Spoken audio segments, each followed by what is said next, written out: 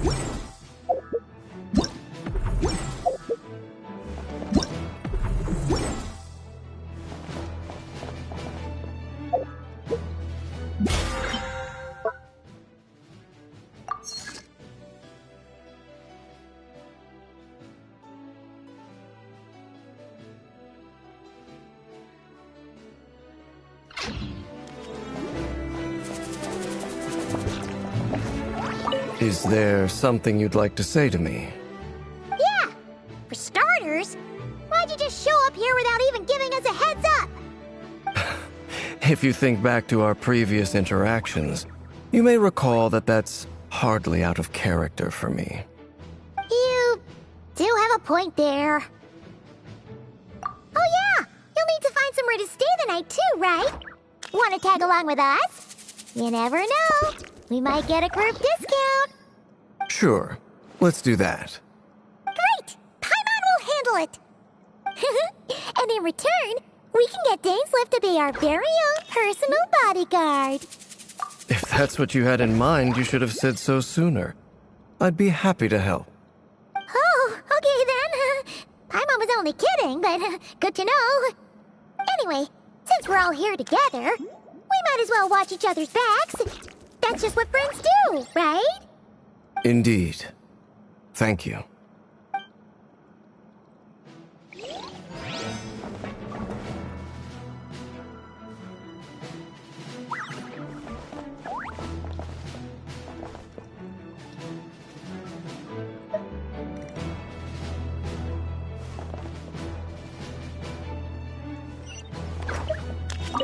Truth be told, I can't remember the last time I was in a meeting with so many people. You're not alone there, my friend. The Lightkeepers also struggle to bring everyone together for a serious discussion. I don't doubt that. I've only ever met two Ratniki, one being you, and the other being that young guy, Itlua. Itlua is a good apple, I'll give him that. He's kind, honest, and regularly delivers supplies to my lighthouse. A true Ratnik to the core. In that sense, he puts me to shame. So you're what? A fake Ratnik? That's what it sounds like you're saying. But I get the feeling that's not quite what you meant.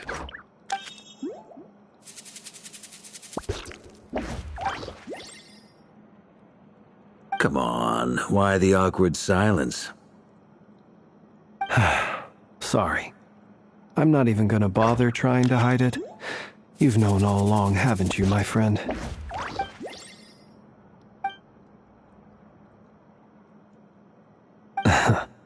Now that was an awkward silence. Let's just keep this between ourselves. Probably best if Itlua doesn't know, huh? That goes without saying.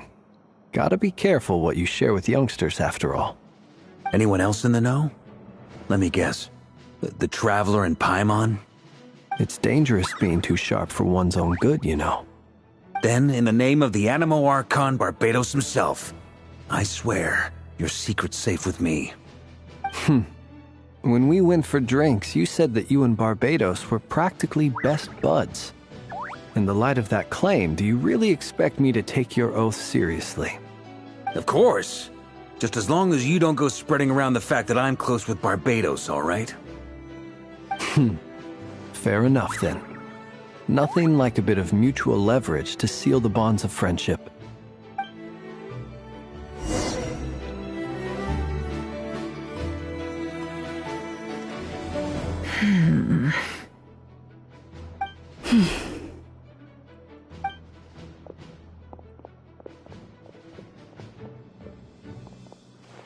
Ah, Miss Nefer. You made it after all. But what about Yehoda? I'm here to give you an update on how things are going on our end. Once this is over, I'll be heading straight back to continue my work. I left Yehoda back at the Curatorium to watch over things while I'm gone. Huh. So much for just this once.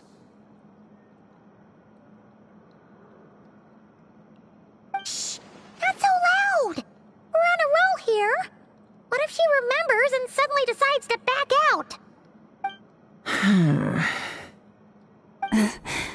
Did you say something, Mr. Varka? Huh? I didn't say anything. Right, Flints? Must have been a frog. They get so noisy around here at nighttime. It's like they're putting on a concert in the background. Anyway, before we begin, there's a few introductions to make. Let me start by saying that it's an honor to be speaking before so many distinguished colleagues and collaborators. First up, we have Miss Lauma. As Moon Chanter, she's the leader of the Frost Moon Scions, a local religious community in Nodcry. Then there's Miss Nefer, boss of the Curatorium of Secrets, an intel gatherer extraordinaire. Nefer is leading the investigation into Rerer's background, assisted by Yehoda and Lauma. From the little I've heard, they're making some great progress. Over here, we have Mr. Flintz, a Ratnik and guardian of the abandoned lighthouse. In our last operation, he courageously distracted the wild hunt to buy time for the rest of us.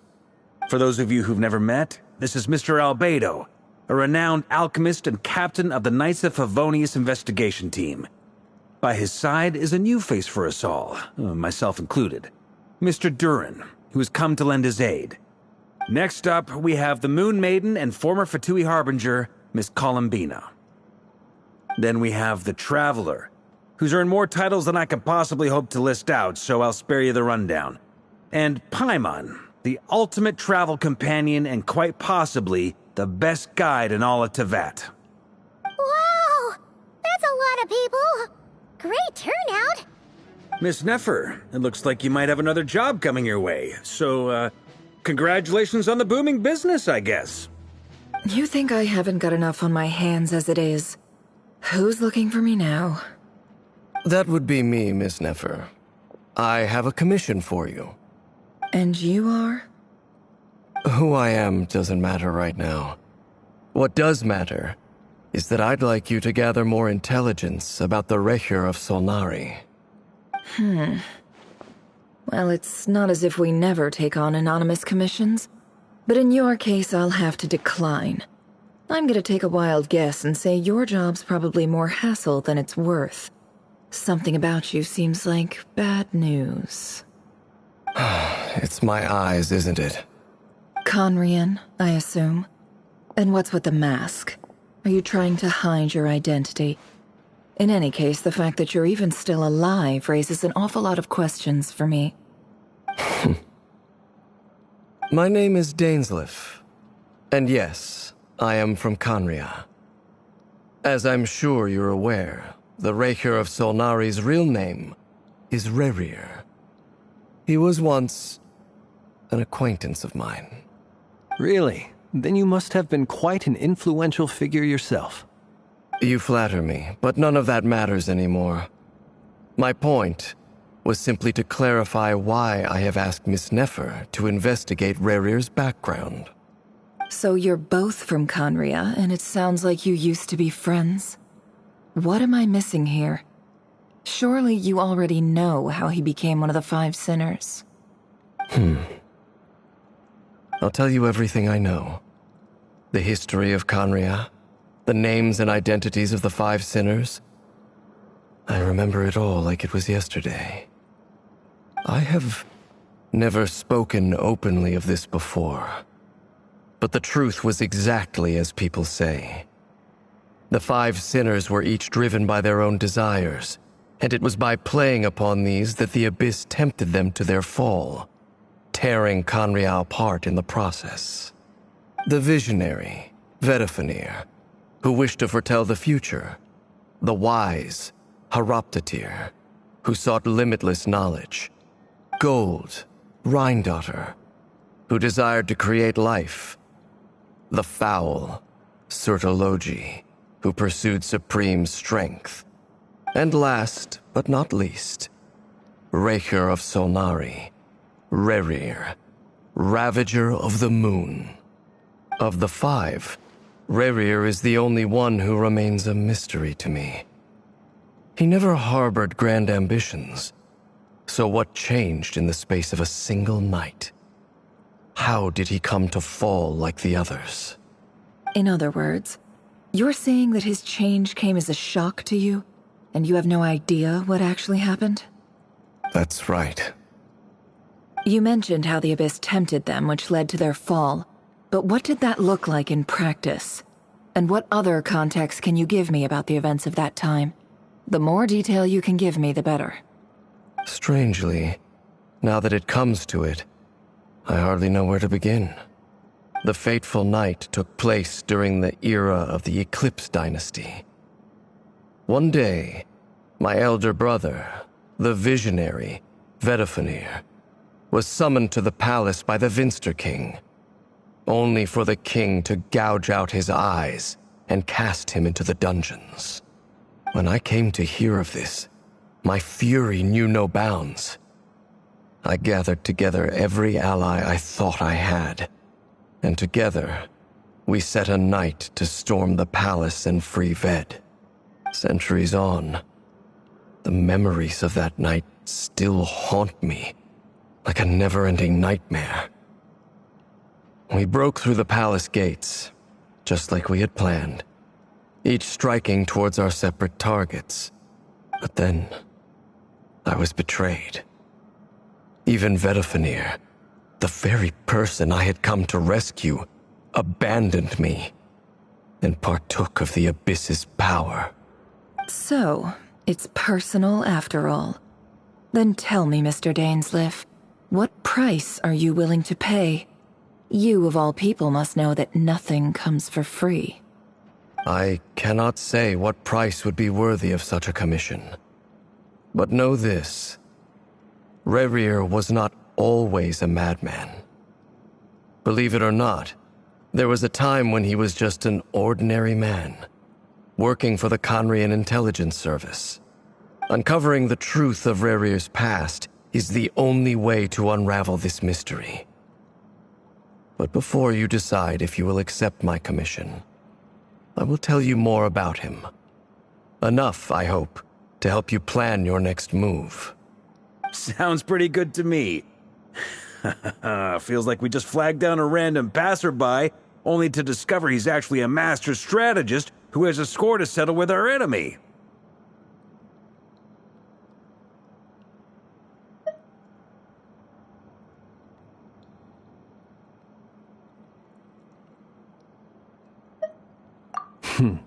Can I borrow your halo? It could be useful in the lighthouse. Hey, enough with the wisecracks! Besides, isn't that lamp of yours bright enough already? Relax. It was meant to be a compliment. If that was a little over the top for your liking, I'll make sure to tone it down next time.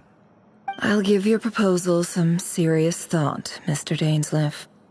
Let's speak in private once the meeting is over. Before that, there's a few things I'd like to share.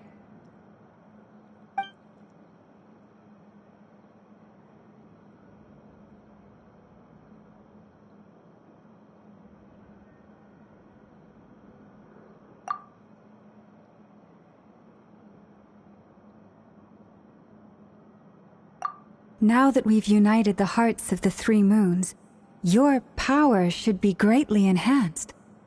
But it seems like that hasn't happened yet? I believe it will take a little longer. You've done so much for me, so I want to be completely honest with you all. Even though I'm doing a lot better now, the truth is, my recovery will likely be an ongoing process. From the moment I was born, my power has been slowly ebbing away. And that is because Tevat has never accepted me.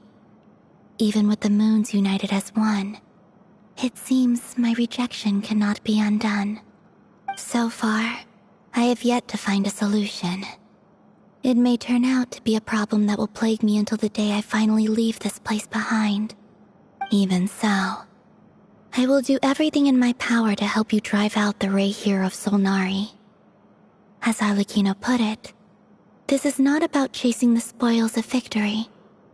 It's just a gesture of heartfelt gratitude. Kutar.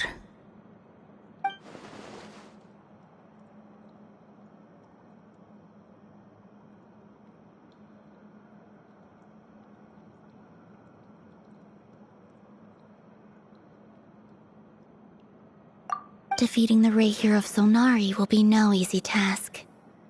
While my strength slowly recovers, we'll also need to gather more intel. Naturally. We should take all the help we can get if we hope to defeat him.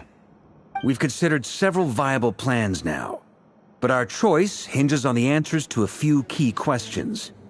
Is it even possible to kill Rerir? What experiences shaped the person or monster he became? And what's he really after? Given Albedo's expertise in alchemy, I think we should leave him to try and answer the first of these questions. Understood. As for the other two, I'm afraid we'll have to count on you again, Miss Nefer. Believe me when I say it's not my wish to burden you. But right now, relying on your skills is our only option. So you're placing all your hopes on me, huh? We can't thank you enough for agreeing to help us. Honestly, I can hardly believe how lucky we are. You sure have a talent for changing your tune, Miss Moonchanter. Timid like Yehoda one moment, then flinches insincere flattery the next. Ladies, please. I must object to your portrayal of me.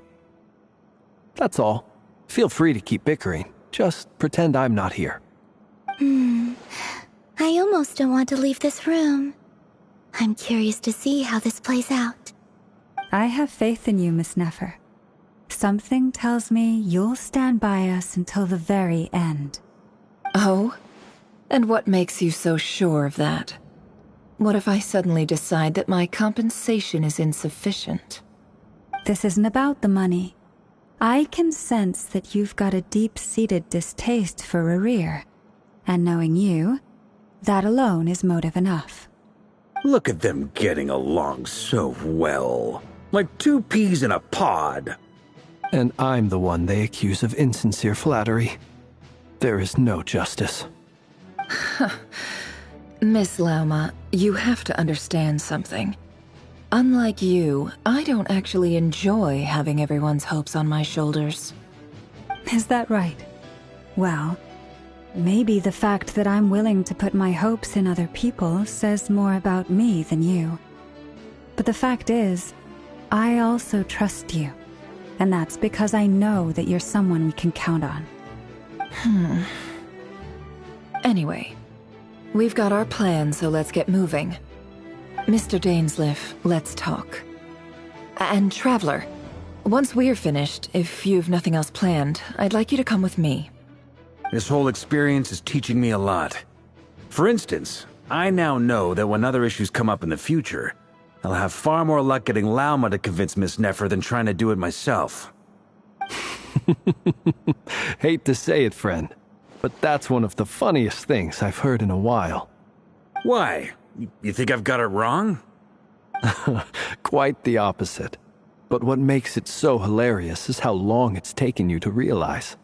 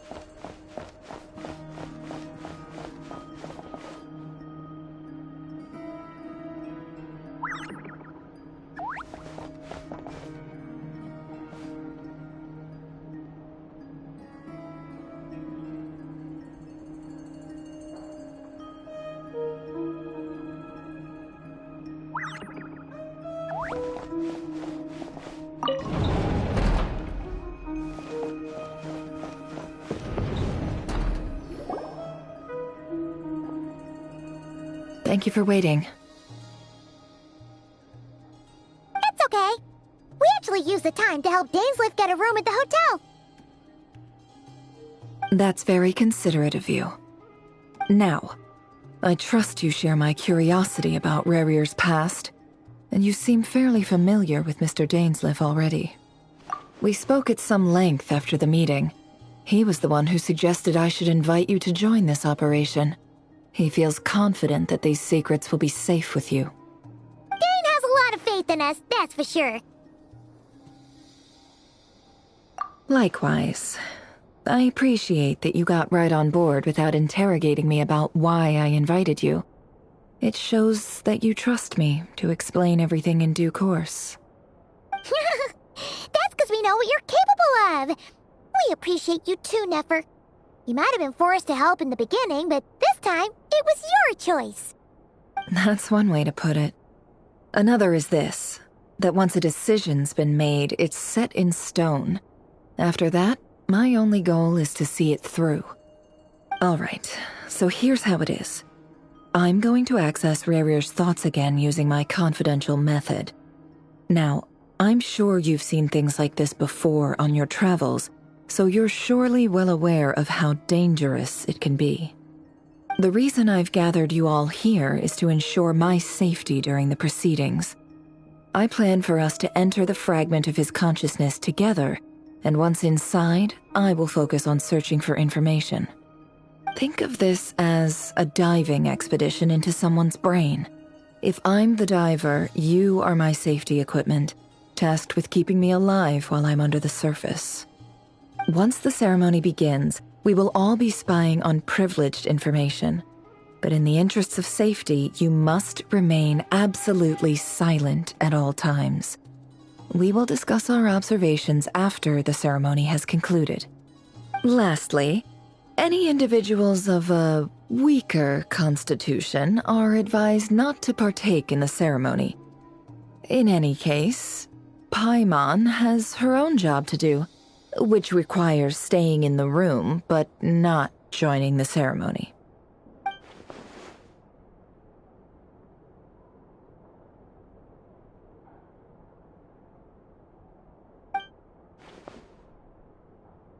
Well, good luck, everyone! Sounds like all Paimon can do is cross her fingers and root for you guys. There's a little more to it than that. I was being serious when I said you have a job to do. While the rest of us are inside Rarier's mind, it's imperative that we have a team member on the outside. In the event that something goes wrong, you will be our first responder. I don't anticipate any issues, but the extra level of safety will be greatly appreciated. I second that. This is a dangerous operation here, and you're our whole rescue team. That's pretty much the most important job in the crew. So, Paimon's like the lifeguard? Yeah, that makes sense. All right, got it. Good. Please, take a seat. We'll get started momentarily.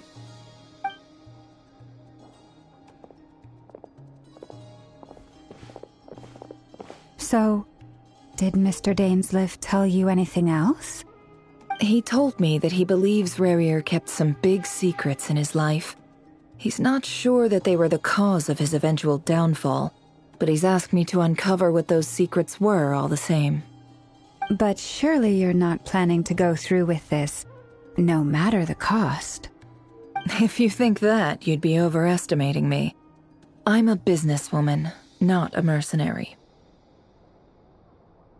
But I do have my own professional reasons for taking this job. You think I'd turn down the opportunity to get a first-hand glimpse into Conrian history? No chance. Well, as long as you don't let morbid curiosity get in the way of safety concerns, we're good. We'll do whatever we can to help you. You're such a killjoy.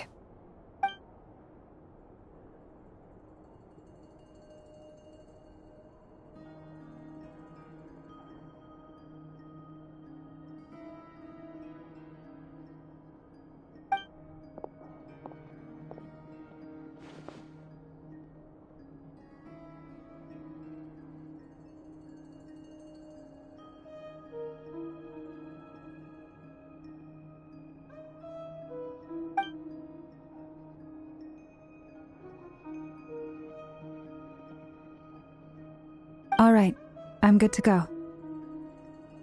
All set over here, too.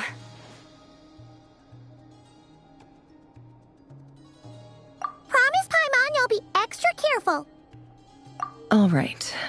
Let your whole body relax. We're about to begin. Close your eyes.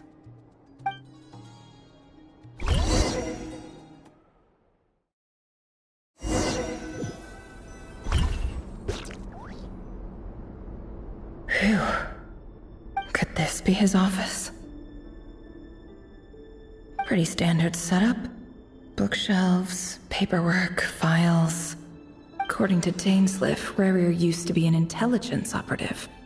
Chances are there's plenty of top-secret intel stashed away in this room. Is this where you keep your secrets, Rarier? Can't say I'm not looking forward to this.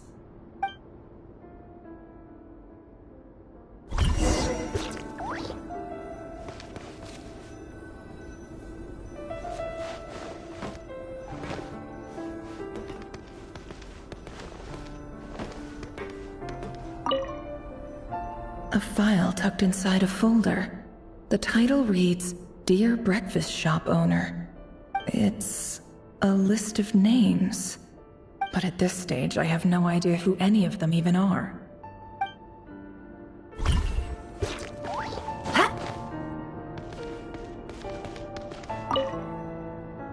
Wonder what kind of encryption technique this is. Seems like it has to be inserted into that camouflage device nearby. Aha! It's an audio recording. Please, hear me out. I can't shake this feeling that someone's been spying on our house. No, I'm not being paranoid. It's true. I saw someone dressed in all black. It was a couple of days back, but that was on another street, not near my house. I swear, I know what I saw! There's a note in the margin. Surveillance of the run for their residence has concluded.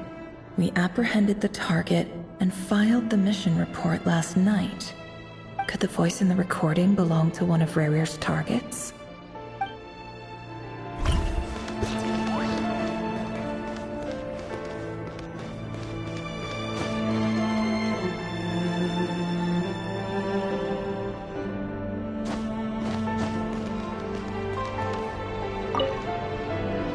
Bookshelves full of documents. Looks like these are all files, packed with the personal details of individual Conrians. The Crimson Moon dynasty preceded the eclipse.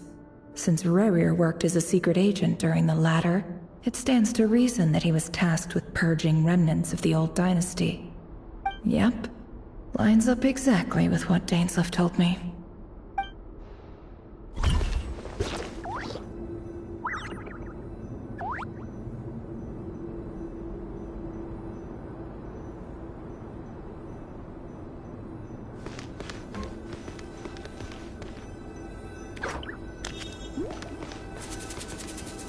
He looks even gloomier than last time.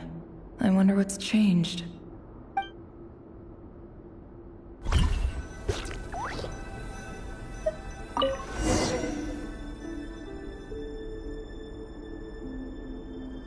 Today's files are in.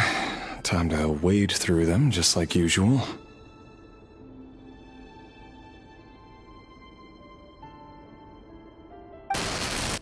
Male, 51.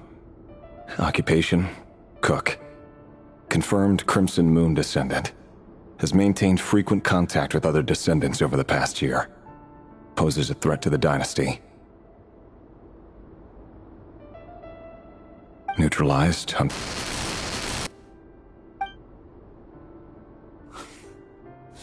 This one should be archived under purged targets.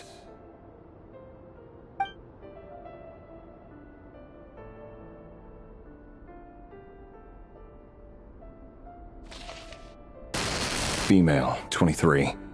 Occupation, office clerk. Confirmed Crimson Moon descendant. Has maintained frequent contact with other descendants over the past year. Poses a threat to the dynasty. Neutralized.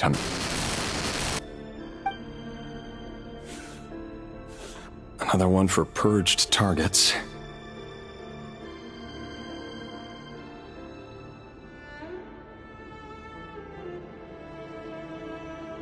Sounds like she was that other man's daughter.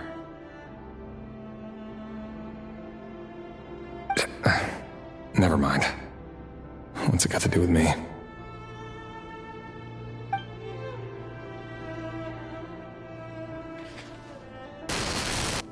Male, 40.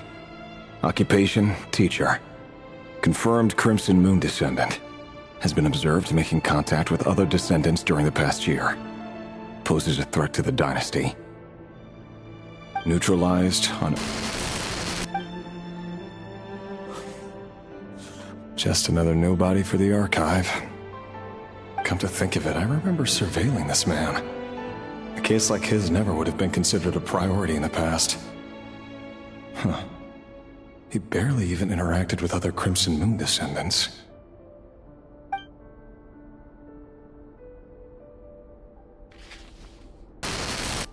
Female, 16. Occupation, none.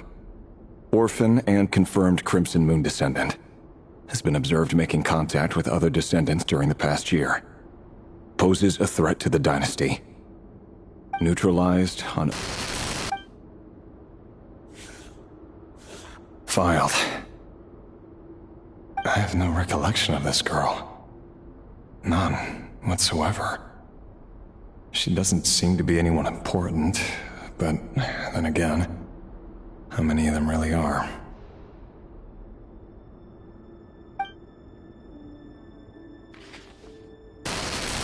Female, 13.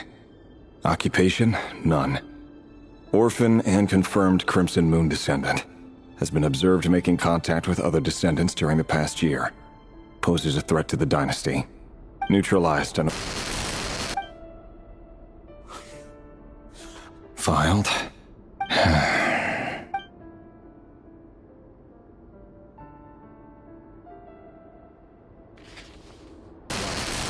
Male, 11. Occupation, none. Orphan and confirmed Crimson Moon descendant. Has not been observed making any contact with other descendants during the past year. Poses a threat to the dynasty. Neutralized and...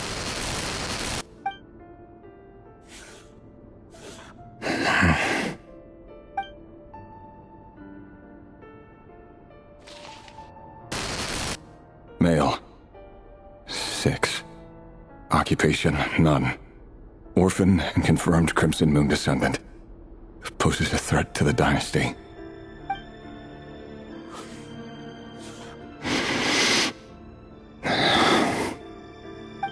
It's funny, isn't it? Your job is becoming both harder and easier at the same time, depending on how you look at it. Sooner or later, the Crimson Moon descendants will be completely wiped out. But as their numbers dwindle, they become harder and harder to track down. That's not how it is. Fortunately, however, most of the able-bodied adults have already been taken care of. The remaining weaklings will be increasingly easy to deal with. No! No. My job is to ensure the survival of the Eclipse Dynasty. And the only way to do that is by eliminating any and all potential threats. It's a perfectly lit... Every single one of my colleagues can attest to my fairness. And if my friends were aware of the facts, I know they'd back me up too. Assuming, of course, that they were aware of all the facts.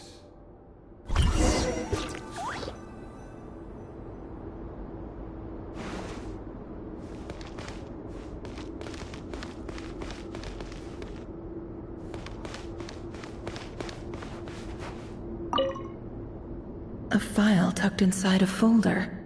The title reads, It's... But at this stage, I have no idea who any of them even are.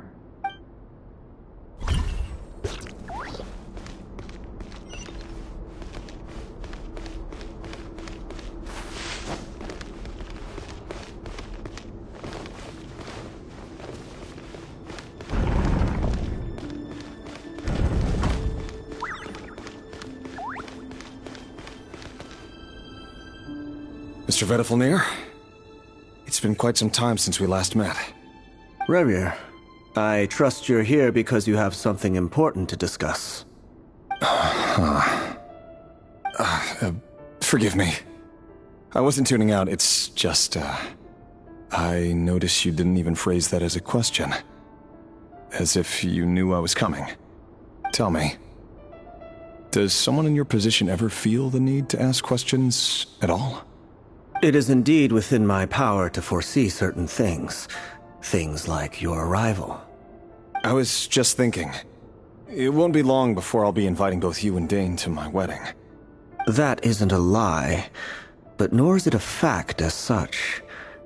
It's a wish, isn't it? No fooling a prophet, is there? Ever since that day we met for drinks, I knew it was only a matter of time before you came looking for me. Does it feel good? Knowing how the future will unfold. I'm afraid the notions of good and bad fail to capture the complexity of what such a power entails. Once you've seen what will come to pass, it can be all too easy to succumb to fear and melancholy. Unless, of course, you learn to abandon these feelings.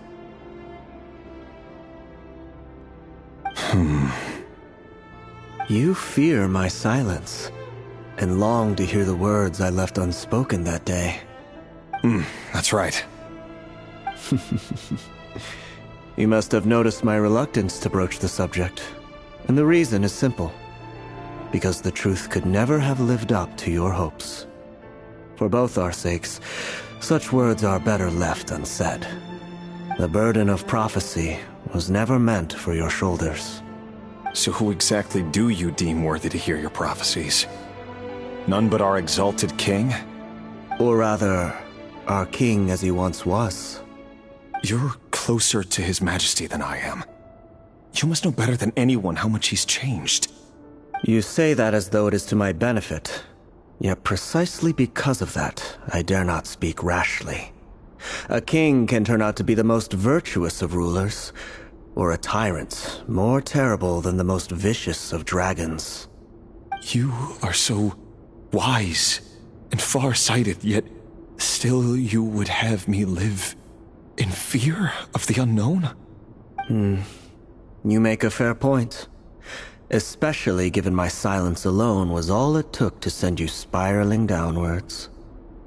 Very well then. Let me offer you some advice. And I say this not as a prophet or a visionary, but simply as the brother of your friend. For many reasons, there is very little chance of your marriage ending in happiness. If happiness is what you seek, you should find another fiancé.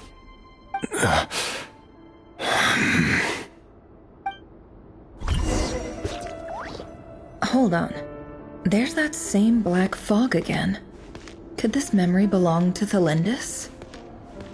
Guess I'd better tread carefully.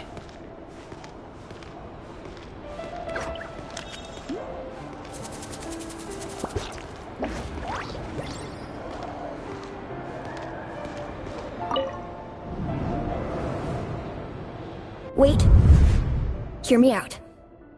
This time we finally got a clear look at his face and learned his true identity. His name is Rayrir, and he claims to be one of the king's guards. What did you say? A cruel irony, isn't it? The man you're set to marry leads a double life as a brutal executioner. Why are you telling me all of this now? Simple. It's because I want you to kill him. You are the only person he would never suspect. No, absolutely not. I would never dream of doing such a despicable thing. So you'll just stand by and watch him slaughter us to the last? Do not forget that the blood of the Crimson Moon flows in your veins too. The blood of the Crimson Moon? What does that matter now? The dynasty has long been dead and gone. You think that alone is reason enough for me to throw away everything I have? Why wouldn't it be? You two were once a child of the Crimson Moon, just like me. Don't tell me you've never felt so much as a flicker of fury for the way we were trampled into the dust. As long as you promise to abandon this pipe dream of restoring your dynasty, I can try to persuade him. Or have him persuade the Vinster King. Persuade the Vinster King? Do you even know why he's so obsessed with hunting us down? Why he keeps trying to force us to hand over our secrets? Over and over again? Or why we refuse to give up on restoring the dynasty? The Vinster King. A blind fool.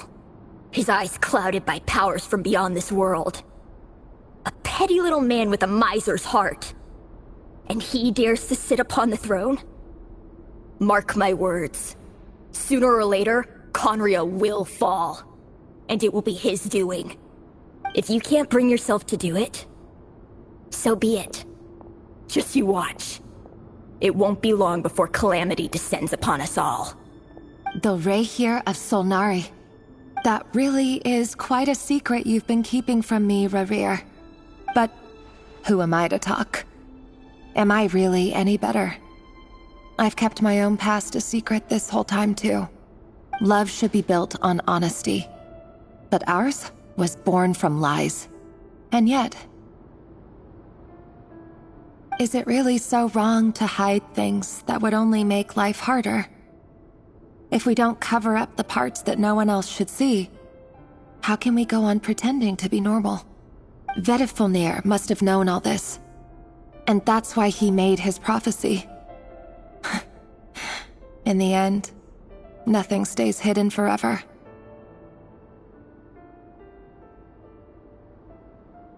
But I won't just sit by and watch this disaster unfold. I'll do everything in my power to protect what I cannot afford to lose, no matter who I have to face.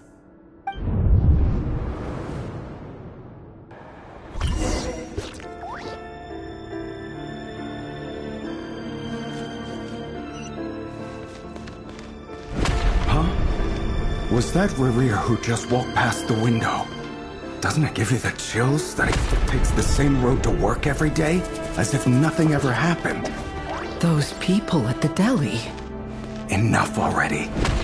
They're clearly pretty taken by their own disguises, so just smile and play along.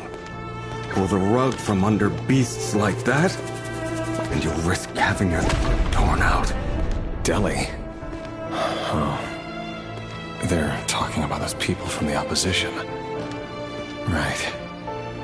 I'd almost forgotten they used to run a deli. People of no consequence always vanish so easily. And no one even remembers them.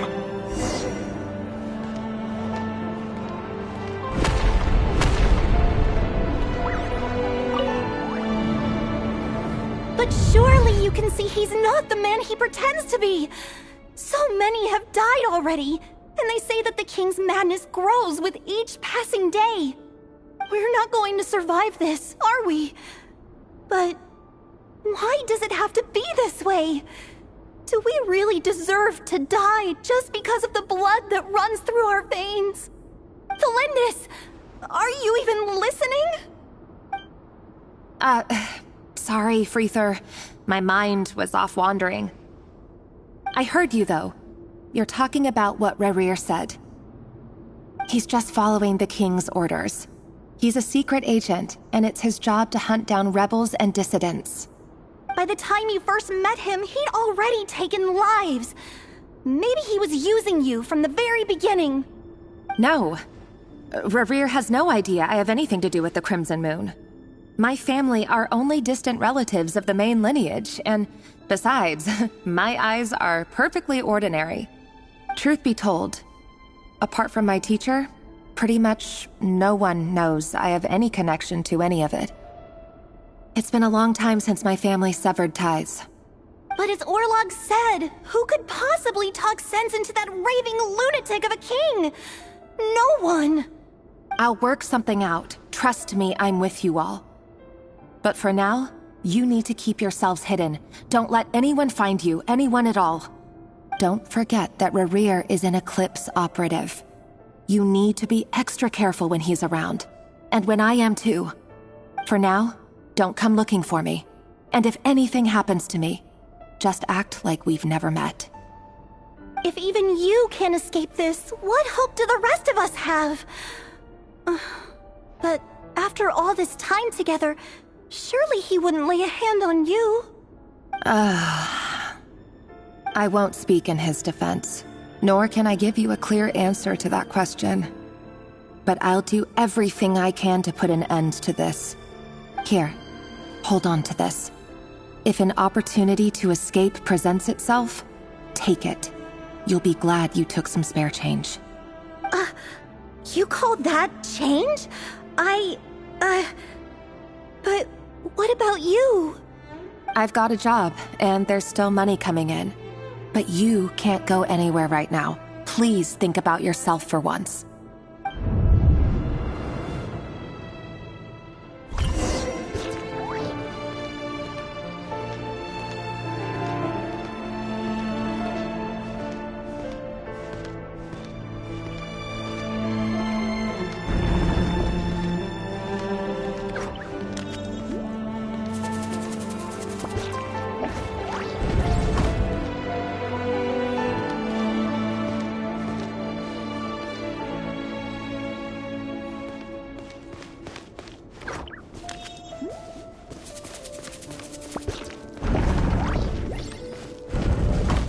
Another day, another round of assassination training.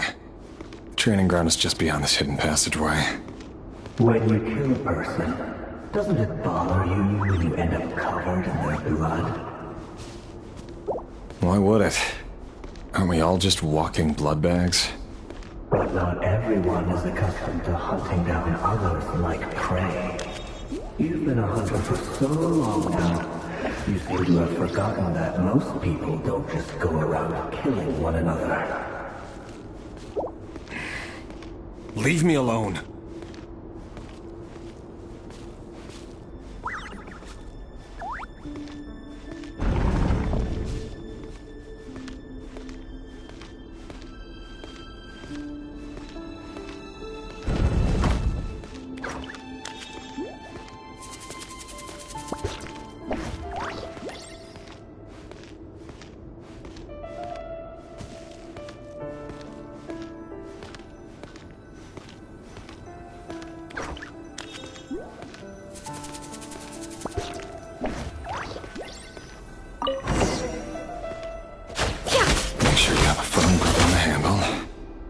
Choose your angle well. Keep your movements light and brisk. And pray won't sense a thing. I doubt that. But no one's ever died a quiet death at your hands. I work clean. No traces.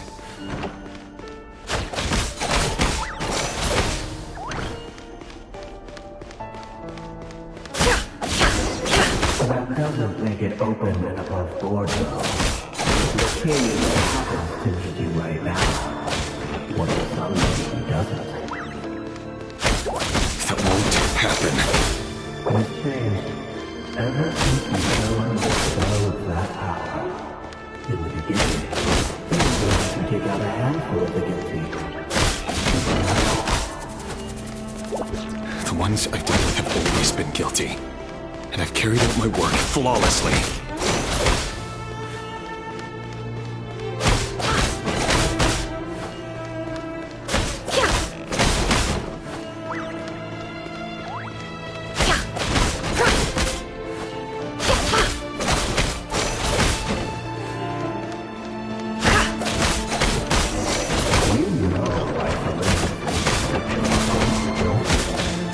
Was it because he didn't trust you?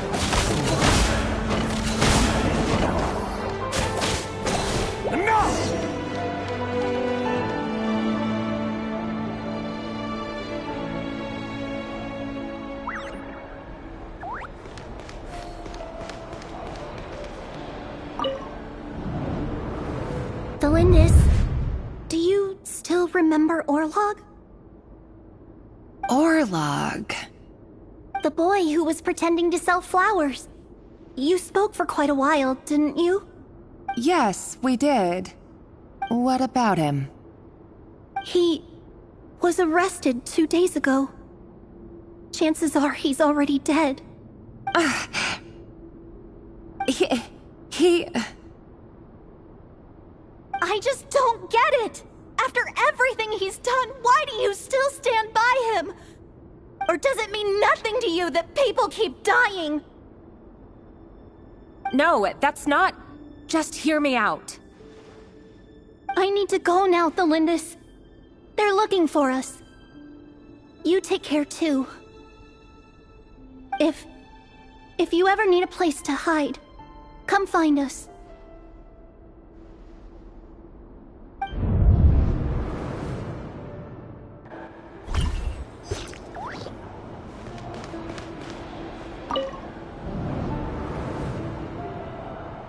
Author Thelindis. Over the course of this week, the research object was subjected to interference for a total of 47 hours for experimental purposes. The results are as follows. All subjects of observation that were sent inside have now... The situation within is proving more problematic than anticipated. No progress whatsoever. What now? Won't you give me even a glimmer of hope? Things are getting worse by the day. I have to find a way or we'll all be in danger.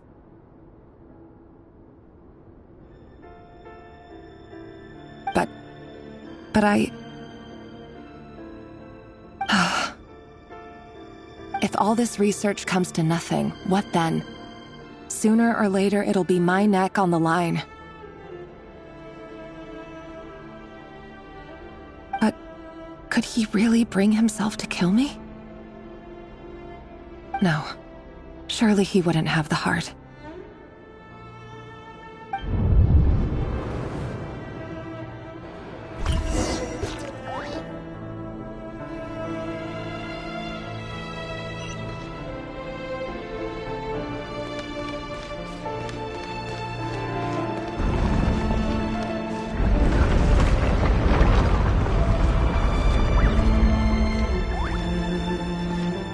Why won't you just let us go? We don't even know each other. All we want is to live ordinary, peaceful lives. You want... to live?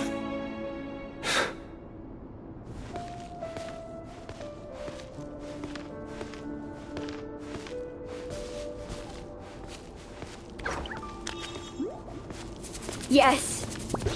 I just want to go on living. Is that really such an unforgivable crime?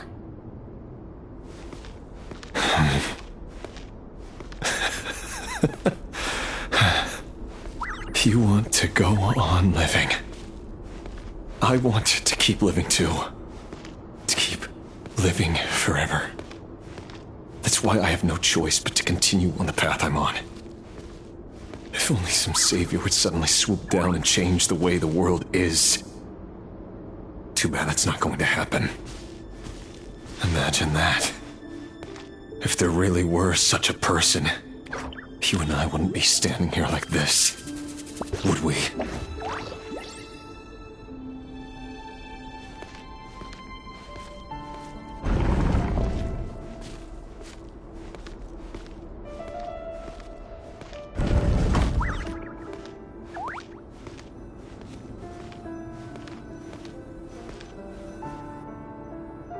Today's files are in.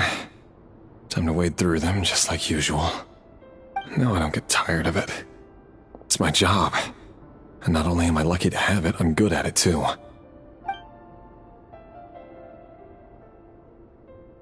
Huh. Wait. That's... Thalindis?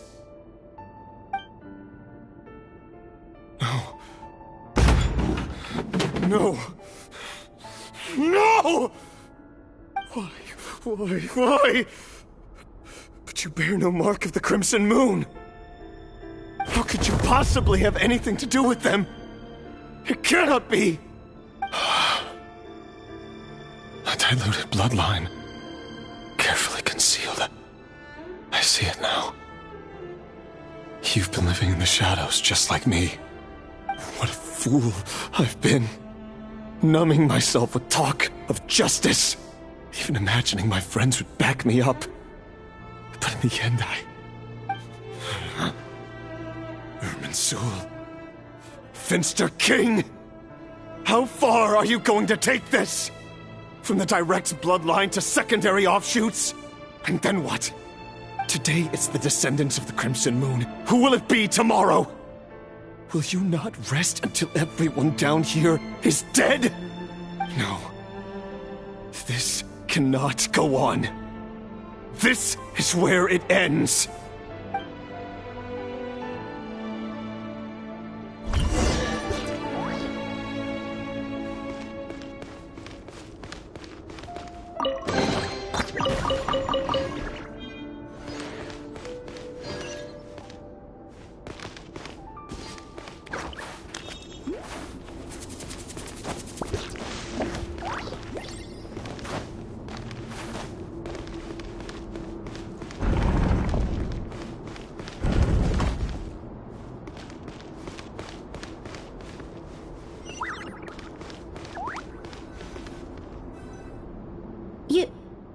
You're really letting me go?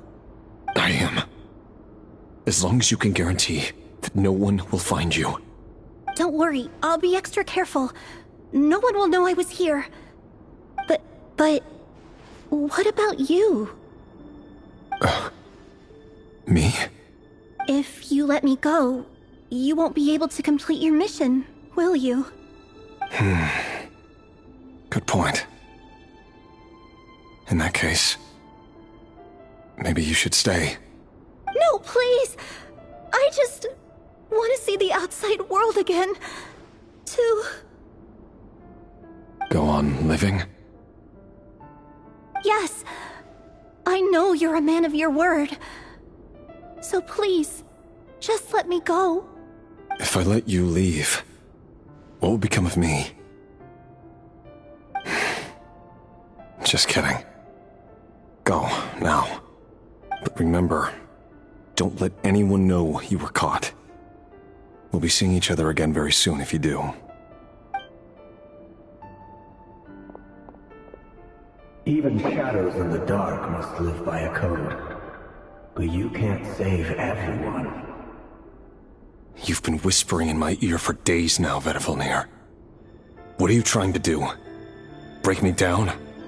I only say this because you long for an answer to your problems. Let her go, Rerir, or you risk losing everything. I will not abandon Thelindis. Then you'll need a little more vigilance and a lot more power. The world is changing, Rerir. Keep your eyes peeled for your moment of opportunity. That voice used to be so unclear, but now I know exactly whose it is. It's Vedalfnir. He won't tell me how to actually resolve any of this, but he keeps trying to manipulate me like a puppet. What's his game here? Tell me then. What will this moment of opportunity look like? And no answer. He's like a ghost. Always disturbing me when I'm on edge, but never answering when I need him most. So, the Eclipse Dynasty was purging, well, massacring the descendants of the Crimson Moon. And it seems like it was all connected to the Vinster King's research. The King's obsession with abyssal power left the future of Conria hanging in the balance. No wonder every aspect of Rerir's life was so unstable. And it looks like this Thelindis, Rerir's would-be fiancée, herself belonged to a sub-branch of the Crimson Moon Dynasty's descendants. It almost defies belief that a couple like them could hide the truth from each other for so long. If the Vinster King hadn't intervened in such a drastic way, they might have gone on deceiving each other for the rest of their lives. And why does Vedalfnir, Daneslif's older brother, keep talking in Rerir's head? This guy kept more secrets than I ever imagined. The human mind is like a vast desert of shifting sands. When you follow the flow of someone's memories, you only ever see the parts they're willing to let surface. Time for something a bit more creative. We've been inside Rerir's mind this whole time, building up a picture of his psyche. There's already enough clues on the board to start reading between the lines and mapping out the rest. Now, we can finally begin to put the pieces together. Sure, it'll only be a reconstruction, part simulation, part reasoning, but it's usually pretty accurate. Once we've built up a cognitive profile, we just need to cross-check the logic behind his actions. And then we'll be able to take a sneak peek at whatever it is that Rerir has really been hiding.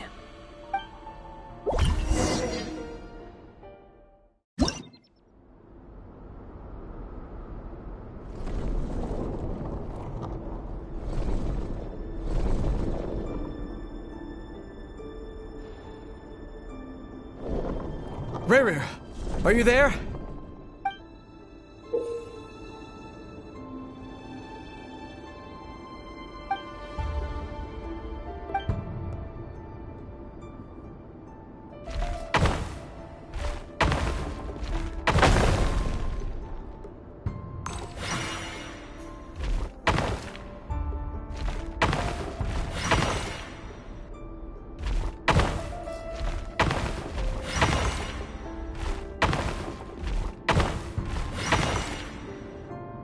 Hey, Rerir!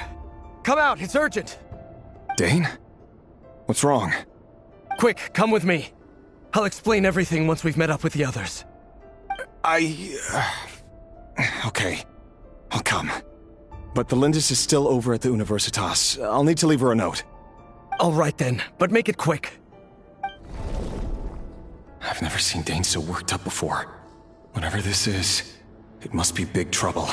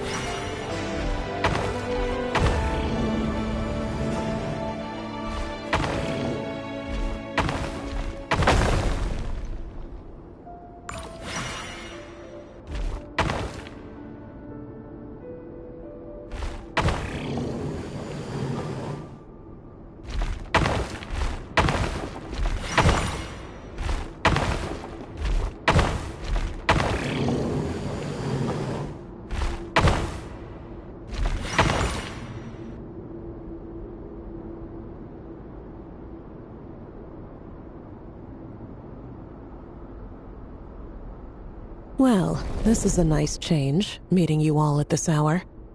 When men and women of ambition can speak face to face in broad daylight, I say that's a big step forward for our dear Conria. Don't be ridiculous. We do not fear the day. Why would we seek refuge in the night? You might ask your blade that same question. I'm told it prefers the cover of darkness. The word on the street is that Sertologi only strikes when he has an unfair advantage. But that is patently false. I see you're missing an arm and a leg. Surely only a fair fight could explain that. If this is your way of offering me replacement limbs, believe me, I'll take them.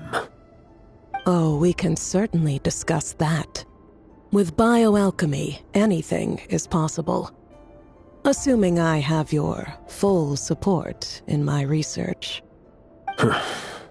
Lunatic.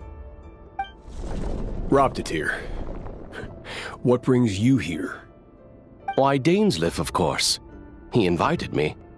Please, cast aside your apprehensions, Miss Rhindaughter. Whatever the rumors may say, I am but a humble servant of the king, and I can assure you he affords me no greater convenience than he does you. Well, the Universitas Magistrorum won't stop fawning over you, so at least some of the rumors must be true. You're clearly doing well for yourself, so drop the humble servant act. It endears you to no one. You're president of the Universitas Magistrorum, the chief royal mage known as the Wise by royal appointment, and by far the most favored among the 4 pillars of Conria. Vice President Veet doesn't even try to hide his envy when he sees you. My success is the product of hard work and good luck. It's as simple as that. Were the king not such an extreme, I think I would have received a senior post at my age. Of course, no job is without its gripes. Serving a king like ours can be a challenging task, as I'm sure you can imagine. And as for Efterveet, in missing out on the presidency, he's dodged a mountain of stress. Like everything else in life, it comes with pros and cons. You're all here. I apologize for the short notice, but it was an emergency.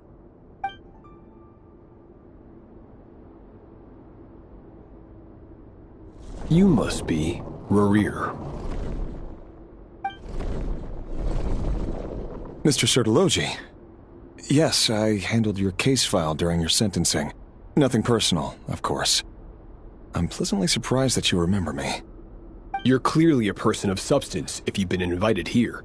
But Dainsleif, you'd better have a very good reason for convening this little gathering. It's my brother, Vedofenir.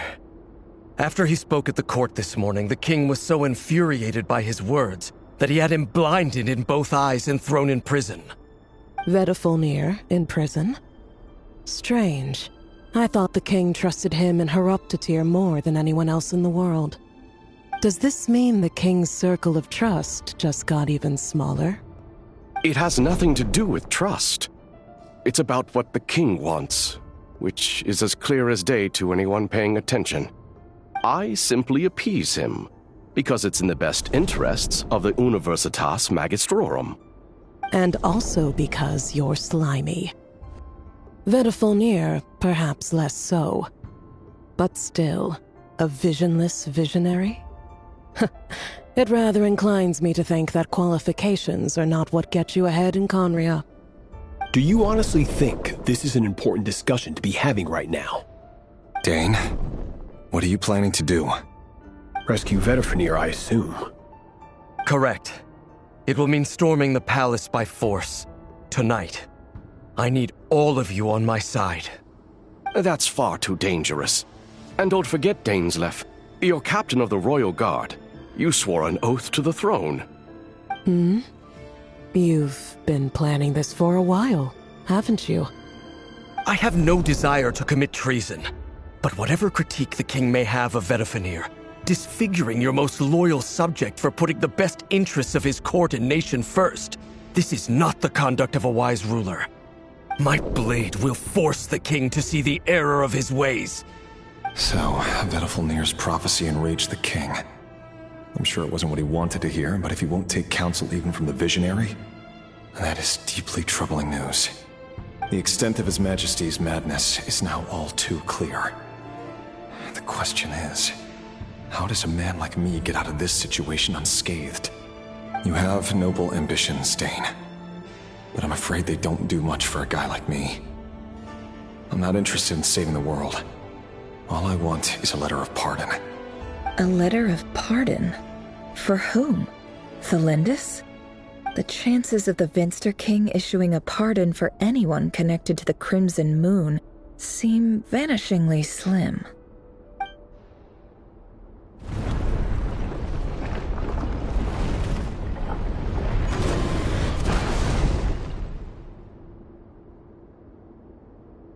This black fog over the board must have some connection to Thalindus.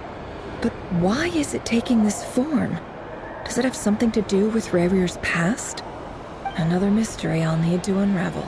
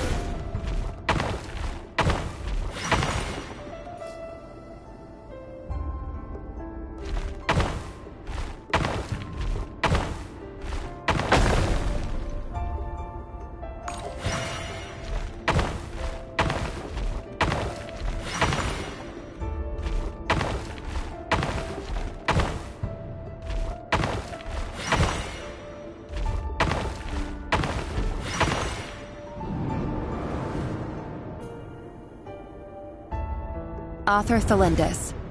Over the course of this week, the research object was subjected to interference for a total of 60 hours for experimental purposes. The results are as follows. Research dating back to the Crimson Moon Dynasty has established 2 points regarding moon marrow. Firstly, its origins have something to do with a god's power. Secondly, it serves as a portal to an as-yet indeterminate location. Moon marrow can thus be defined as a spatial gateway.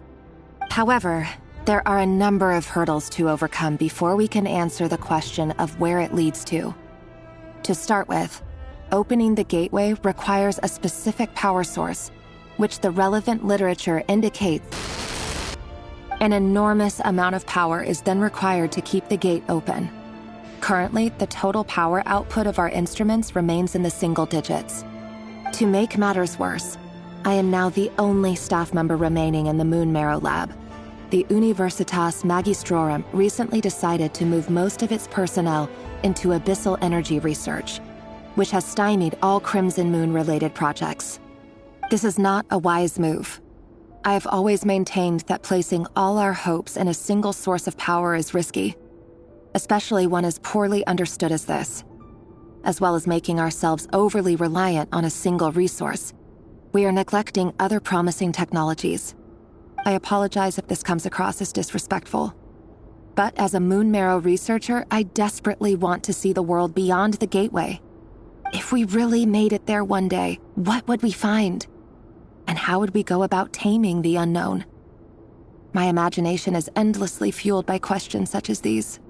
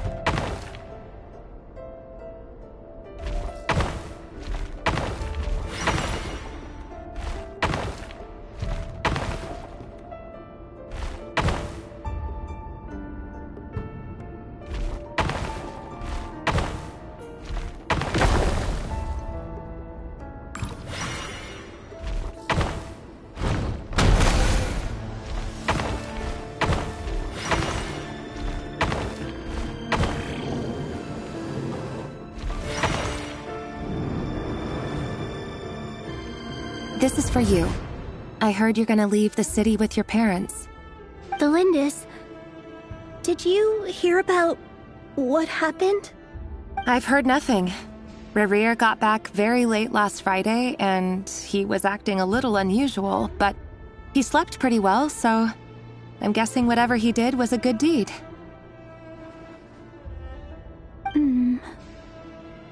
You never saw him, and I don't know what he did. And this conversation never happened. You understand? What if he finds out that you pried into his secrets? Don't be silly. I don't know what secrets he does or doesn't have. All I know is he's just a normal guy who happens to run some errands for the king. Are you scared of him? I don't know. The Rerir I know doesn't match the person you all describe. Logically, I should be scared of him. And yet, I don't want to lose him. But enough about that. You should get going, and be careful with the package I gave you. Keep it secret. Keep it safe. What's in it? A piece of the moon. All you need to know is that as long as you keep it safe, then in the future, everyone will be able to see a red moon. A red moon? You mean our moon? That's right. Our moon. Promise me you'll look after it. I promise, the Lindis. The Crimson Moon bloodline will never die out.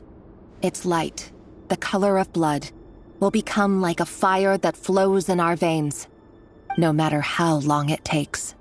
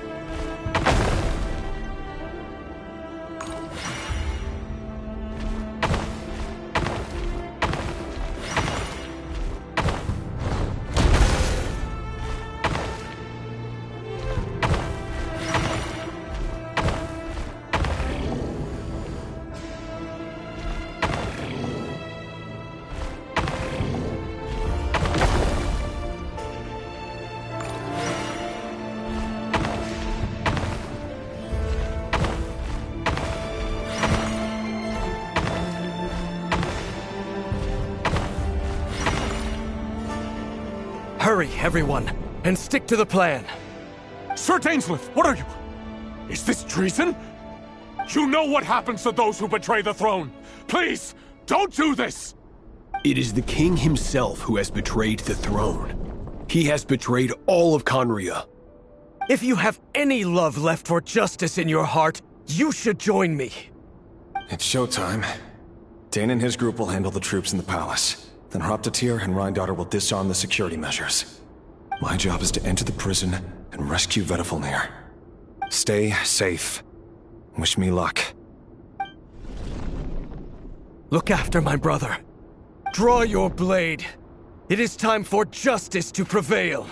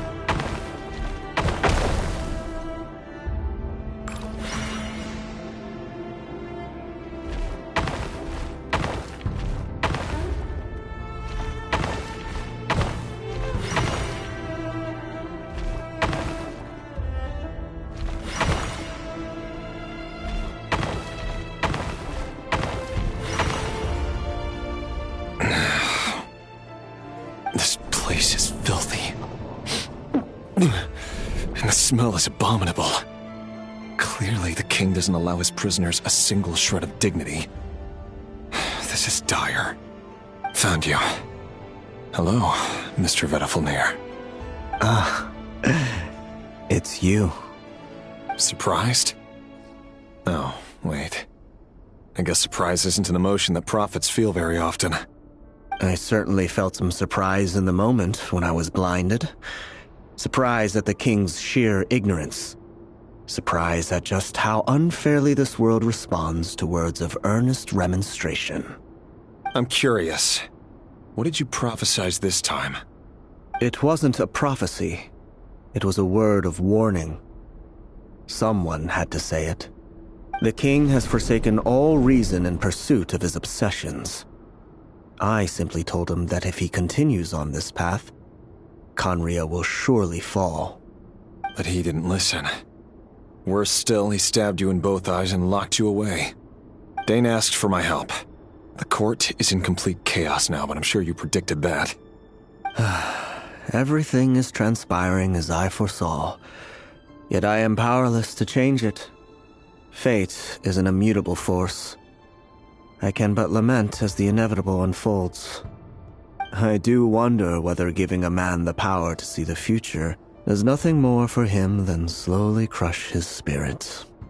Forgive my curtness, Vedafilnir, but the king did not suddenly turn on you today.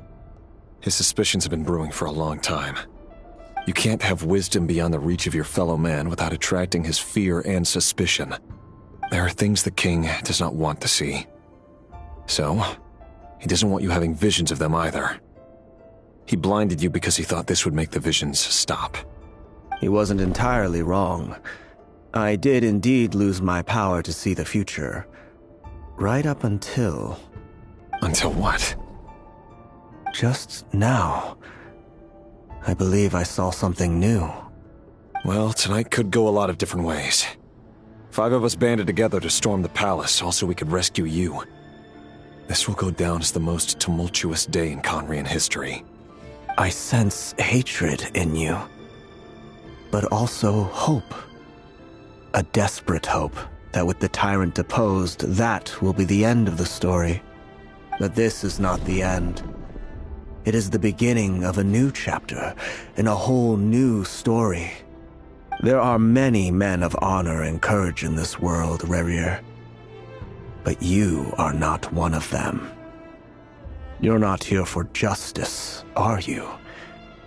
You're here for yourself.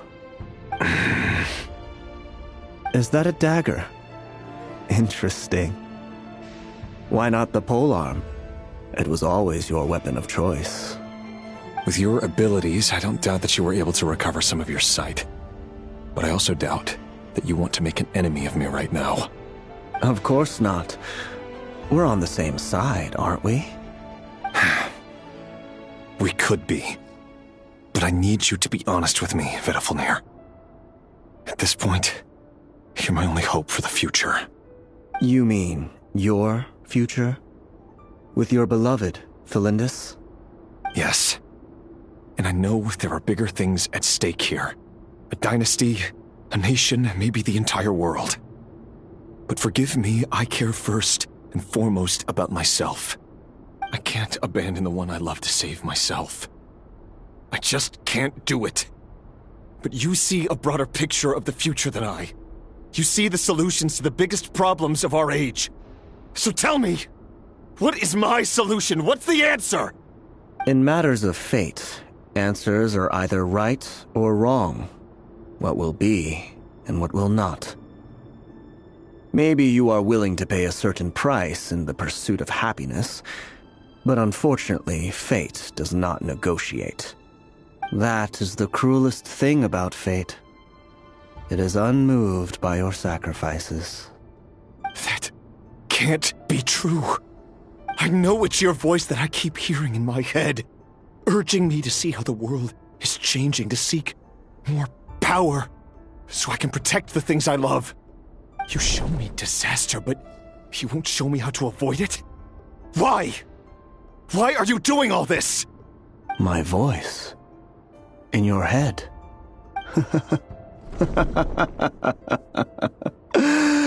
So, you hear it too. The voice that steals your mind, gains your trust, and drives you crazy. It turns out that we are not so different, you and I. Vedifilnir just broke into the strangest smile I've ever seen in my life, as if he'd discovered some monumental secret. But then he suddenly switched to looking extremely weary. Very well then. My advice to you is as follows. You must persevere. Whatever trials and tribulations you may face, be steadfast in the belief that they are your path to the future. For as long as you live, your story with Thelindis shall not come to an end. That is the only chance you have of fighting back against fate. It is up to you whether you believe my words. Regardless, that is all I will say on the matter. I have no right to intervene any further. I will hold you to your word. Thank you for setting me free. In return, I will tell you one more thing that you cannot afford to ignore. Just then, a strange wave of energy rippled through the city. We had no idea what it could mean.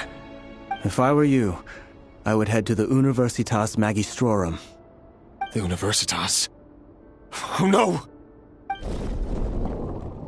I'm sure we'll be seeing each other again very soon, Rerir. Whatever Vedifilnir said, I didn't catch it. I didn't even help him out of the prison. There was no time to lose.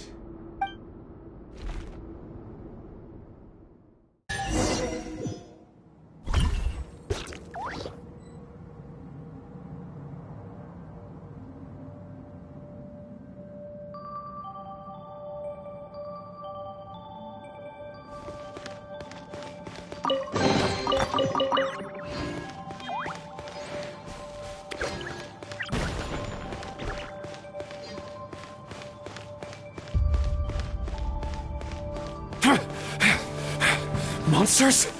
Is this Rhindaughter's doing? Or the Universitas Magistrorum? Out of my way!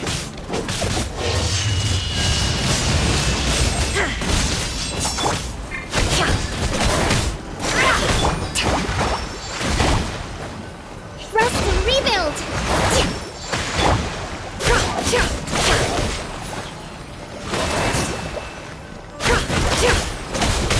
It all adds up. Can't hide the truth.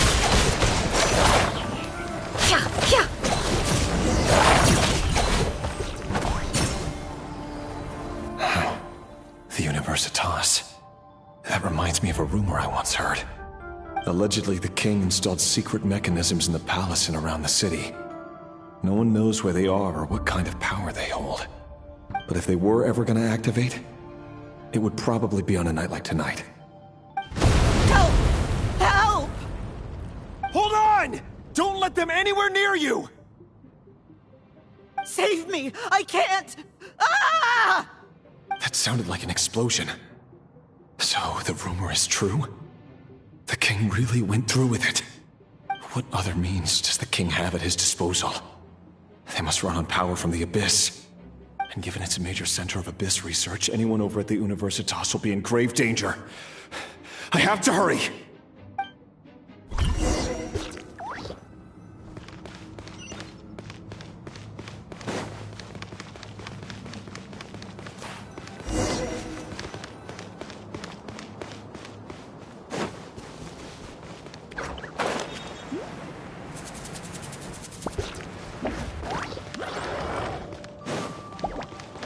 It all adds up. No more lies.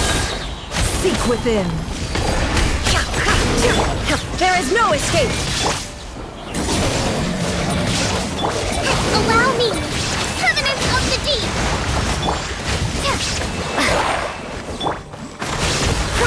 Can't hide the truth.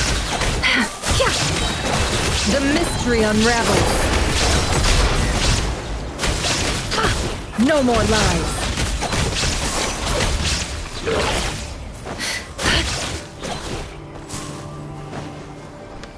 It all adds up. Illusion shattered! Torn to oblivion! Hold the line!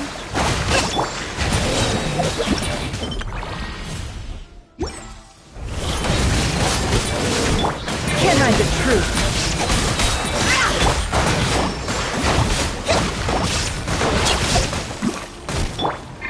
The deception ends here.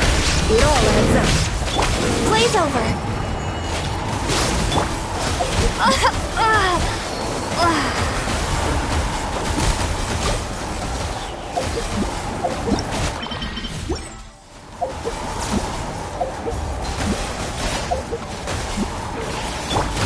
Can't hide the truth. It all adds up.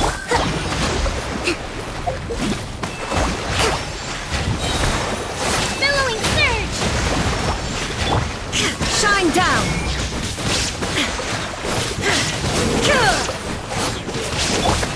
Can't hide the truth. It all adds up. The mystery unravels. Can't hide the truth. Rest and rebuild!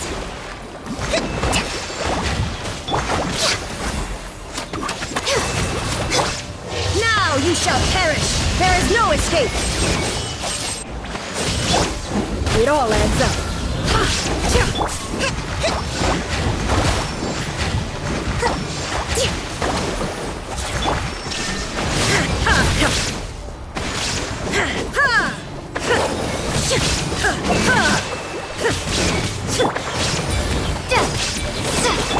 Shine down!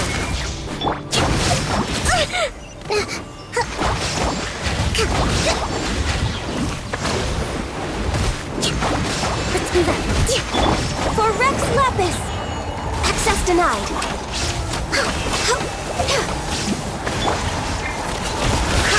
Can't hide the truth. The deception ends here.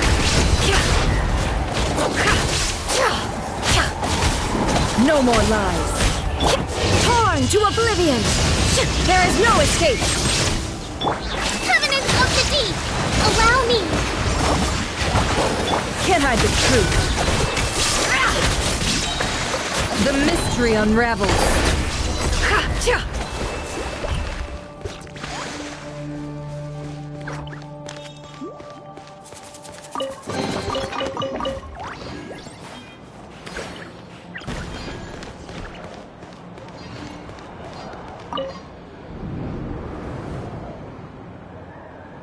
Monsters!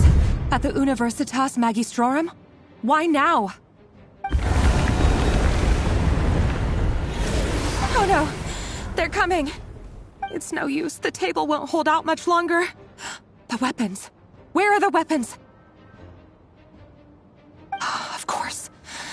All the lab equipment was upgraded after the inspection last week, but the new weapons haven't been allocated yet. I'm done for. Is anyone there? I need help!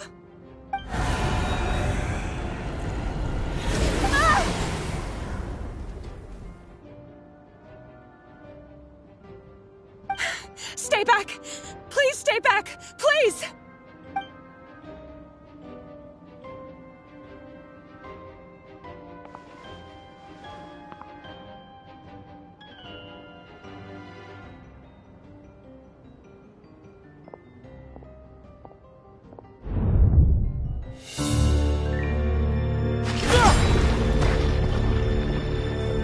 What's that?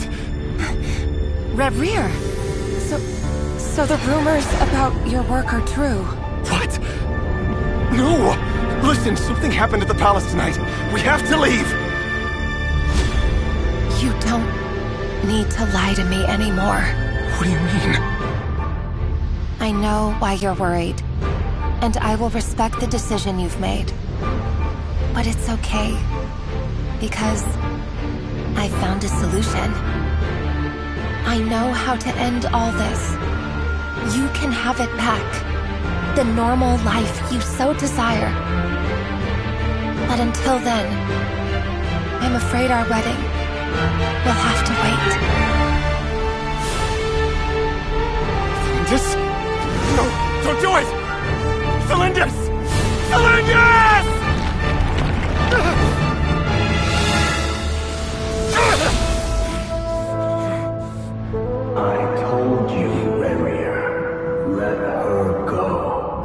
You will find someone better. No! I won't do it! I have to save her! By what means exactly? A lowly pawn. You lack the power and the strength of will. Do you know a way? Tell me! Come to the palace. Join us.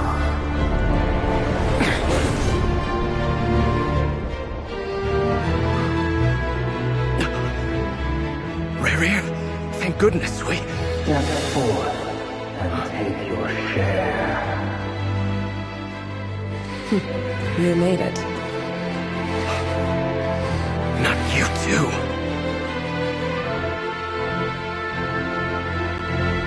Hatred or grief, despair, desire. We all have our own.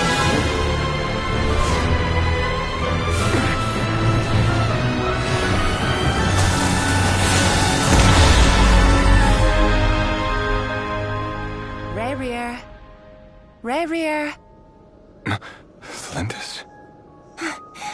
Were you daydreaming?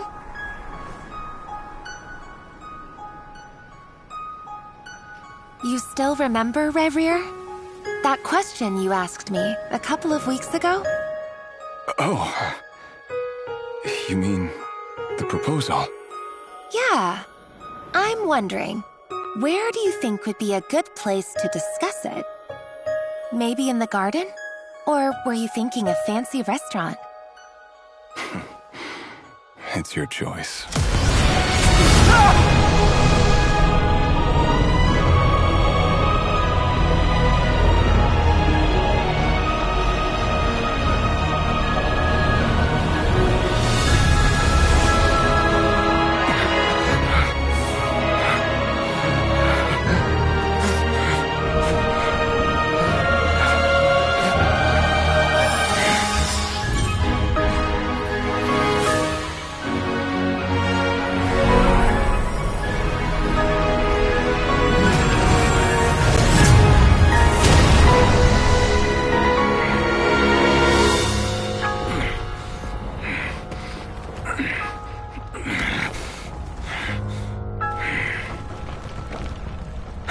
Find you. And then, you can give me your answer.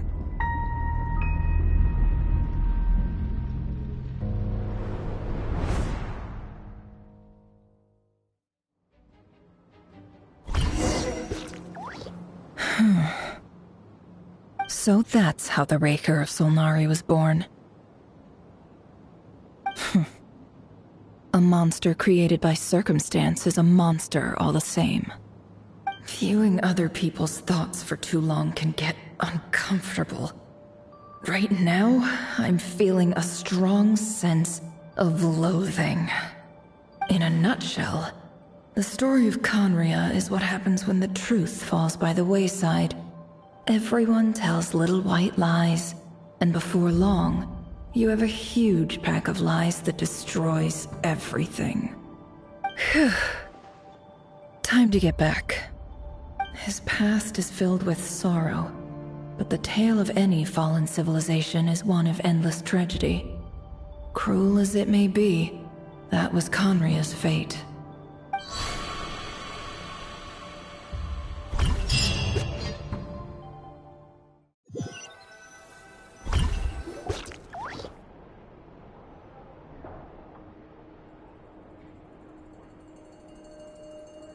Everyone, I'm back. Can I get a standing ovation? Never! How are you holding up? Feeling okay? She's fine. Boss is a pro. Yes, I'm fine. You will have seen the events of Rarier's life through my thoughts.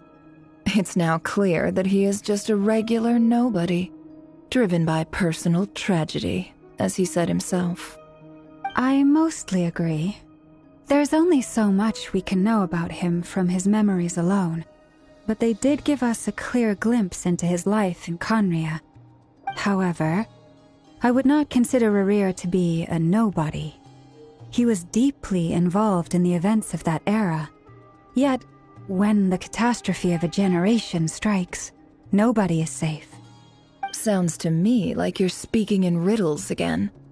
Is this you urging me not to abandon the people of Nodcry in their hour of need? That's not what I meant. Although I do hope you choose to remain a part of the plan. Without you, the mission ahead will be all but impossible. Then try to remember that I respond better to the carrot than the stick. And I don't appreciate being bossed around. Now, as for you, Missy, you were excellent. You stuck to the rules of the ceremony and kept your mouth shut the entire time. Bravo. Cool! So, can you fill me in on the deets now? Most of what I saw went right over my head. Patience. You'll hear the whole story, don't you worry. But let's meet up with the others first. It will save me narrating it twice. Yehoda? Yes, boss! Let me get that door for ya. That's more like it.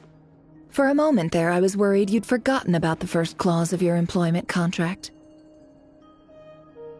Forgive my curiosity, but what does the first clause say? It says I gotta do the annoying stuff that boss is too lazy to do for herself. Like opening the door, pouring the tea, yada yada. Is that right? If something is in the contract, it's because she willingly agreed to it. Rest assured that the Curatorium abides by the very strictest of labor policies. You don't seriously think I'm cruel enough to treat her like my slave? In any case, I've hardly shied away from my share of the work today. Hope I don't catch Flintz and Varka lounging about in their chairs, enjoying a leisurely cup of tea. There's nothing I dislike more than other people enjoying themselves while I'm hard at work.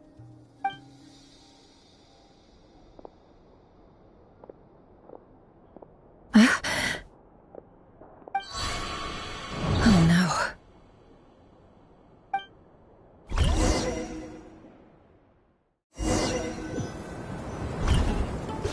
Sorry to disturb you, but we seem to have run into some trouble. Evidently so. Don't worry, I'm not about to leave you to fend for yourselves. I'm not that kind of boss. And it would go against the Curatorium's labor policy. I'm sorry? What did you hear me say? I wasn't talking about labor policy. Wait. How long have I been standing here? Not long. You just appeared by the door a moment ago.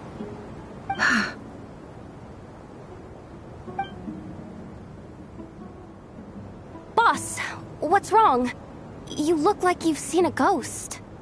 We've been tricked. We never left at all. Somehow I hallucinated that whole scene back inside the office. Hallucinated? But how? How indeed. This place should heed my will alone. All thoughts and actions that occur in here are just a result of pawns moving across the chessboard in a carefully calculated manner. And nobody has access to this chess set but me. So you control everything in here? More or less. But yes, it's a special technique of mine. Has anything like this ever happened before? Only once. It was the first time I used the chess set. Is there any similarity between what happened then and what's happening now? I suppose my thoughts are a little turbulent, which was also the case my first time. Is there anything I can do to help? The first clause of your contract clearly states that I only need your help with things that I'm too lazy to do myself. Meaning, you're not feeling lazy right now? Meaning, this is not something Yehoda can help with. The chess set is a personal treasure that I alone understand. I must be the one to find our way out of here. Boss, it's fine. Really. Let me do something useful. Oh, listen to you. Whatever would I do without you, Yehoda? What? Really? Yes, really. Where would I ever find another employee as obedient and servile as you? God forbid anything ever happens to you. Oh, okay. Well, anyway, I was thinking of fetching some water. There's gotta be a source around here somewhere. I suggest everyone finds someplace comfortable to take a rest. We gotta conserve our energy. Even though all this chess malarkey doesn't exist in a physical sense, mentally speaking, it's all real. And so is our tiredness and fatigue. You don't want to dismiss mental fatigue. Just because it isn't physical doesn't mean it's any less serious. But anyway, I got your backs, so don't worry about a thing. Don't I have the best employees? Jealous much? If we can find a suitable time, I'd love to borrow Yehoda for a day to help out at the Frost Moon Scions. Would you be amenable to that, Boss Nefer? Oh, Lauma. Have I ever told you just how pretty you are?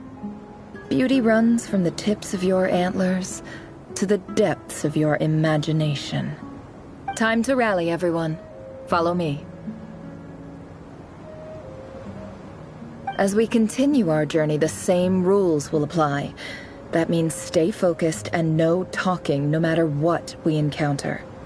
And don't disturb the chess pieces. You have my word that I will get us all out of here.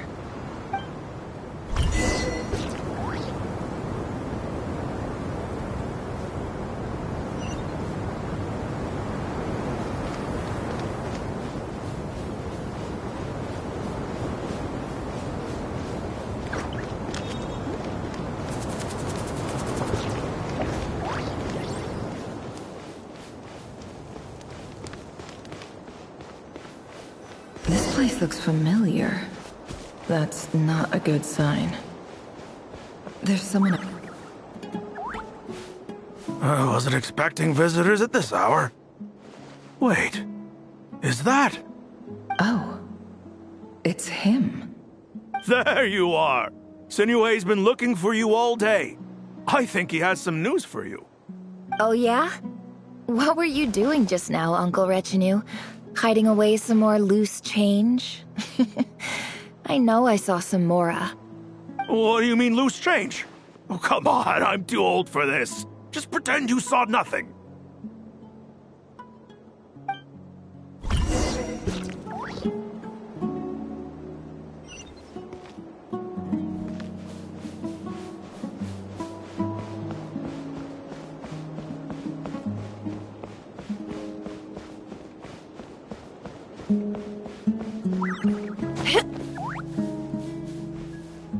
Hey, kid.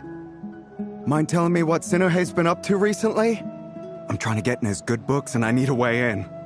Get in his good books? Why? What do you want with my dad, Uncle Apepi? I've written a new song. I was hoping to showcase it at the next festival, but I'll need his approval. A new song, huh? I'd love to stay and listen, but unfortunately, Uncle Retinue says my dad's looking for me. Well, there's plenty of time and I'm not going anywhere. See that pile of stones? I'll be sitting there warming up my vocal cords. Come find me when you're done. Pile of stones. Got it.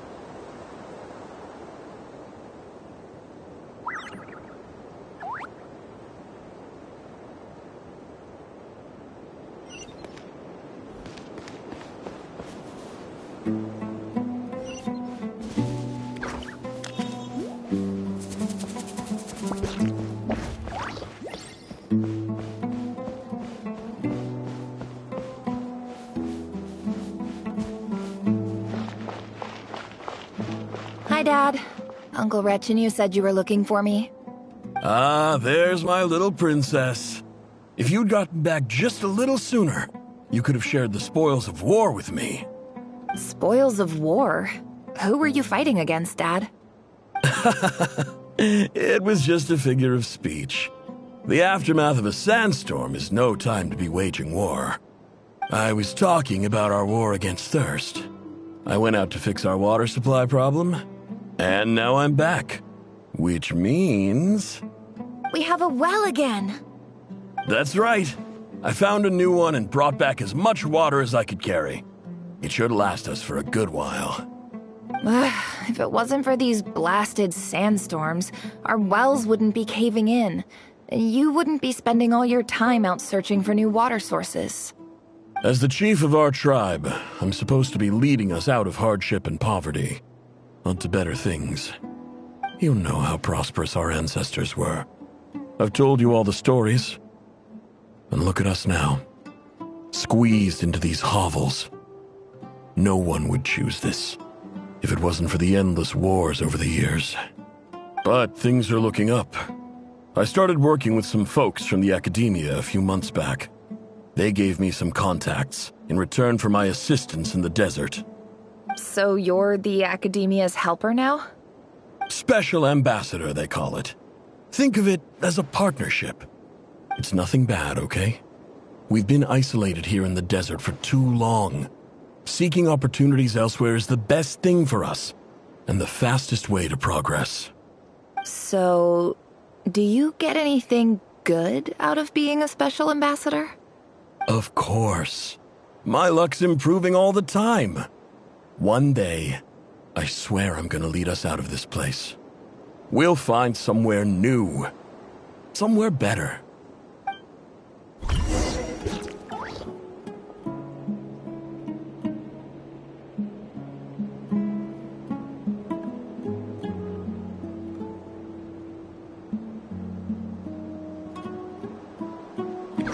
Don't trust your eyes uncritically. People only see what they want to, so don't be your own fool.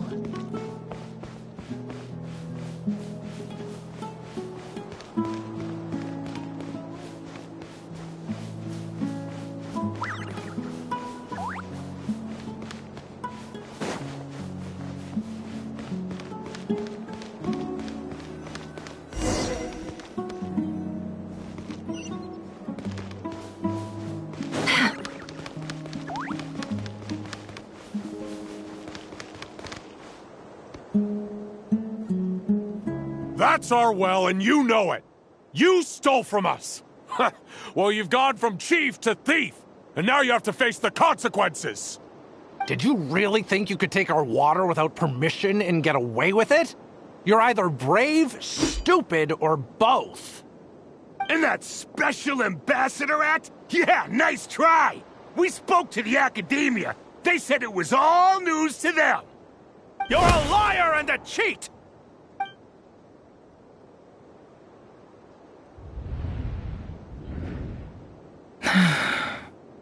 I heard Yehoda gasp, but I don't blame her. Most people are terrified by the sight of blood. Corpses strewn across the ground. The wounds are clearly from scimitars and daggers. The desert dwellers' weapons of choice. There's a handwritten note on the ground. Let's see what it says. Halil, this is Sinuhe, chief of the Shimti tribe. Surely you remember me. I was the one who helped you and your colleagues avoid the quicksand in the desert. This is my second time writing to you. I assume my last letter must have gotten lost in the mail, as I didn't receive a reply. I hope this one makes it to you safely. I'm writing to you because I need some help. That sandstorm the other day completely blocked up our well, forcing me to look for another water source in Iab and Unut territory. It was a matter of survival. Praise the gods. The well of the Iab tribe was intact. It was my last resort. I drew what water I could and left, but not without being spotted. I fear they will retaliate. You told me to write to you if I ever needed help. You said you'd be my ally in the academia. I urgently need you. to formally recognize my title of Special Ambassador and send some of your people to assist me for a few days. It's the only way I can convince them that this was the Academia's decision and prevent them from retaliating. This is an emergency. Please send help as soon as possible. Looks like this letter never got sent. The writer died a grisly death, and the letter was trampled into the ground. It's badly defaced. Some parts are barely legible. What a ridiculous lie the surviving Shimti tell. Their whole village was butchered over a sip of water.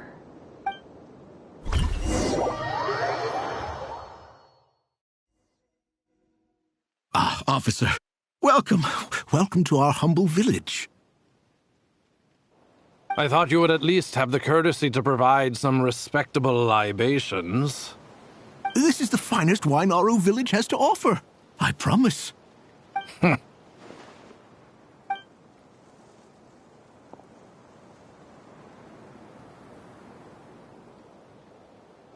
The Academia has agreed to reserve a single space for a candidate from your village. But I remain skeptical of this entire endeavor. I highly doubt anyone in this desert possesses serious academic potential. Please, have faith. If not in us, then in our god. The child we found shows great promise. I beg you, take her away from this place. Give her a chance. Don't let her talent go to waste. I don't recognize her. New arrival? She showed up here a few days ago and we took her in. She's a really bright kid. Please help. I'm begging you. So, where are you from? Nowhere special. Just a sand dune. What about the rest of your family? How many of you are there? Just the one. It's only you? Correct. So, no brothers, no sisters, no mother or father? Any who have slept on a bed of sand, I call my brothers and my sisters. Apart from that, I have no family. All right. Get over here. Sign your name on the form.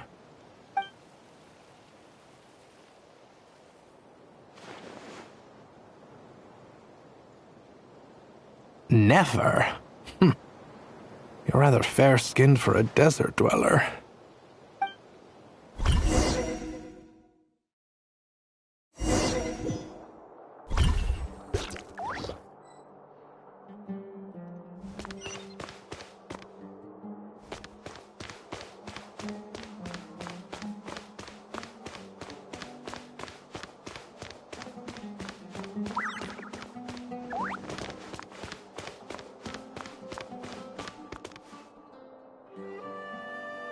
Nefer, this term's assignments have been issued already. Please read through the materials thoroughly, conduct your own additional research, and then write an essay on the topic. Yes, Professor, I'm aware. I just had a couple more questions I wanted to get your perspective on. Oh? Please ask away.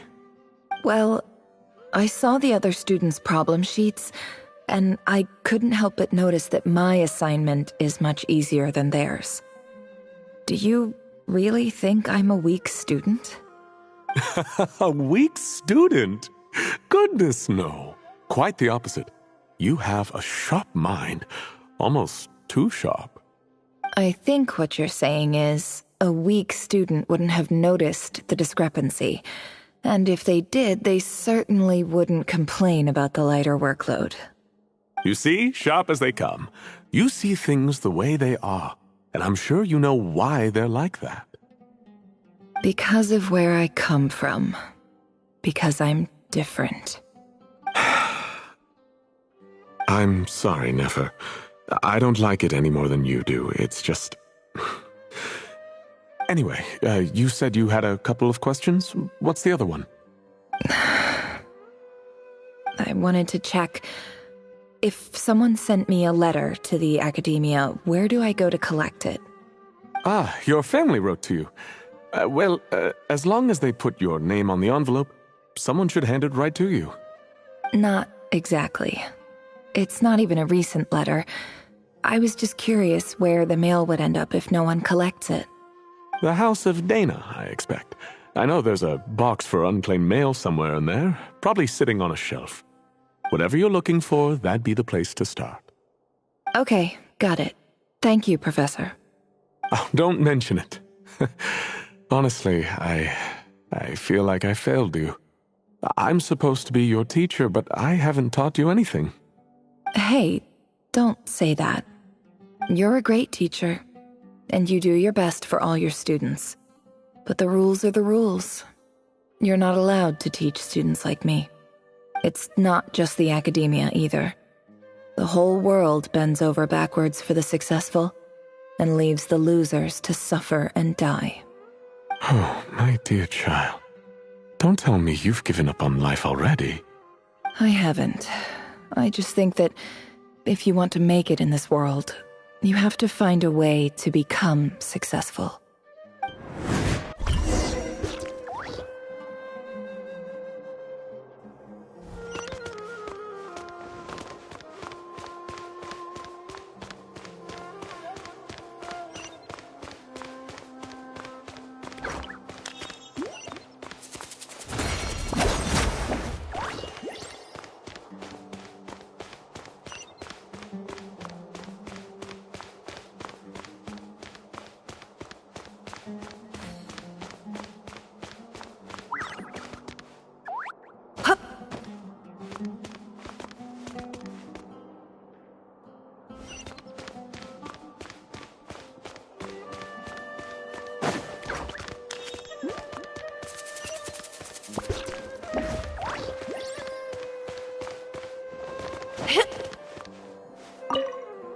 This must be it.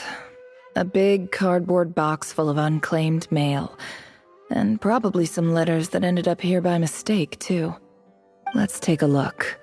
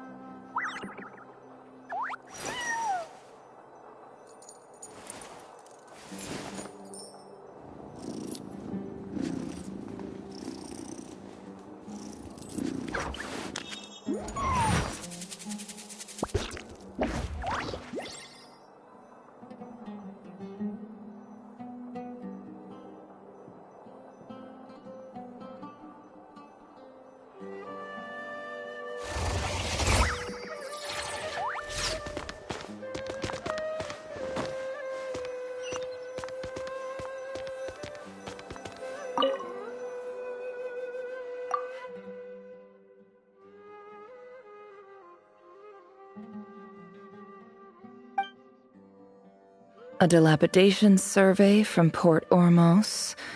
Looks like it's from a Core of 30 representative. What a strange thought. A bunch of mercs losing sleep over rundown buildings.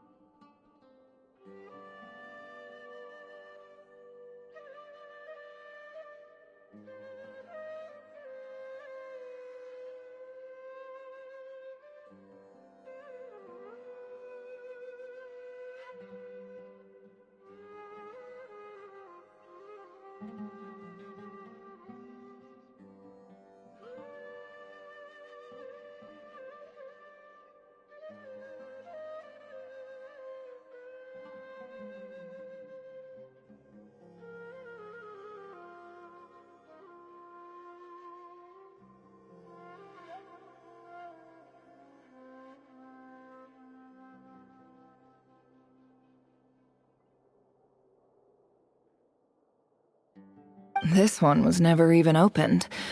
I guess the recipient didn't care what the core of 30 had to say about anything. Who was it addressed to? I don't recognize the name, but it must have been a Kasharawar professor.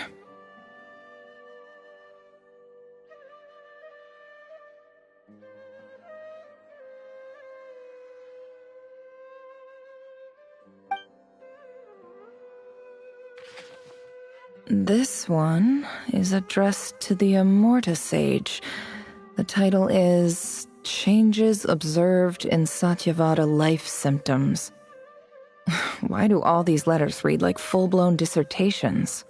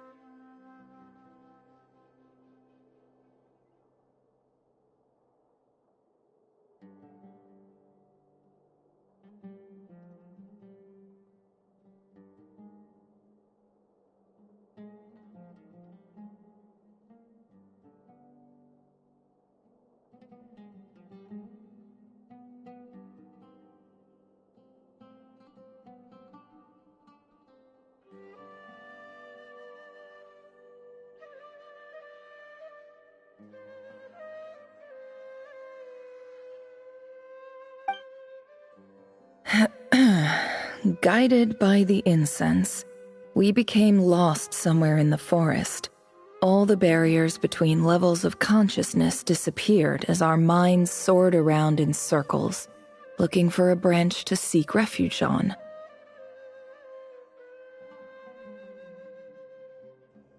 In clinical terms, these symptoms fit the description of incense poisoning. The Immorta Darshan strictly prohibits the use of hallucinogenic substances, but I believe there are still people getting away with it. For example, my neighbor who always breaks out into song and dance after using incense. This seems like something the academia would want to know about. Why wasn't it collected?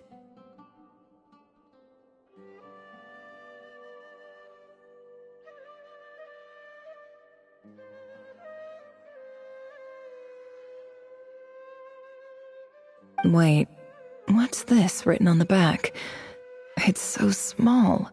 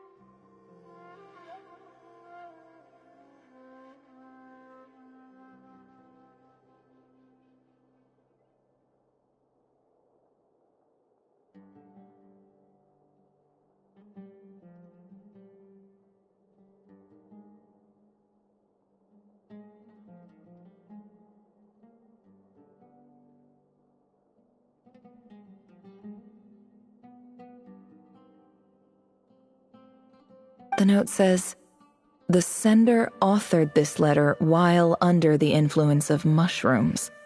I would send it back, but no return address was provided. Stamped by the Grand Conservator of the House of Dana."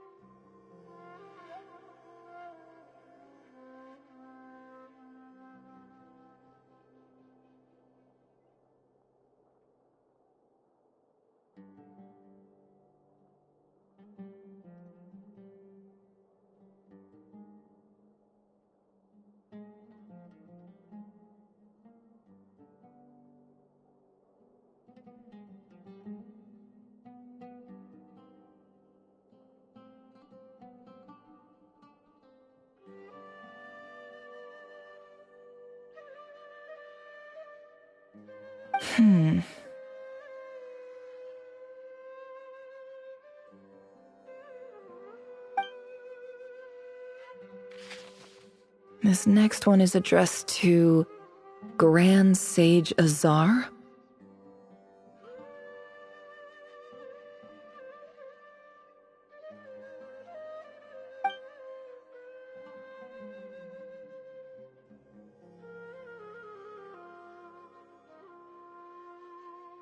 A few words of protest regarding recent changes in Sumeru's educational policy. In recent years, the academia has taken on a small number of students from the desert region, as per the policy to this effect. However, it appears to me that these students have not, in fact, been provided with educational opportunities that are, in any meaningful sense, equal to those enjoyed by their peers. As well as receiving dumbed-down assignments and perfunctory tutoring, they do not even have full access to the Akasha system.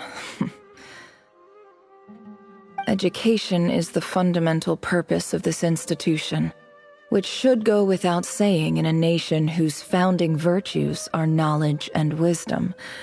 I ask you, is the lip service we pay to the policy of education for desert students true? As Grand Sage, policy decisions are your prerogative, but do not forget your roots. You and I were once students too, as was everyone else in this institution. I do hope you will give some serious attention to this matter. I encourage you to discuss issues like this with myself and others, and listen to some alternative opinions. Great letter. Shame it didn't get to where it needed to go. And the sender is... Sage Cyrus of Spontamod. I didn't realize anyone else even knew how bad students like me have it in this place. So this is where letters from the Sage of Spontamod end up? Nice one, Grand Sage. Really enlightened leadership.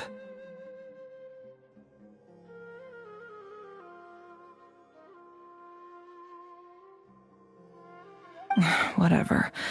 This isn't what I came here for. Moving on. I'm not exactly holding out hope that a letter sent from the desert would even make it here. But if it did, where else would it end up if not in this box?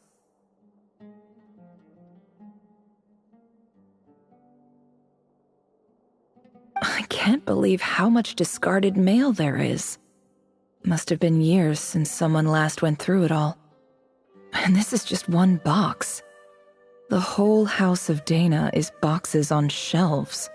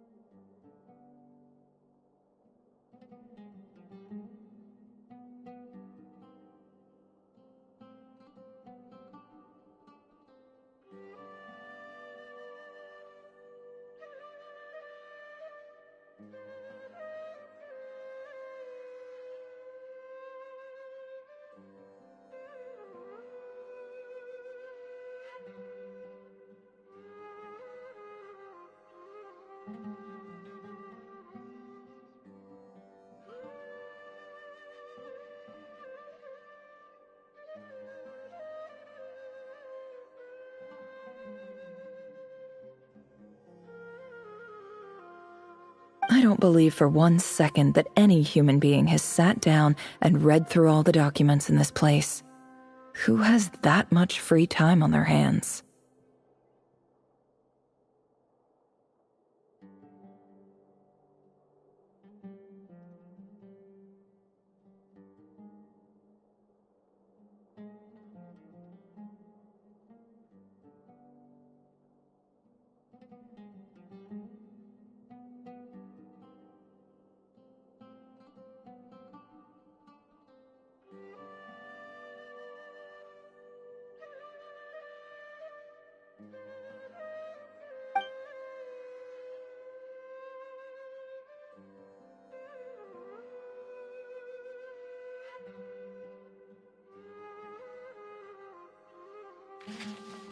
Wait, could this be it?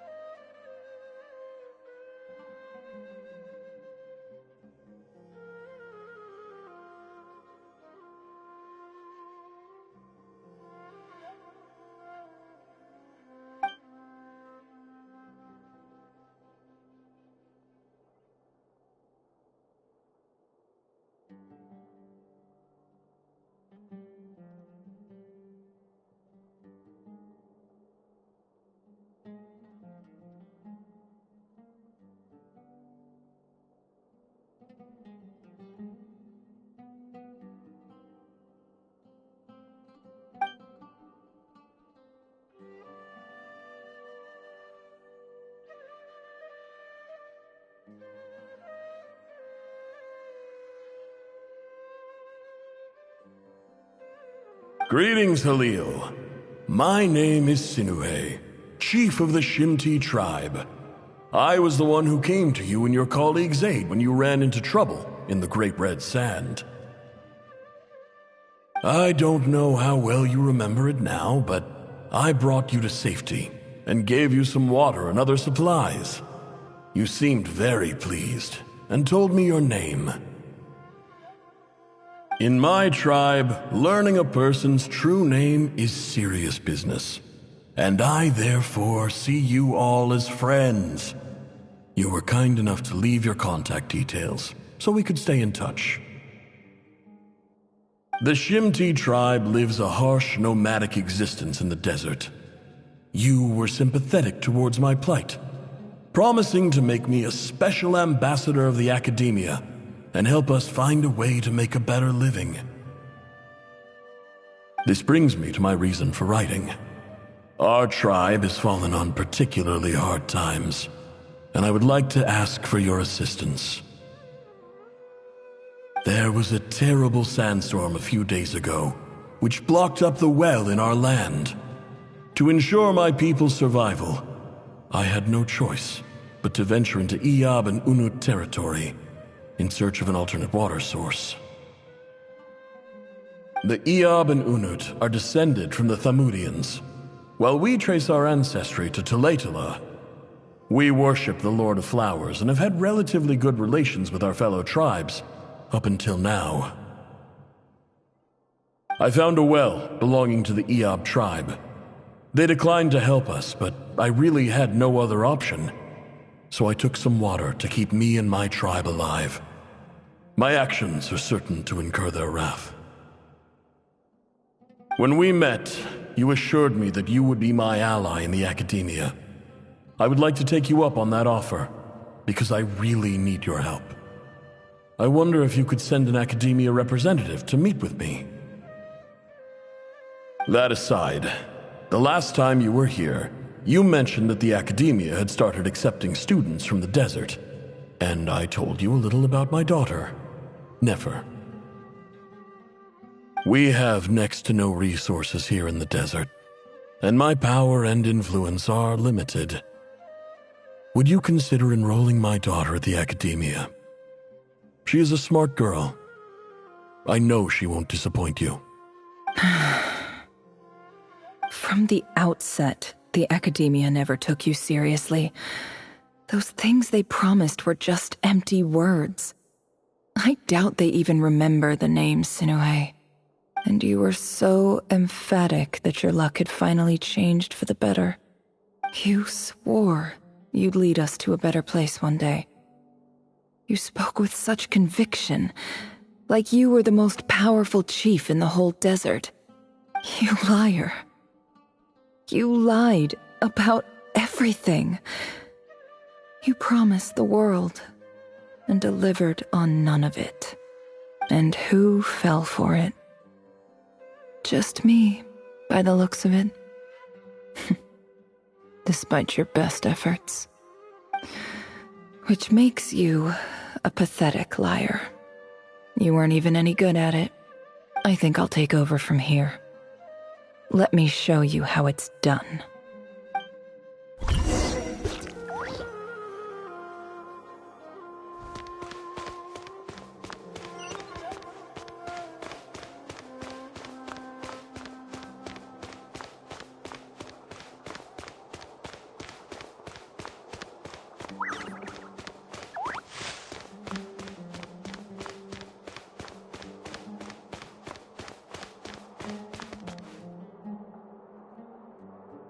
I just came to say goodbye. Thanks for everything you've done for me in my time here. Nefer? You packed your bags. Where are you going? I'm quitting. Something's come up in my hometown. Gonna head back and deal with it. Huh? But this was a hard-won opportunity for you. You know that better than I do. It was, but it doesn't matter. I have more important things to deal with, and they can't wait. Oh, and I didn't want to overfill my bags, so I left some incense on your desk.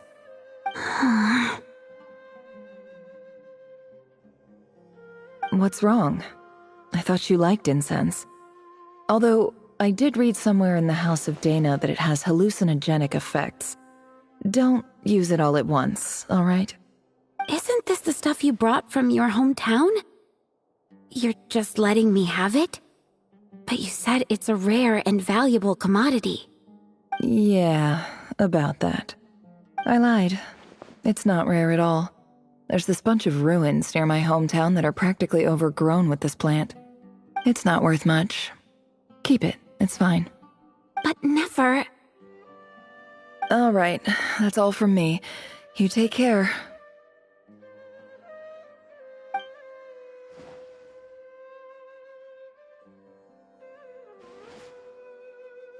Don't forget me, okay?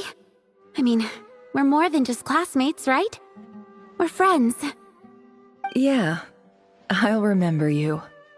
I lied again. That incense is worth a fortune, and it's a rare find even in those ruins. And as for remembering her, I have far too much to do when I get back. No time to reminisce. I'll be lucky if I even make it through this alive. But either way, I expect I'll forget you pretty quickly.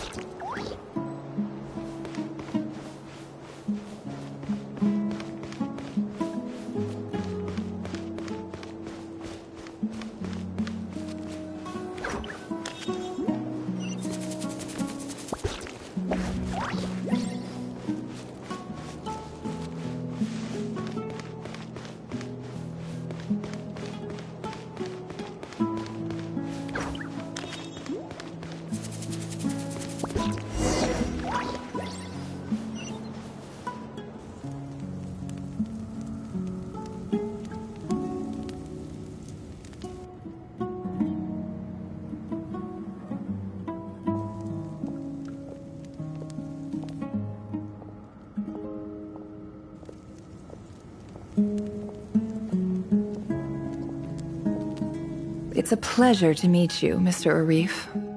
So, what does the Academia want? Since they've sent their special ambassador, I assume there's a big business deal to be made. If not, I'd be very disappointed. Please, sir, lower your blade. You're lucky I'm the one they sent. Not all special ambassadors share my admiration for the Eab people. The ever-shifting balance of power in the desert reduced the once great civilizations of this region to rubble and sand. But the story of the Eab has a very different trajectory. Others grew weak, but you grew strong, beginning in obscurity and moving to prosperity. You're the only ones who defied the trend. Huh. So, you do know who you're dealing with? This well is the perfect symbol of your strength, is it not? It used to belong to the Unut, but it looks like you have control over it now. You're not wrong. But I'm sure you didn't come all this way just to flatter us. Of course not. I came to bring you some very good news. Some information that recently came to light, which might just be your ticket to freedom. Records uncovered by the Vahumana Darshan show that a certain well currently under Eab control is built on top of some ancient ruins. These ruins are of great archaeological interest to the Academia. I checked the map carefully on my way over here, and I'm confident that this is the well in question. The Academia is offering 50 million mora in return for excavation rights. 50 million? No, wait. If these ruins are as important as you say, 50 million's a little low, don't you think? Don't get greedy, Eab. We know far more than you think. We know that you seized this well by force.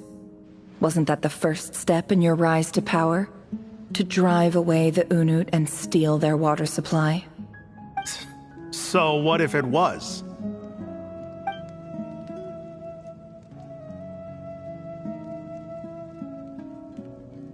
Don't worry. As unscrupulous as it was, it's something we're willing to overlook. The Academia is only interested in dealing with the de facto power holders in the region. I hope I am making myself clear. And I hope your words are the truth.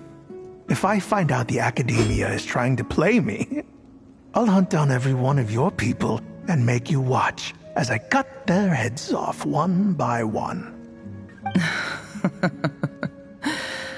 I assure you, Chief, that would not be in your long-term interests.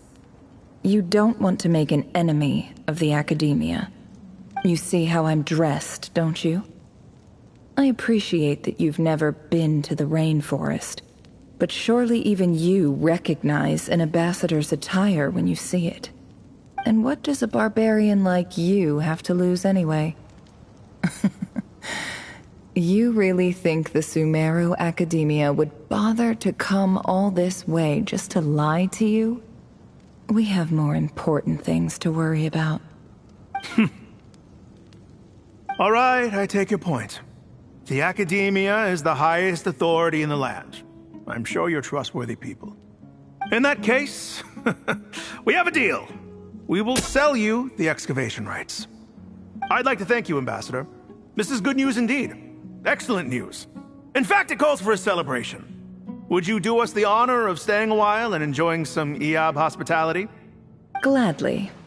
I am partial to wine myself, and I trust you are as well.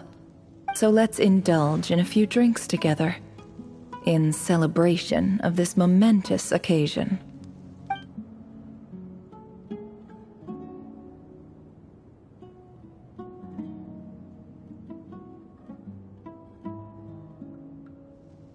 Chief! Chief, it's an emergency! It's the Unut.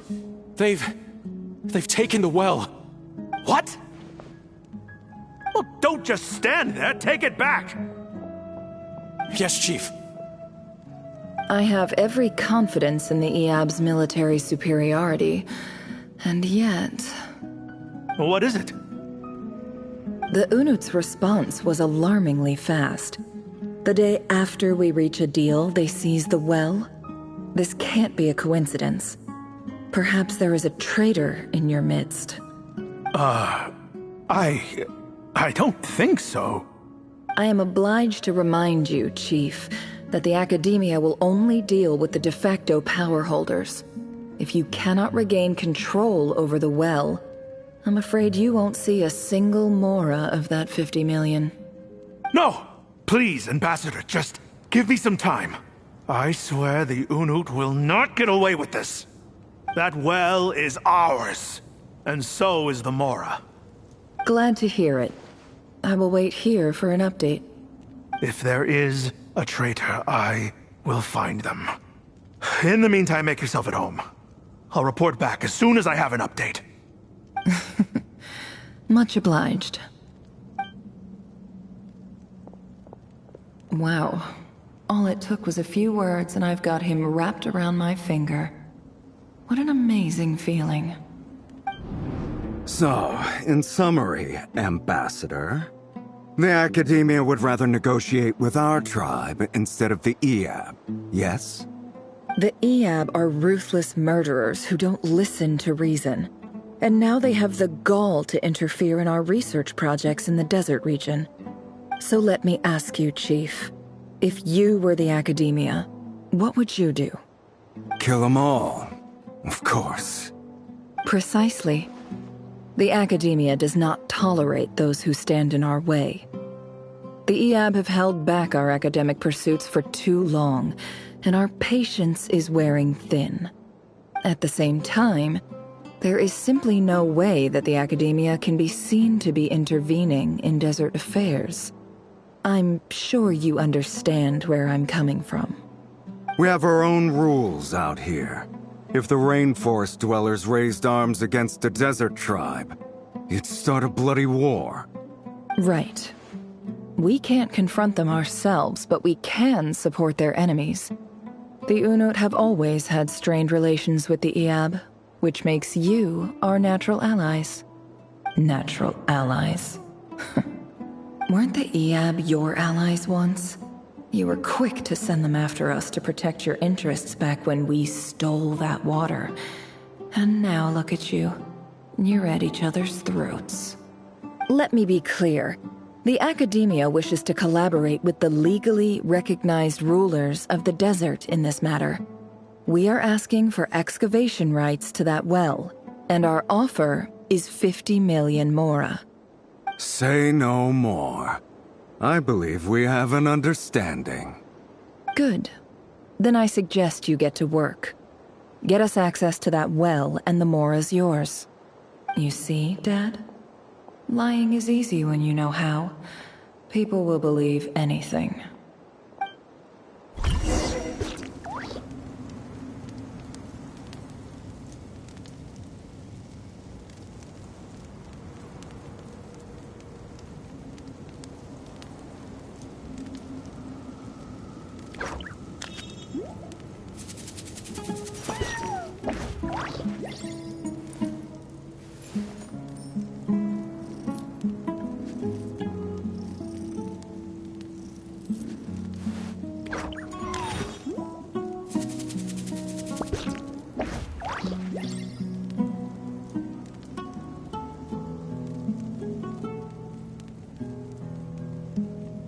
Emotions are like a raging torrent that surges through the mind.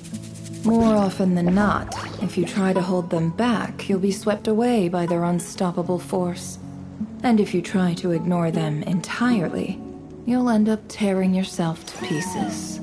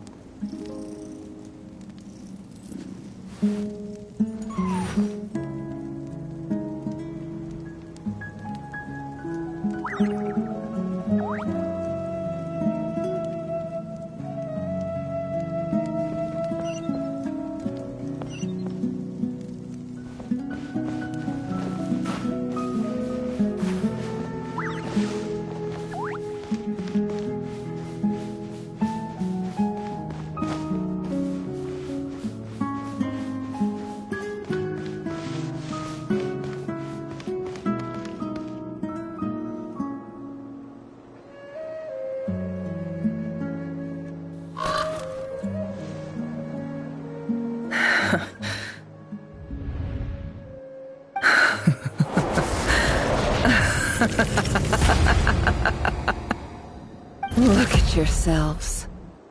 You may be vile, savage monsters, but your butchered bodies bleed like any others. You're no different. You're nothing special at all. The monsters who destroyed my home, they're just ordinary, petty human beings. What a joke. I think we're even now. Maybe I've even done the desert a favor. It's a better place without all these people around. Oh, Sinuhe, my gullible fool of a father. Perhaps if you'd been as ruthless as I was today, our tribespeople would still be alive.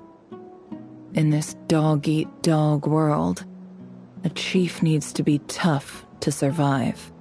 But you couldn't do what had to be done. So I did it for you. Nefer, it's okay. All of this is in the past now. I believe I remember you promising to remain silent. Yeah, but even so... Yehoda, is there anything you can do to ease the tension?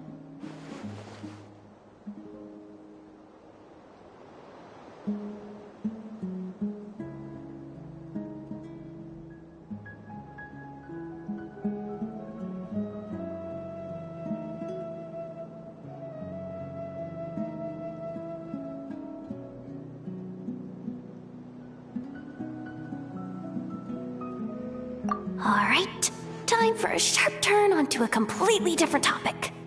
So, anyway, that's enough of that. When are we getting out of this place? Feels like we've been walking forever. I'm getting pretty tired. Oh, Alma, you tired? Yes, if we can find somewhere to sit down, I could certainly do with a rest. It's not far now. There should be a temple just up ahead.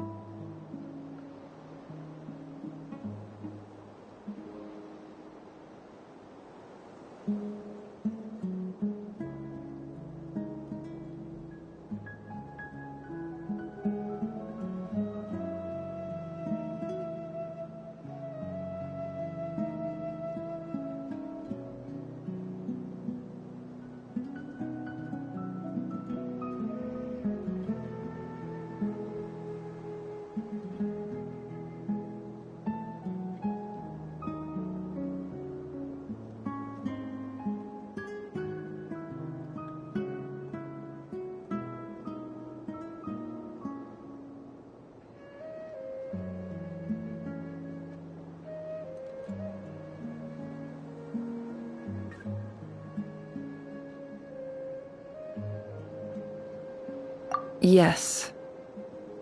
Really? A temple? That's where this story ends? I guess that's how things go in the desert.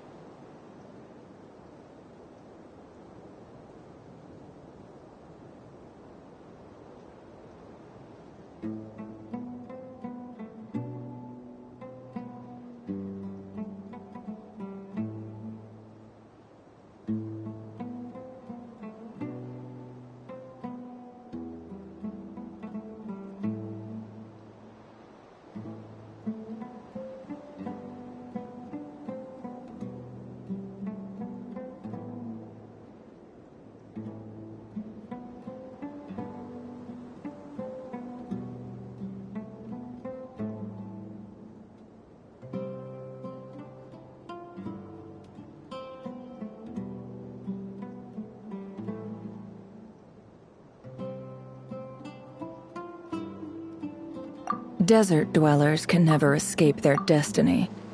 Or so everyone says. I never wanted to believe it, but looking back now, I'm as desert as they come. You mentioned a temple. What's waiting for us there? My biggest trade secret of all. Ah. Then I'm guessing it's where you got your power from. The power to peer into other people's minds. I didn't know you were clued up on any other religions. I'm no expert in the history of Sumeru, but since you come from the desert, I would imagine it has something to do with King Deshret.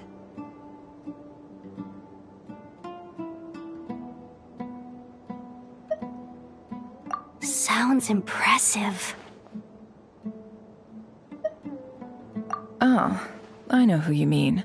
General Mahamatra Sino. The spirit of Hermanubis dwells within him. That's Boss Neff for ya. She knows everything. Sino's hardly a figure of obscurity, but I know about Sethos too. What about him? Is he a big deal or something? Well, he's not a small deal, let's put it that way.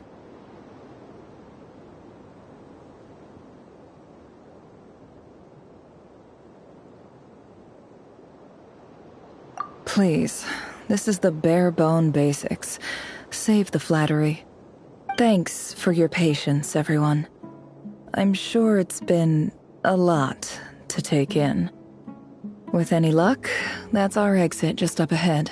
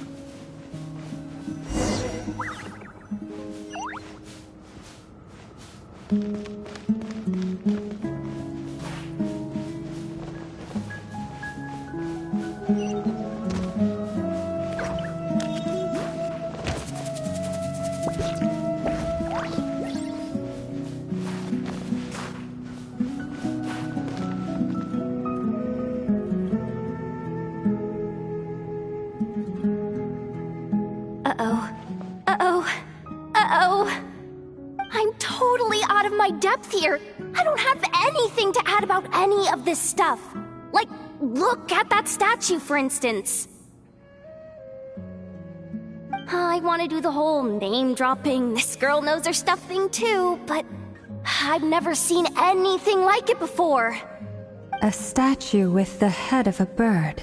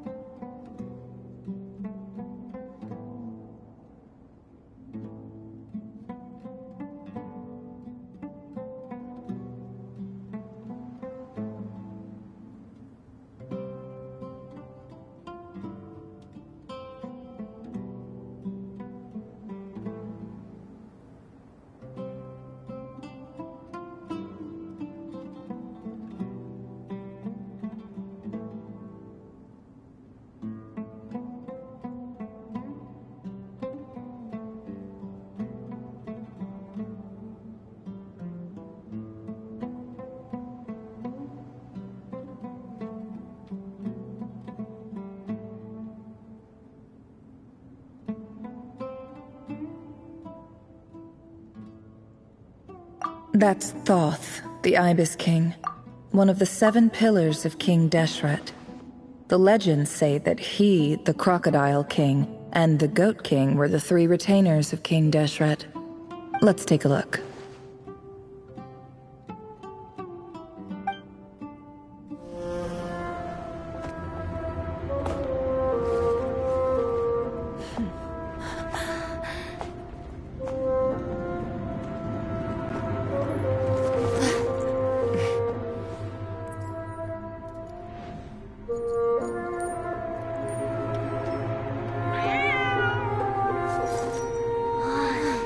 It's just Ashru. So, all is well?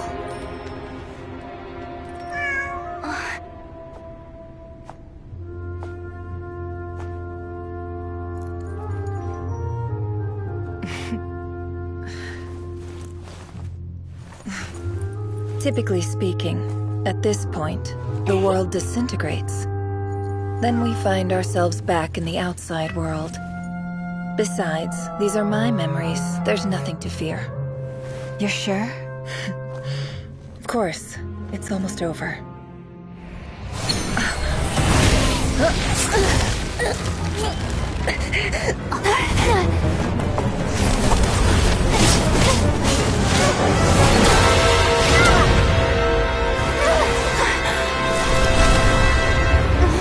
Never! Hey! Hold on!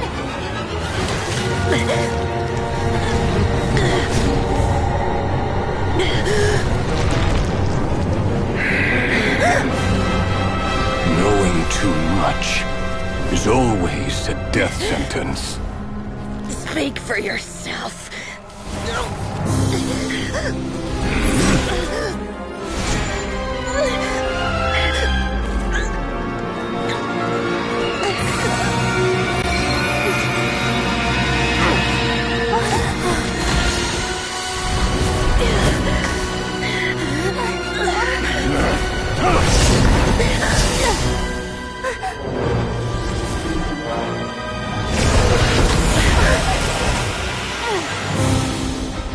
How repulsive.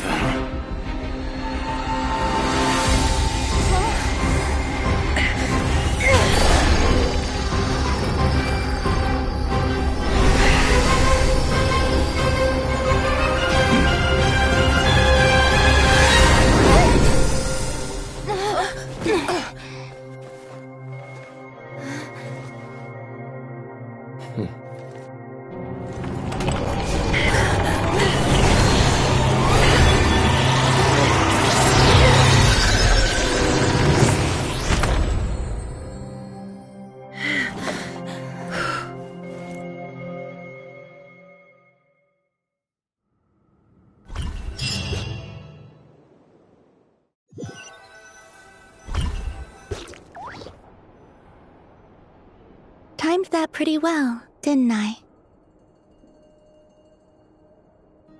It's okay. I'm just glad no one was hurt. Paimon noticed you doing something too, Dainsleif. Were you helping get them out? Of course. When I asked Nefer to conduct this investigation, I was not naive to the dangers involved. I had a duty to ensure your safety. Good to know your sense of justice is still intact after all these years. I take that to mean that you saw the truth. That comes as a great relief. I certainly did. And thanks to your help, I also managed to trap Rerir inside the chess set. Whoa, really? How'd you manage that? Well, to be honest, I sensed that something was wrong long before we made it to the temple. By using this fragment to probe into Rerir's past, well, the monster formerly known as Rerir, it seems I alerted him. I was tracking him, then he caught on and started tracking me too. Can't say I'm surprised. But how did he track you through your thoughts alone? That shouldn't be possible. Rerir was a secret agent who reported directly to the Vinster King. He is an expert at finding a trail and hunting down his pursuers. No wonder. He infiltrated the chess set, read my thoughts, and built a new virtual chess set inside of it. That's why we weren't able to leave at first. Speaking of your chess set, it's quite a remarkable item. Would I be right in thinking you have some connection to King Deshret? You overestimate me. I only have a connection with one of his underlings, the Ibis King. You all saw how this came to be. A long time ago, the Iab massacred my tribe, the Shimti, in our home village. A few years later, I enrolled in the academia, where some new information came to light. The Unut and the Iab fought a bitter battle over the rights to a well, all for the sake of a non-existent 50 million mora. The Iab ultimately won that confrontation, but their victory came at the cost of almost every warrior in the tribe. The final blow to the Iab came at the victory feast, when an Unut assassin beheaded their chief right before my eyes. The remaining Iab fled and have been scattered to the winds ever since. Having gotten my revenge, I returned to my hometown, where to my surprise, the nearby temple was still standing. There it was, seemingly immune to the relentless hostility of the desert, while my tribal home lay in ruins. As I stood there gazing at the temple, I noticed a cat just outside. This cat, as it turned out, was home to the spirit of the Ibis King. He led me to a gate deep inside the temple, and there he made a deal with me. This chess set is my gift from the Ibis King. The chessboard within is made to the same specifications as the one in the mausoleum of King Deshret, and represents his power of piercing analysis. With this chessboard in its container, I gained a certain ability to perceive hidden secrets. Now, you could conclude that the Ibis King simply wanted to give the people of this world the power to seek the truth, but I don't believe that's the full story. Every god plays favorites. Their hearts are as fickle as any human's, full of secrets, perversions, egotistical tendencies. But precious few gods are willing to admit this.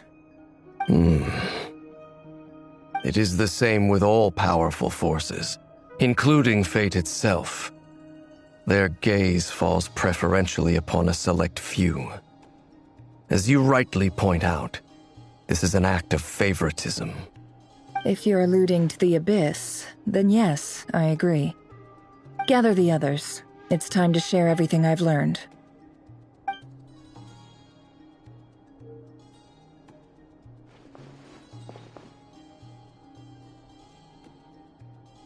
Thank you all for being here.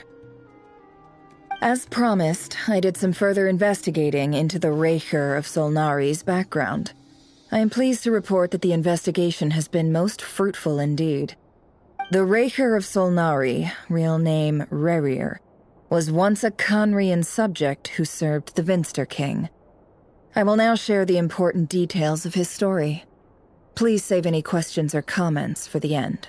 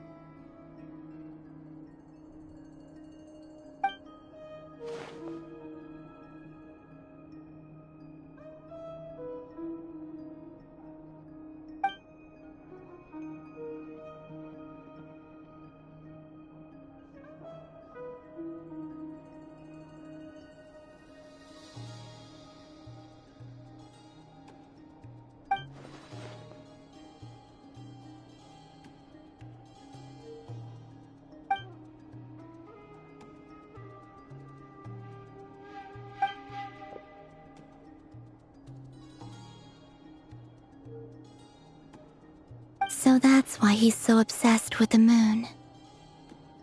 A tragic tale, to be sure. But it does not excuse his many transgressions.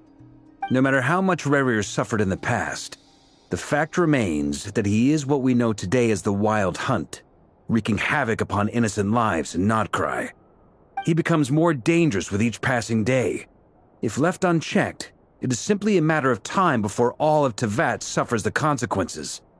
This is a threat that the Knights of Favonius cannot ignore. A question for Miss Columbina. Forgive me if this is presumptuous, but have you ever seen the spatial gateway that appeared in Rarir's memory? Never. But I have heard stories of something called the Moon Gate, and this seems to fit the description. Miss Lauma, any thoughts on this?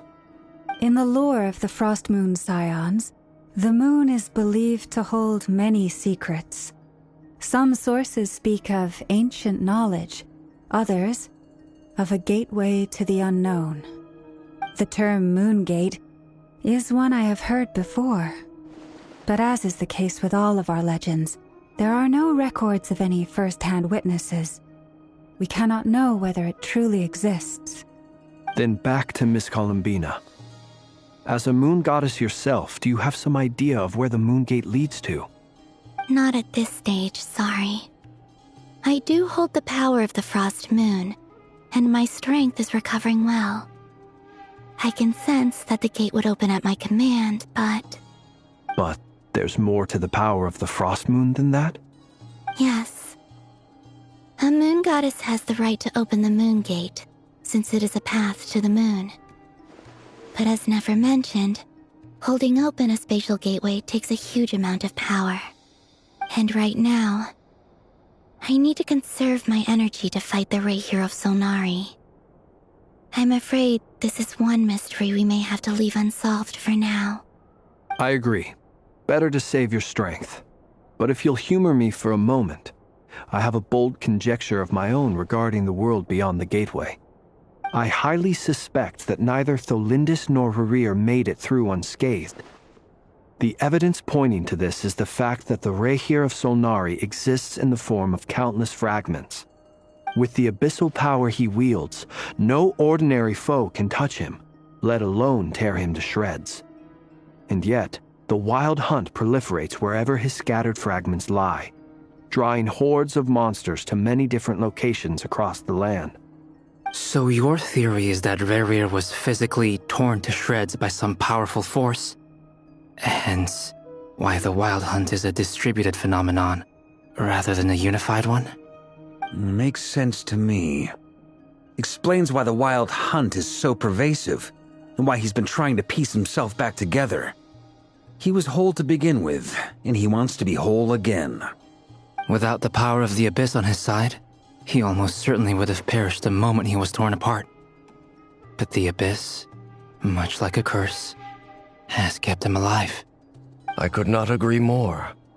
The power of the Abyss is most surely a curse. It is a compelling explanation, and one that accords with my present understanding of Abyss creatures. Whether the life form in question is primitive or advanced, if a curse has extended its lifespan unnaturally, it will continue to survive in spite of everything. This raises some interesting questions. I will run some experiments and see if there is any validity to my suspicions. That being said, regardless of whether my research bears fruit, I would like to thank Miss Nefer for conducting such a thorough investigation. Already, it has greatly enriched my understanding of the entity we face. My pleasure, Mr. Albedo. I too hope that the information I have shared today proves useful as we look to formulate the next stage of our plan. Hey! What is it, Dainsleif? You look really upset! It's just... when I think of the man I once knew as Rarir, I struggle to understand why things had to turn out like this. The two of you used to be friends, didn't you? I don't know if these words will bring any comfort, but my heart goes out to you. Mine too. We can never know all the hows and whys of the way things are. The moon and stars are full of untold secrets and lies, and the skies are host to many more mysteries than these alone. Yet, none of that can begin to compare with the complexity of human life. Those are the first comforting words I've heard in a long time. Thank you, both. Well, I think this is a good place to end today's meeting. I'm sure Nefer needs some time to recover. She's been through an awful lot today. That's very thoughtful of you, Lama. Of course. Sounds good to me. Take some time to rest and digest before we reconvene to nail down a plan.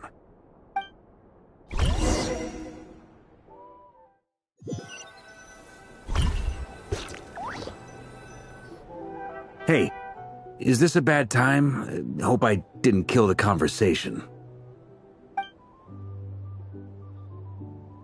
Nice room. Oh, I'm not coming in, though. Why not? It's just a hotel room.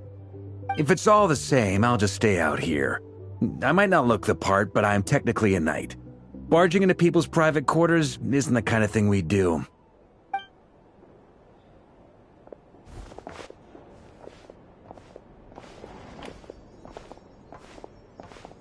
Anyway, Nefer went back to the curatorium to get some rest, but before she left, she shared some things with me that I thought you should be aware of. Firstly, although she managed to trap the Raker of Solnari inside her chess set, there's no guarantee that the power of the Ibis King is any match for one of the 5 sinners. Their powers are beyond our comprehension. It's only a matter of time before he finds a way to break out. We have to come up with a plan and take care of him before that happens. Honestly, my mom figured that might be the case. So, how long have we got? Well, I asked her that same question.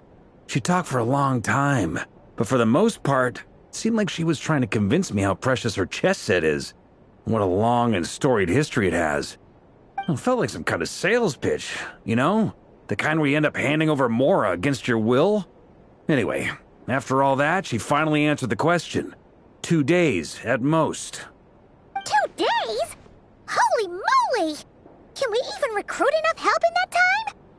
That remains to be seen. Which brings me to the second issue. Dainsleif is obviously conflicted about this whole thing. But given how little time we have, there's no way we can pull this off without his help. You have some history with him, right? Do you think maybe you could talk to him for us? Great. I appreciate it. All right, on to item 3. So, Albedo, Durin, and I put our heads together and came up with a plan. Can't promise it's gonna work yet, but at least it's a start. We figured we'd bounce the idea off you first. We'll explore it further once everyone's recovered. Oh, Paimon's dying to hear this. All right, so here's what we're thinking.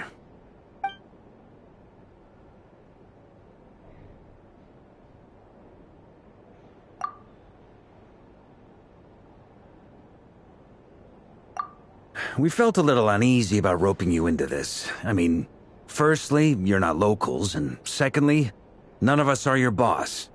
You're well within your rights to refuse if you so choose. Roping us in? Why would you even say that? We know the stakes here.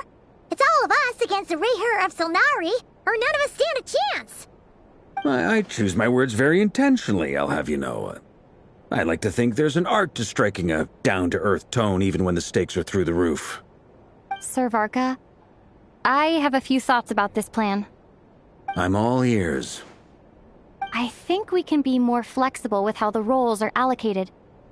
In my view, the most sensible lineup would be like this.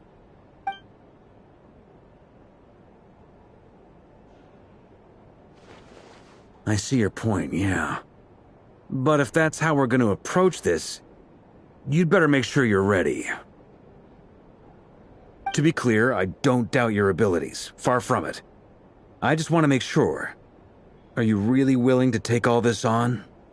I want to do everything within my power. The Rayher of Solnari is a truly fearsome opponent, and if I do my part, it'll greatly reduce the risk for everyone else involved. Well, that tracks with what I've heard. Jean's mentioned in her letters that you're so diligent it's almost abnormal. As in, most people weigh up the risks and rewards in situations like this.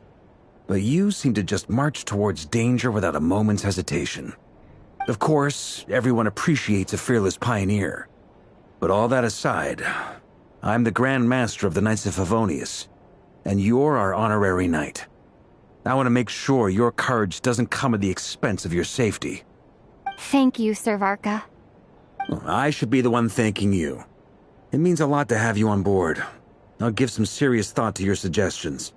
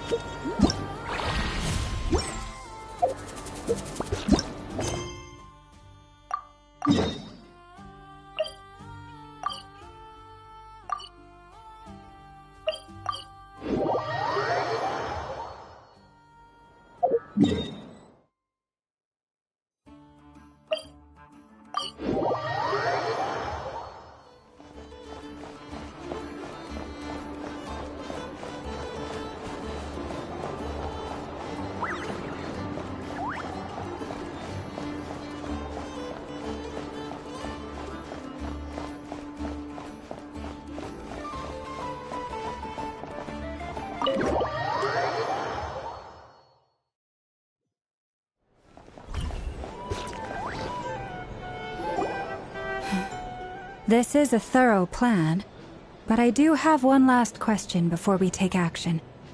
How can we be sure that our enemy won't leave the designated area? Great question.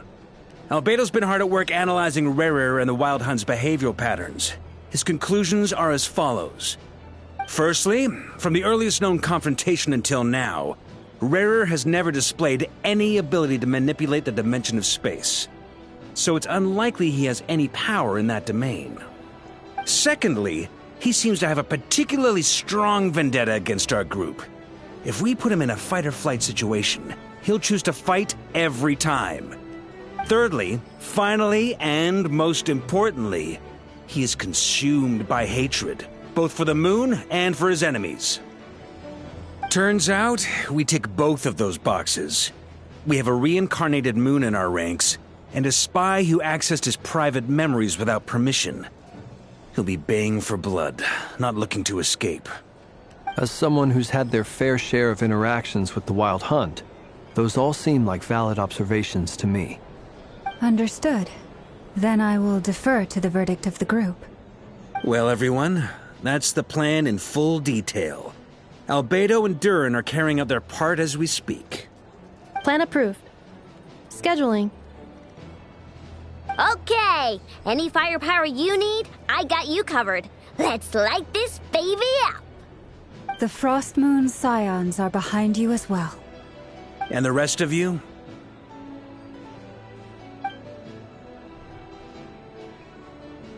No objections? All right, then it's settled. This is the plan we're going with. Next up, an old tradition of mine. Anyone who wants to back out, now's your chance. Wait, we can still back out of this? Everyone says things they regret, right? I don't want anyone feeling trapped because their mouth said yes before their brain had time to think things through. A very people-first approach. I hear that's common practice in the Knights of Favonius.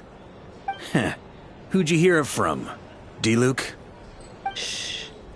We don't use people's real names at work. This contact will be known only as Owl, please and thank you. This plan can only work if everyone does their part. Flint's and I will absolutely support it. We shall indeed. You'll be glad you accepted our help. Also, you are the last person I expected to see here, Miss Dory. It's not often I get called Dory in a work context. My peers usually call me Lord Sangama Bay. So, the longer your name, the higher your net worth. Is that the idea here? In that case, Mr. Flint's here must be worth a fortune. That's right, I know your full name. It's... The walls are thin here. I'd appreciate you keeping that a secret. Okay, fine. I'm actually only here as a favor for someone else. Do you have any idea how much it would cost to hire me otherwise? Oh, does this mean someone out there actually has the power to boss Dory around? It most certainly does not. We have a long-standing and mutually beneficial business partnership. She's actually the mom of a friend of yours. Said mom supplied me with a great little trinket, but now that lady's ruined everything. If I don't start building a little goodwill now, my whole business in Notcry is gonna go down the drain! Okay. So what exactly is so special about this pendant? It's a lucky charm that a great mage made for me. We have a business relationship, and she was worried that something bad might happen to me. So, she wanted me to have something that can store power to protect myself with. I finally got it all fully charged up with Kovaki, and then never went and used it all up at once! Never lost so big in my life! You're right. It was all my fault. I didn't mean to drain all the Kuvaki in the pendant, but I'll make it up to you. You will? Well, in that case, how about you give me your chess set, and we call it even? I knew you'd say that. Well, it's yours if you want it. In fact, take it now, and I'll even throw in a free Raker of Solnari. Deal? You're putting me in a difficult position here. It's a very useful thing to have around, but I have a funny feeling it won't be around much longer. I guess we'll see in a couple of days. Looks like bankruptcy for me. Hey, don't be so pessimistic. See this through and you never know. You might find a new business opportunity on the other side.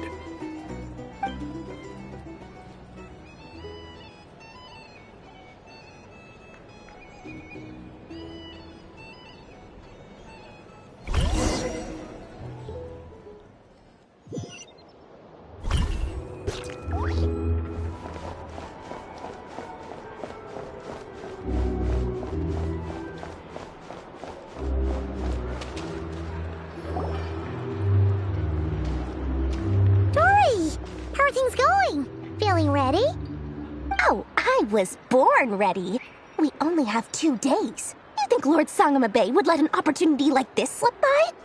Don't forget, when something's in high demand, the people with the goods on hand get to charge the highest price of all, even higher than the sellers taking advance orders. Ta-da! See? It's right here! Ah, it's so pretty. Did you make it? No, I have a supplier. We go way back, so he made me a very attractive offer. Aha! No wonder you were talking about Lucky Charms at the meeting. You've been getting Kaveh to make them for you. That's not the full story. It actually started a while back as a project between me and the Dendro Archon. Mage Alice once warned me that this world won't stay safe forever. There may come a day when everyone faces a great crisis. I passed this on to the Dendro Archon, and she secretly brought together a research team made up of Sumeru's top scholars to invent a technology that could keep people safe. I won't go into the details because it's all very complicated, but if you want to know more, you can ask the Dendro Archon about it sometime. Anyway, point being, it was the Dendro Archon who asked Kaveh to build this little contraption. As one of the top Kashara War talents, he was the obvious choice. Took him long enough. He stressed over it for ages.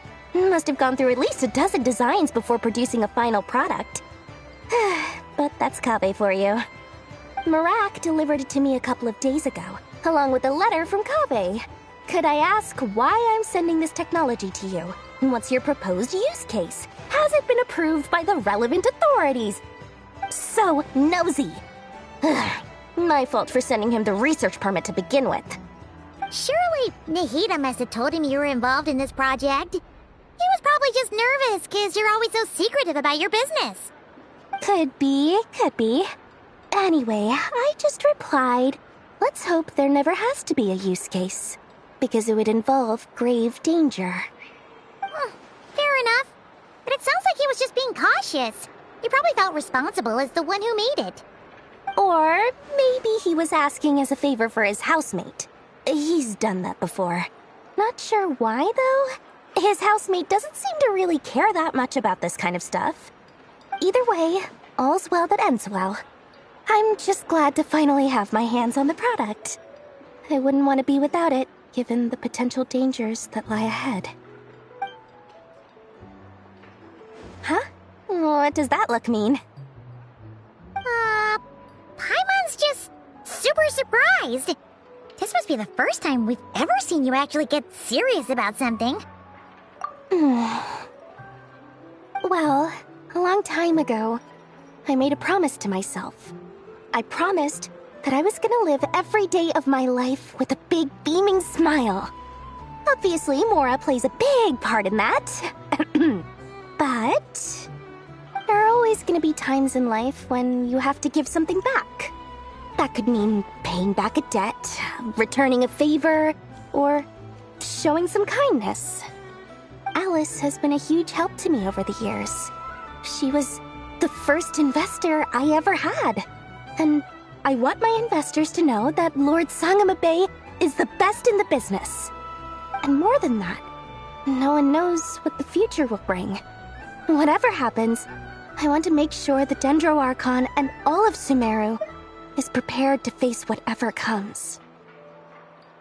Oh, that? I was just making sure Nefer and I are square. Don't be thinking it was some sort of benevolent act. I'm no saint, so don't treat me like something I'm not. My priority is doing the business that I want to do, so long as my conscience lets me, but it usually does. That's the Lord Sangamabe business model. All right, if you say so. I do say so, and that's the whole point. I'm a businesswoman. Don't go trying to figure out what kind of person I am. You'll exhaust yourself. Much easier for everyone involved if you just take my word for it. Oh, and could you two help me get this stuff where it needs to be? Thanks so much. You're my favorite assistants.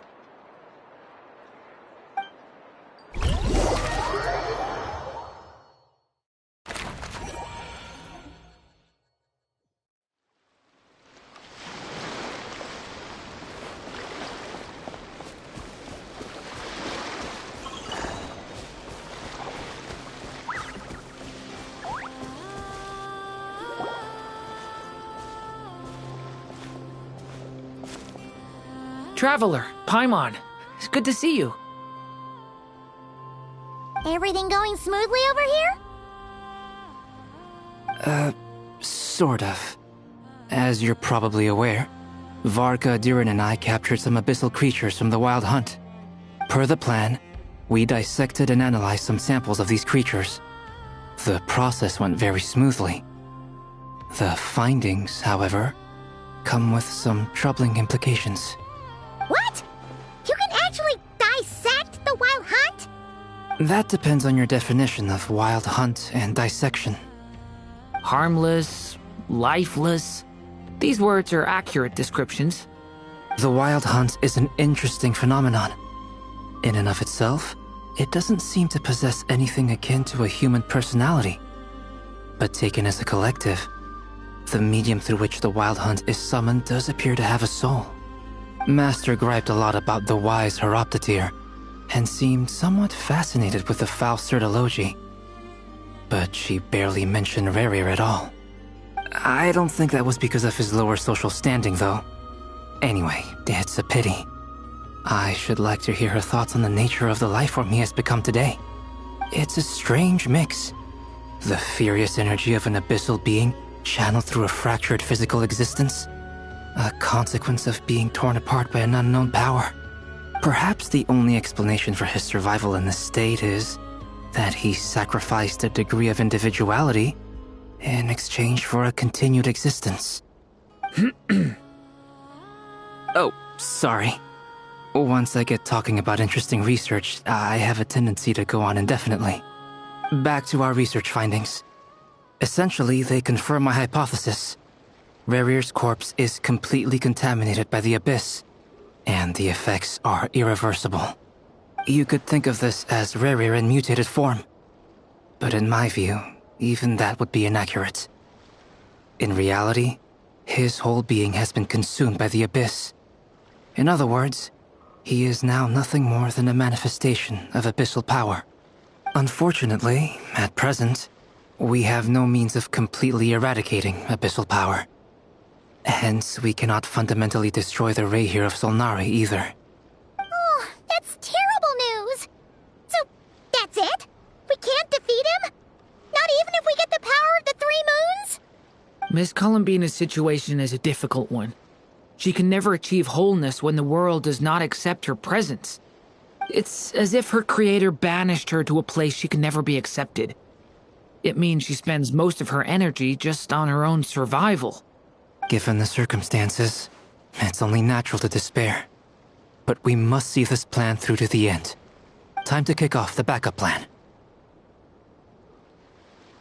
Oh, Paimon almost forgot! This is for you.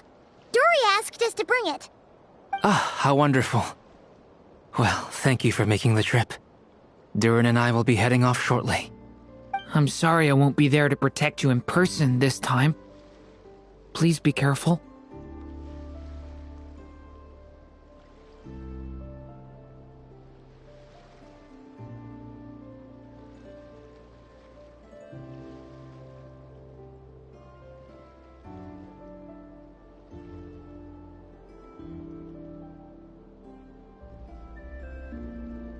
All right then. Stay safe.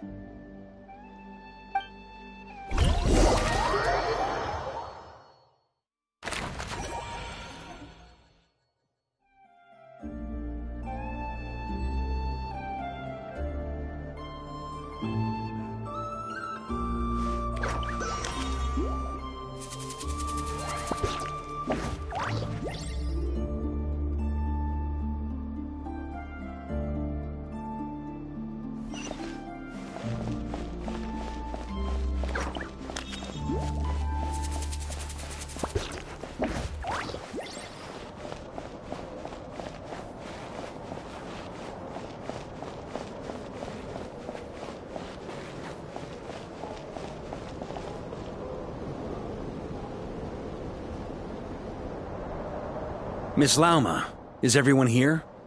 Yes. The fate of my flock is in your hands, Grand Master Varka. Please keep them safe. My lady, what are you saying?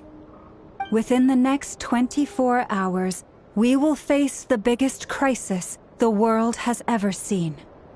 This is not a burden that we deserve to bear. but I believe that we reap what we sow in this life. So I intend to act. I must do what I think is right. For me, that means fighting for the future of Nodcry. This gentleman is the Grand Master of the Knights of Favonius, Varka, Knight of Boreas.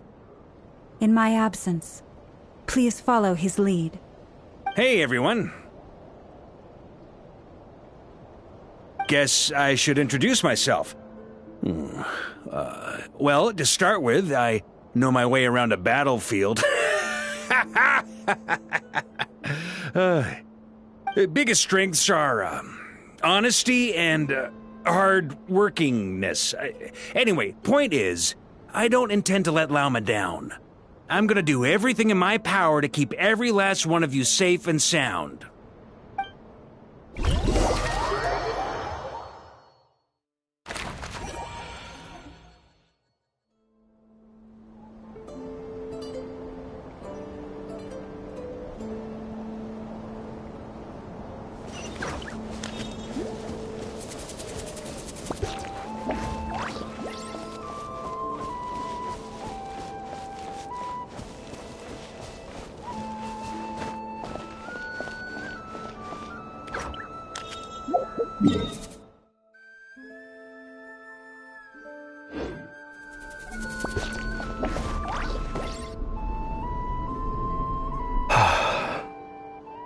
Something on your mind? Miss Columbina, was it? I believe that's how the others addressed you. That's right. Names are funny things. Have you always been called Dainsleif? Yes. I take it your own name has a more complicated history. I have a different relationship with names than other people. To be honest, I'm not even sure that Columbina is my name. At least, not in the same way that Dainsleif is yours. But it's what everyone calls me, and I go along with it. A lot of my life has been that way. I get so used to things that I forget to question why they are so. I never used to think much about where names come from, or what they mean to people. Maybe something's wrong with me. You're different from other people. I sensed it the first time we met. You're more perceptive than most. I'm sure your long life and rich range of experience explains that. Do you ever find yourself missing Conria, Mr. Dainsleif? Difficult to answer. I have dreamed of the past many, many times. Sometimes I'm fighting tooth and nail. Other times I'm lying on the ground, defeated. I don't recall any happy moments from that time. It has been too long. Is that because hatred survives longer than love and affection? That would not be for me to say. I make no excuses for the grudges I bear. But whatever the reason, I remember little that was beautiful or sentimental. Thank you for your help with the Rerir situation. Without your efforts, I never could have learned the hidden truth of his story. You're welcome. I know he's your friend. Friend? He betrayed me. And I never really understood what he was going through in life. Some friendship, that is. Okay. So, do you plan to fight him with us? You see, you're torn. Now you know what really happened. You see the things he's done in a new light. I need some time. Of course. I completely understand. Anyone else in your position would feel conflicted too. Actually, I went through something similar myself recently. Something happened that changed my perspective on a situation. A situation I took for granted at the time, but now I feel very grateful for it. You mean the Harbingers who still support you, even though you've left the Fatui? Yes. I always thought they were only helping me because Harbingers are forced to work together. But then I abandoned them. A warrant was even put out for my arrest. And even now, they still support me. Which means I was wrong about them all along. Clearly, they view you as a friend. I feel a little guilty now. I regret not seeing her help for what it was, and not treasuring it. I see the guilt that you're feeling now, because I feel it too. Hopefully, talking about it will do us both some good. Have you noticed that the Traveler and Paimon are over there? I think they've been listening. Huh. Shall we say hello? Sure. Hello. Ah! They caught us!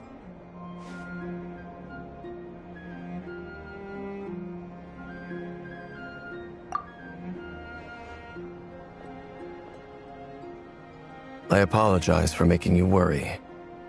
No doubt you wish to know where I stand on the plan to take down the Recher of Solnari. I'm afraid I need a little time, but I will seriously consider joining you. You will? Oh, thank you so much! Everyone will be so grateful to hear that! They needn't be. This was something that I was going to have to face up to eventually. That doesn't matter to them. They're grateful to you regardless. You can't control their gratitude, so just accept it. And then, have a think about whether you're willing to join us.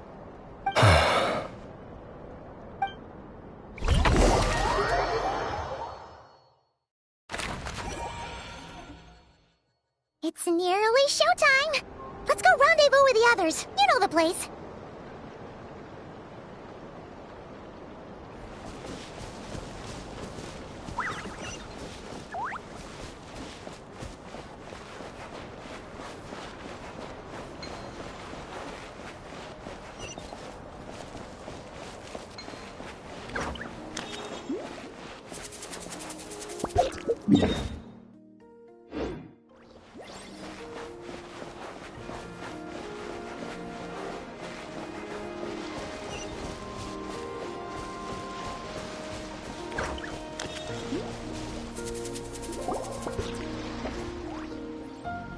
Ah, you're earlier than I expected.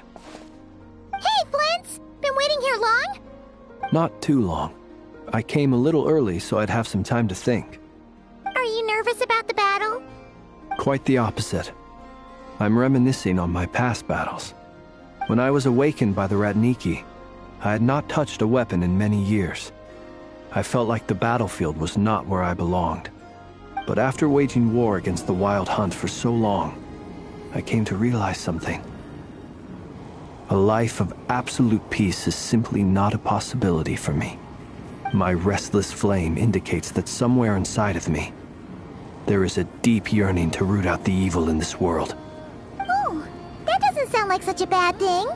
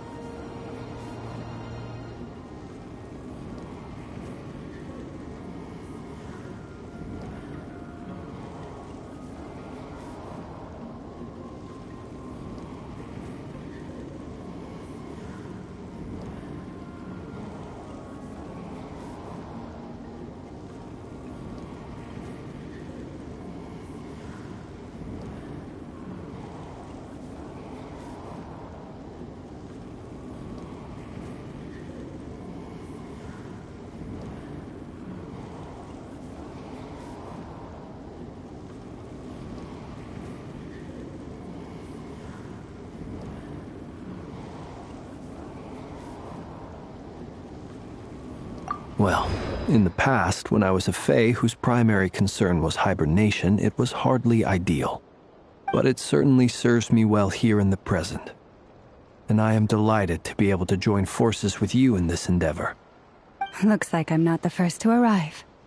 Ah, Miss Lau. Settled down at first because of the nerves. But don't worry. I got enough sleep in the end. I'll be just fine. Please, I'm just doing my part. Never! Over here!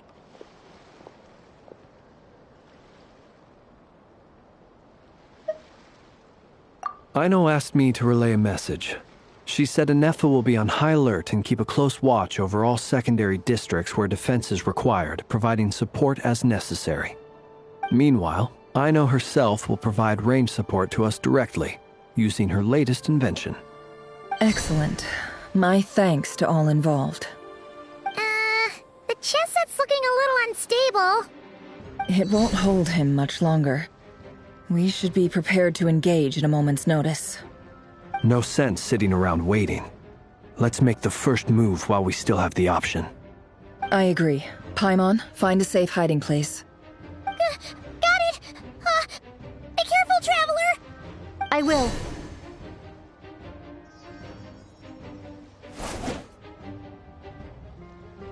Everyone, take your positions as soon as the battle starts. Every ounce of strength we have in our bones, let us bring to this fight. Ready? Let's go. I've seen our own demise. I wouldn't be so sure about that. You are merely a moment of sport before I tear down the moon.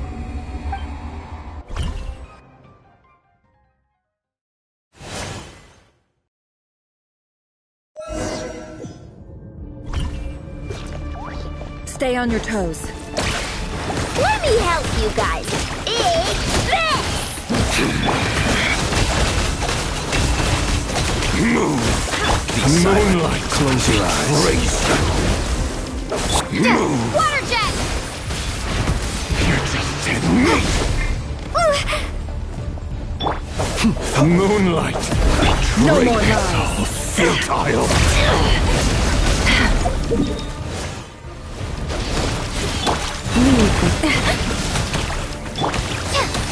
Water jet! Move! Observe. Be silent. Pathetic! Observe. To hunt him down! Steady now. Close your eyes. Do you fear the dark?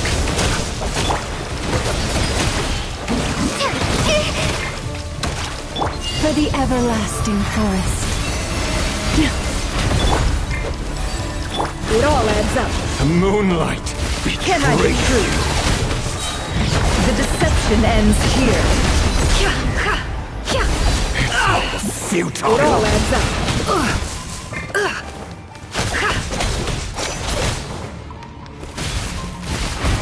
No more lies.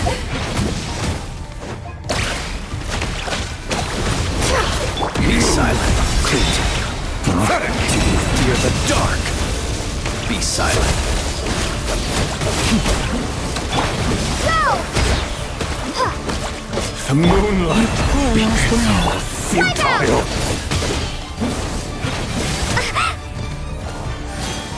Hunt him down! Can't hide the truth. Pathetic! No more lies. Seek within. It all adds up. Observe. It began with the moon, and so shall it end. The moon will protect you.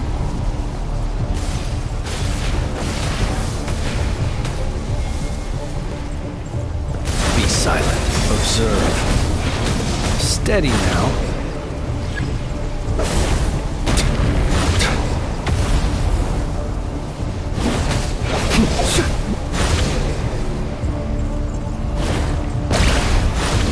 Be silent.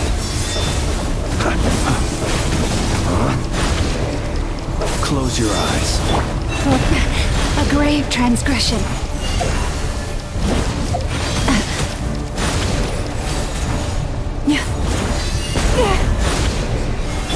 No more lies.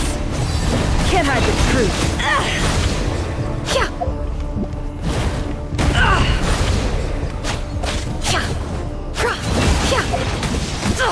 Absurd. Go!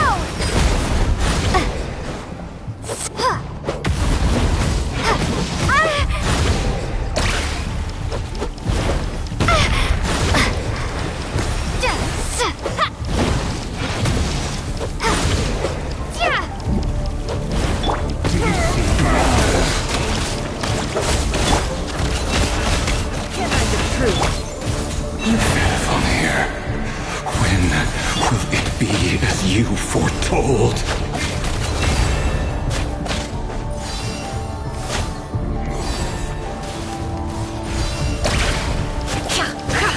Can't hide the truth.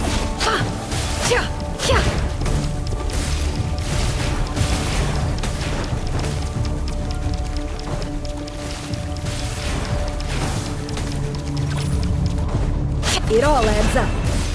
The moonlight betrays you. No more lies. Forest, protect us. Be silent.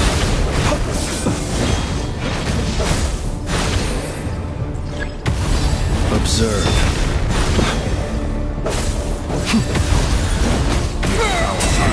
Welcome here. It all adds up. With one heart, we pray. You poor lost lamb.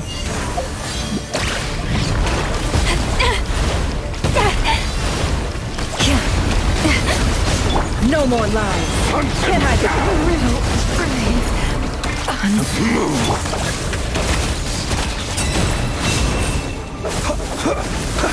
Observe. Burn. No more.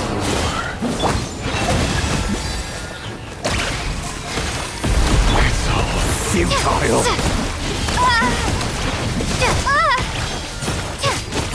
Hunt him down.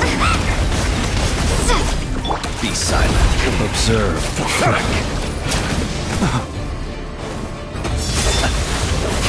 The moonlight betrays you. Steady now. No more lies. Futile. The For the moonlight everlasting betrays you.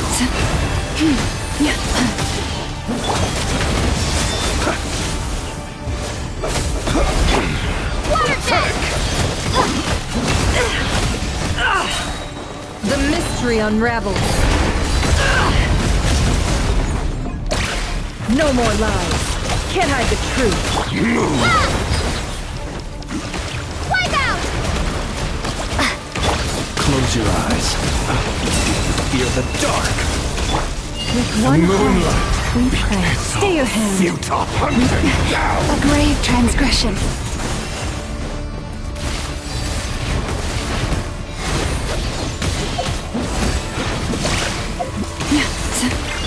Be silent. Observe.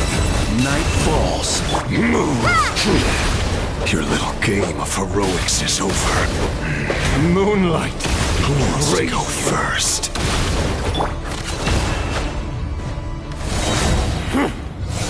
No. Get out of my sight!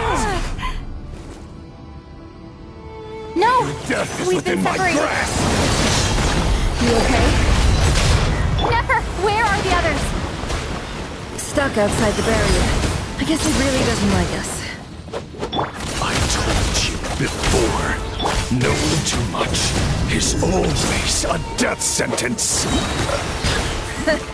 Be careful what you wish for. Run. Hide. Lauma! Can you hear me? Silence. The voices are gone. But at least I know they're still there. I need to focus. Stick to the plan. Remember my most important task. Just keep stalling him. If I can stall him long enough, the moment will come.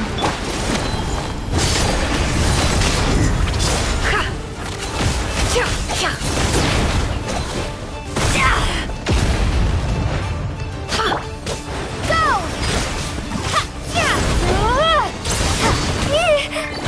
run, nowhere to hide. Wipe out! The deception ends here. No more lies. It all adds up.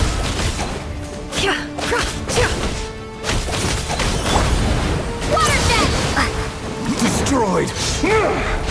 Reborn.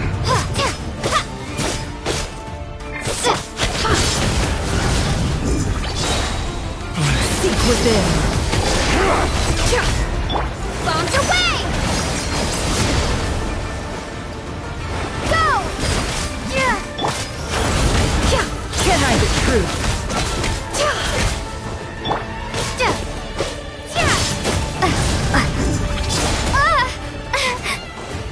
Water jet!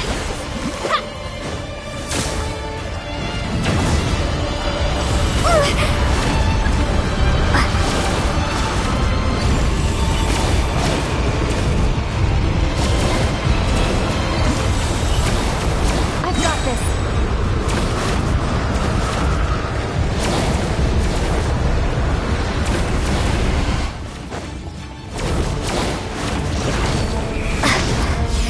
Wipe out! The shield's broken. I can't keep this up. Don't push your luck. Death is within my grasp.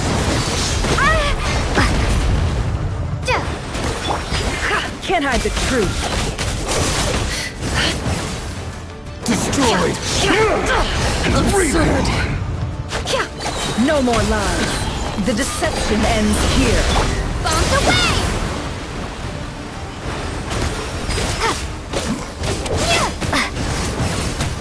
Destroyed. Reborn. How unfortunate. It all adds up. Wipe out! Seek within. Can't hide the truth. No more lies. Absurd. Where to Water hide? jet!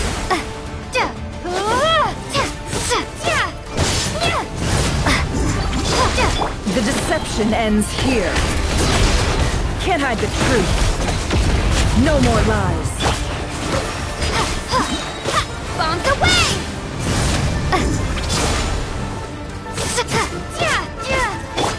It all adds up.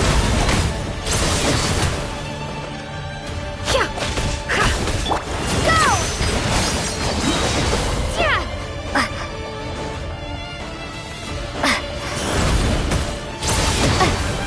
Destroyed. Reborn. Seek within. Go!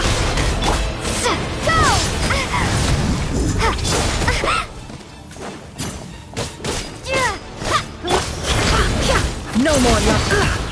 Destroyed. Reborn. It all adds up. No more lies.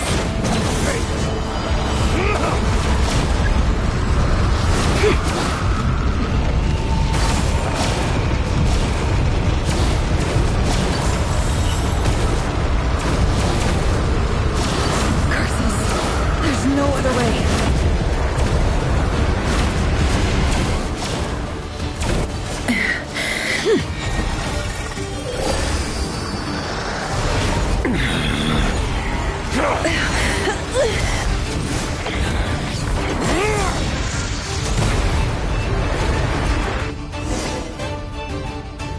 The only way to defeat Rarer is to borrow his own power. That means Columbina will have to disappear while you two bear the brunt of his attacks. You have to hold on. Find a way to keep him focused on killing the two of you.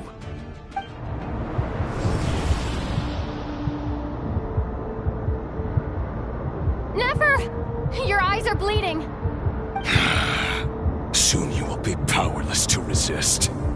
And then, I will reduce you to dust. But that dust will plague your memories. Come on, keep holding on.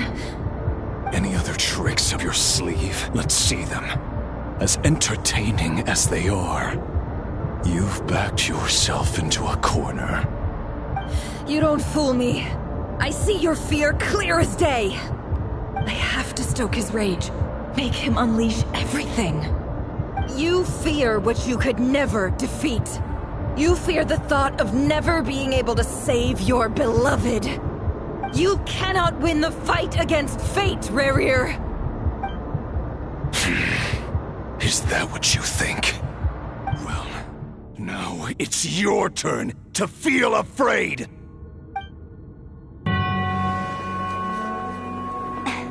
You fear the sound of your own name? Is it us you hate? Or is it what you've become? Let's see what becomes of you!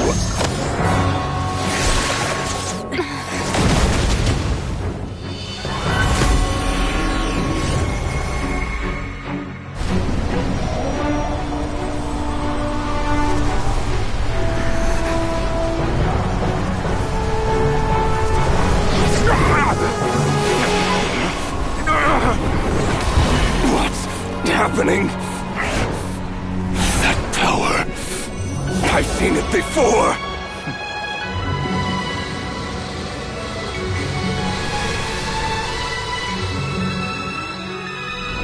His power is on another level. We'll need to use an alchemical array to convert his power into a usable form. Then quickly channel it into Columbina, rendering her powerful enough to compete with him. I'll join you. I can help. If I release enough abyssal energy into a confined space, it'll create a potential difference, allowing us to extract a huge amount of elemental energy. Next, I'll synchronize with everyone's minds using Pyro, then give you temporary access to their abilities and fields of view. But it won't last long. Can you see? Well enough. So, we have a student of Gold Rhine-Daughter in our midst! How about that?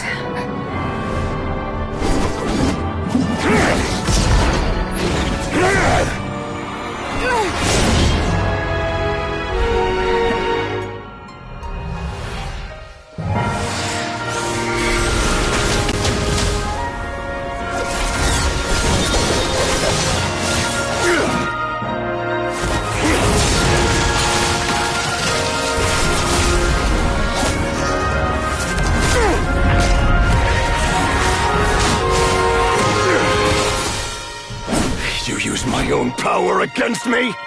Just like how you stole Kuvaki. Look familiar?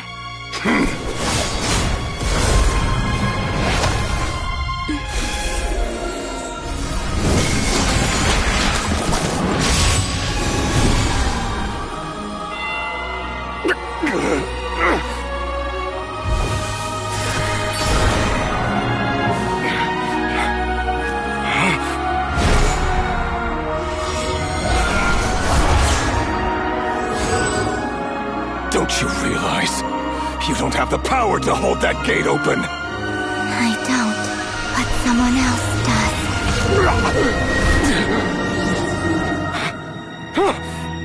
Goodbye, Rerir.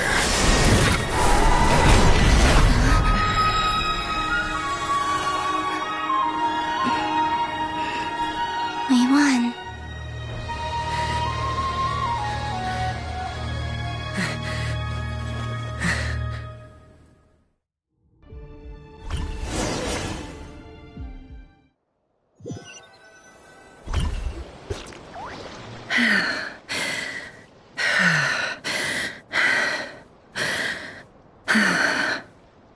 Nefer, how are your eyes? They're fine.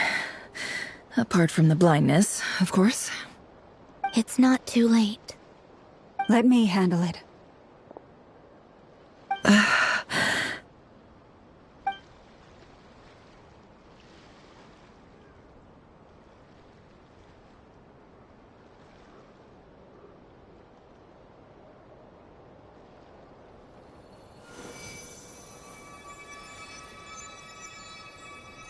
Miss Nefer, it's not like you to lose your composure.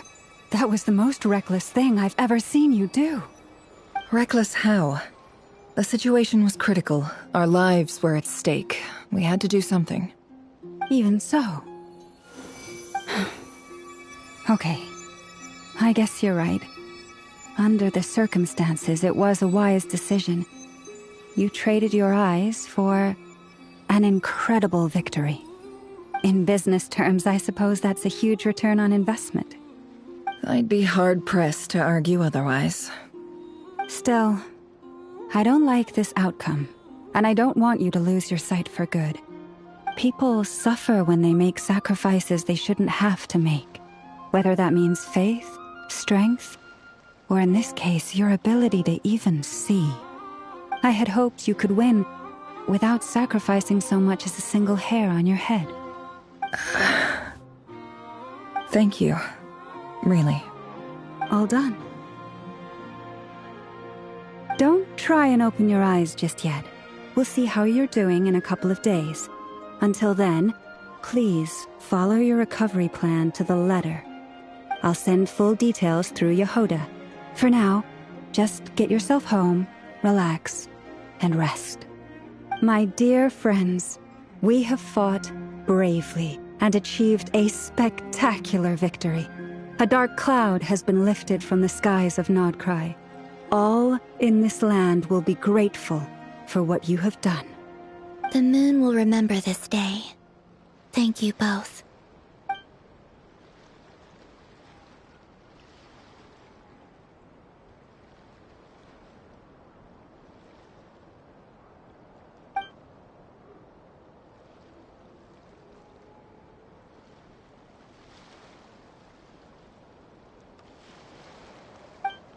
There's something I want to let you know. What is it? When Durin connected everyone's minds so I could access their powers, I also felt everything they felt. And since Nefer's eyes were injured, my eyes are hurting now too.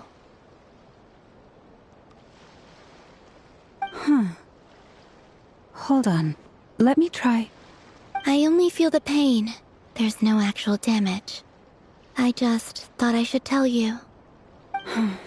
You're right. There's no damage. That's a relief. But I must say, I'm surprised to hear the Kuthar share something like this with me.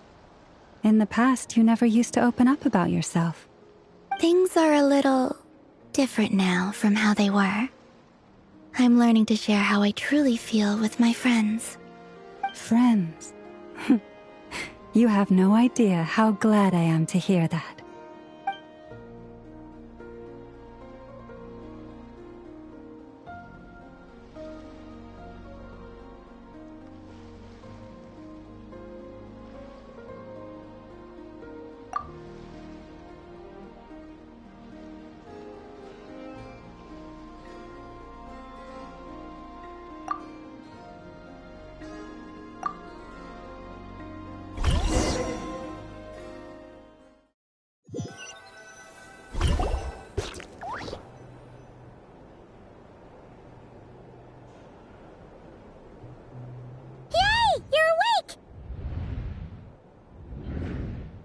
How are you feeling? Any aches and pains? Did you sleep well? I'm doing all right, Paimon. No need to worry about me. Phew! Well, that's good. Paimon's been sitting on the edge of the bed worrying about you for ages. You slept a whole day and night. Poor Paimon had to eat all by her lonesome. Glad to hear you didn't starve. How was the food? Well, it wasn't the same without you there to share it. Honestly, Paimon just can't relax when you're not your usual self. She couldn't enjoy the food and settle down to sleep. Well, I'm back to normal now.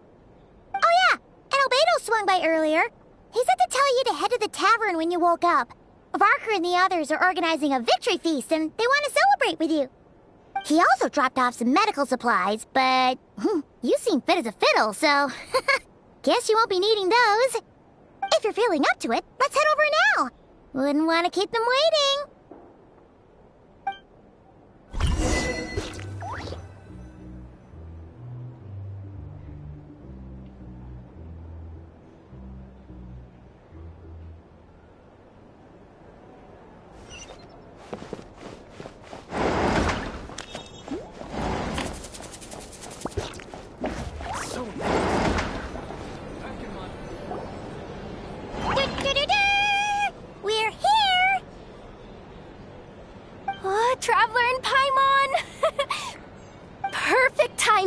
We were literally just saying how there's no way we're holding this victory feast without you any longer, and we would have postponed it till tomorrow. How are you feeling today? Much better, thanks. Don't worry about me. Relieved to hear it. If that changes, just let me know. Happy to check you over at any time. Yep, we're here for you. Anything you need, just let us know. Oh wait, where's Nefer? How are her eyes doing? Nefer's right over there. I'm sure she'd love to catch up with you.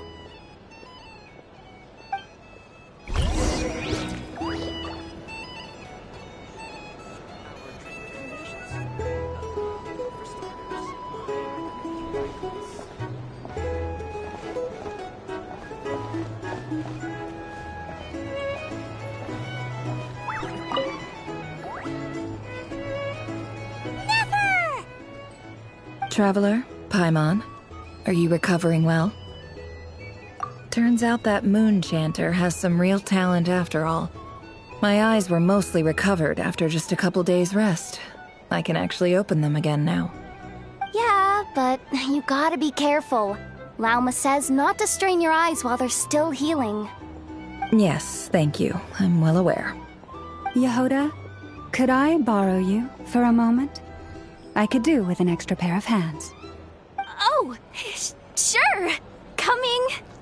Did you hear that? I gotta go help Lauma for a second. You guys chat among yourselves. I'll grab us some drinks on the way back. Paimon, you still like 'em sweet? You bet. Make it extra sweet, because Paimon's earned it. Sure thing.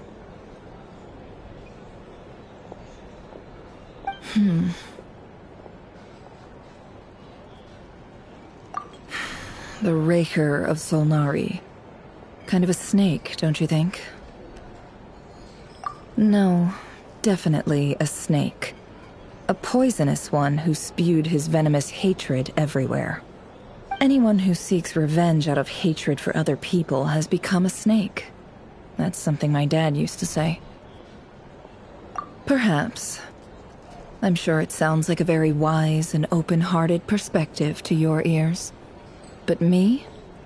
I think hatred is a perfectly justifiable emotion. What else is left when everything you depended on in life gets stripped away?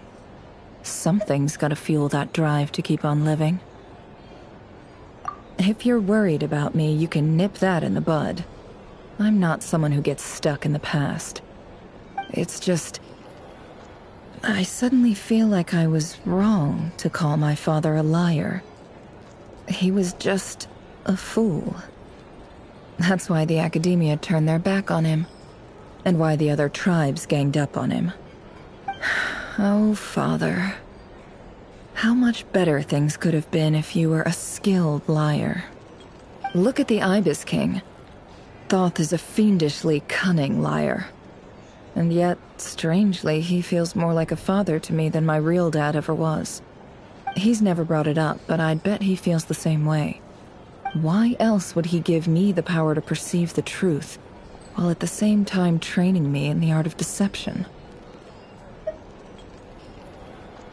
Well, King Deshret banished him to Aru, which is essentially a prison, and posed 3 questions to him. He promised that he'd have his freedom if he could find the answers.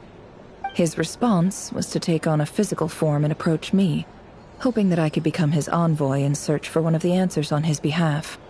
Did he really think I'd fall for that? He's stuck there. He can't make me return what he gave to me. So that's enough for you to decide he's nice, is it? He's a prisoner, and he was scared. So he decided to perform some good deeds to win people's approval. He lives in fear because he's a deceiver. How is Rerir any different? You can't work as a spy your whole life and expect a happy ending. It's preposterous. Yet I can't say I don't understand it. Liars live in the darkness of their own making, but it's still human nature to want to go on living. They say that a liar's soul is the most worthless thing in the world. What do you think? Good. If you understand that, it means you're smart, and you see things objectively. If you ask me, the soul of a liar really is worth nothing, because all they care about is themselves. For example, when something good falls into my lap, I don't go sharing the news around. Stops other people trying to steal it from me.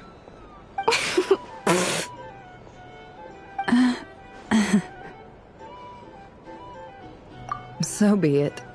They have sharp ears. I can't keep anything from them. Oh, is that what it looks like? Well, you all know my past now, and I can't simply eliminate everyone who knows too much. So I guess I just have to put up with you. For the foreseeable future, at least. When you find yourself in a situation you can't control, the safest play is to keep calm and start monitoring everyone involved like a hawk. In the intelligence world, you need to have a sense of perspective and play your hand accordingly. If you understand what's at stake, please ensure my secret is safe with you. I trust you'll respect my wishes as a friend. But don't forget, I will also be watching you like a hawk. Very good. Oh, wait!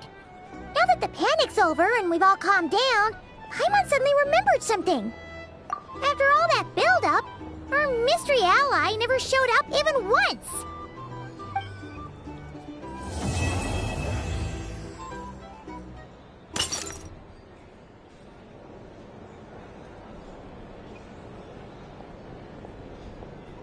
Huh?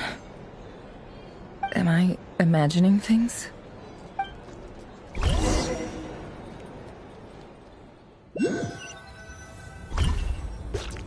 So, that close colleague who stayed behind with you? What's he been up to recently? Don't know, don't care. I get more normal human interaction from hanging out with Bosco 2 than him. Although, now you mention it, he hasn't bothered me in a while. I wonder if... If he's disappeared without a trace, it's the biggest gift he ever gave to the world. But I somehow doubt that's what's going on. He won't lie low forever. So we'd better stay on guard.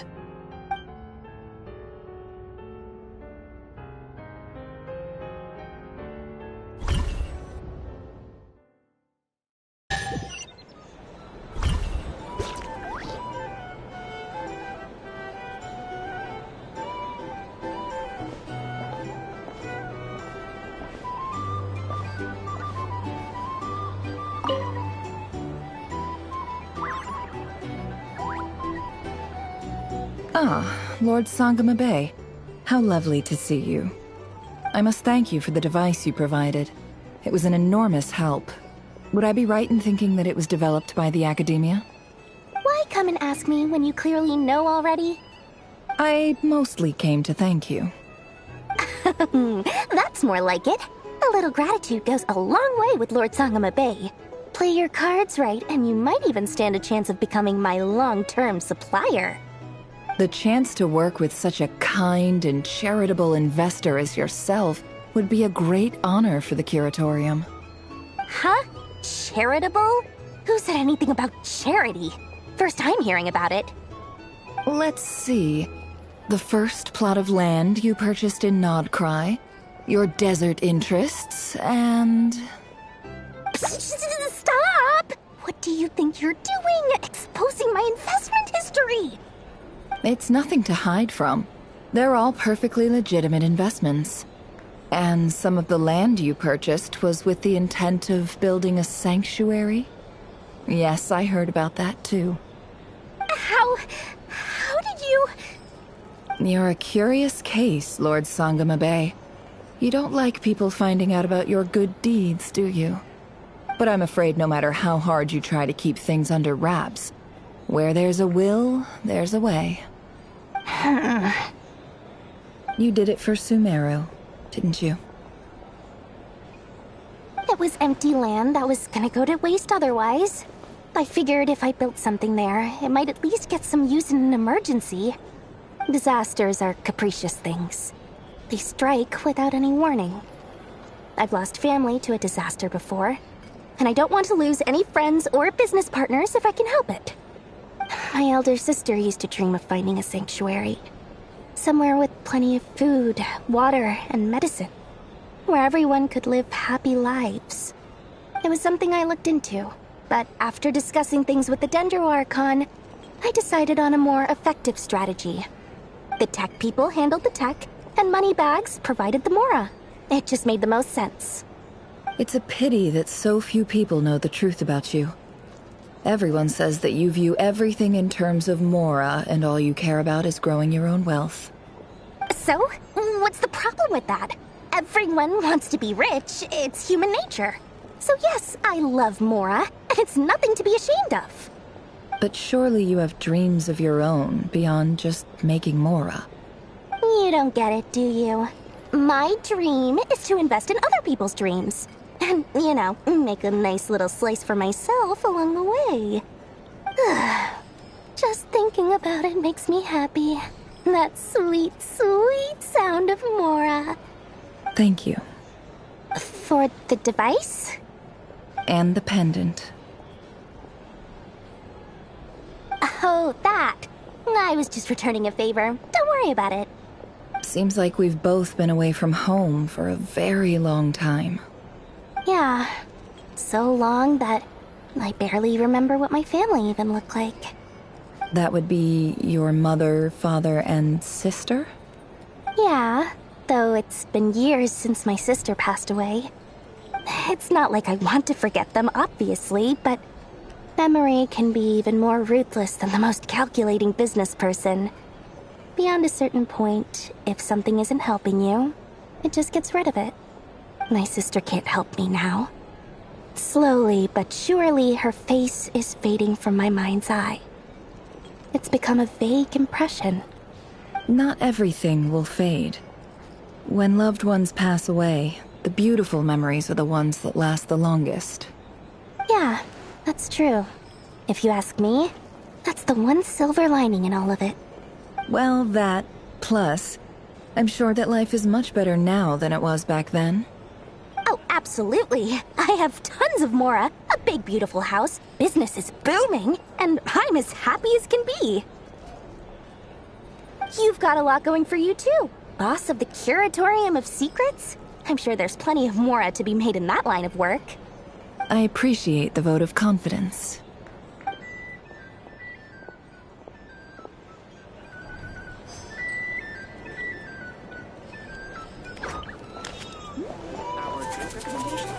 A drink? Or some information? Either way, I'd be happy to oblige. How have you been holding up? Any adverse reactions? If you start to take a turn for the worse, make sure you tell me right away.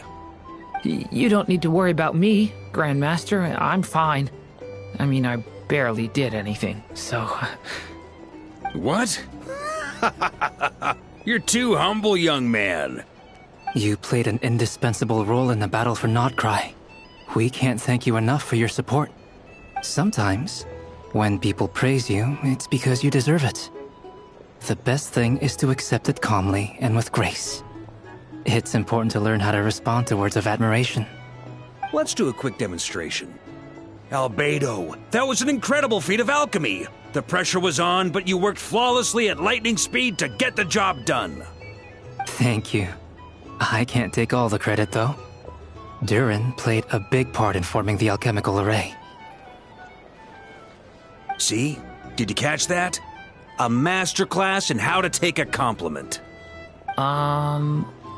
Okay, yeah. I did work pretty hard to help prepare for the battle. No point denying that. Hey, you guys! Hey, look who's bounced back. Looking good, traveler. Seems like you've recovered. You won't need to take any more medication. Can I get you a drink? Huh? You know how to order at a bar now? You've sure learned a lot recently. Handling a drinks order is ridiculously simple compared to alchemy. Don't worry, I'll blend into society yet. Paimon foreigner, just like your brother. To be totally honest, though, Paimon didn't quite follow all the details when you first explained the plan to us. Don't worry, that's completely understandable. Unless you're a student of alchemy, it's hard to grasp the principle and how the process works.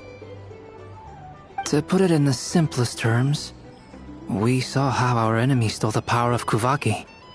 And that gave us the idea of stealing his power to turn it against him. When facing an enemy you have no hope of defeating, it's best not to engage them in battle. So, instead of looking for a way to overpower him, we decided to help Columbina get strong enough to at least stand up to him in a fight.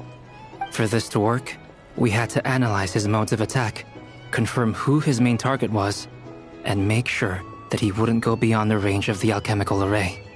For added security, we prepared a total of 4 arrays. But to mitigate the impact of the battle, we identified one location in particular as the ideal spot, which is where the confrontation took place. The alchemical array absorbed his abyssal power, then Durin processed it to render it usable by Columbina. That power enabled her to do what would otherwise have been nigh on impossible.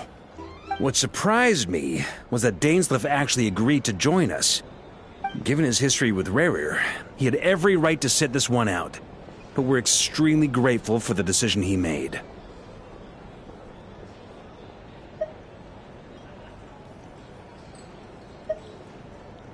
It must have been a painful choice to make.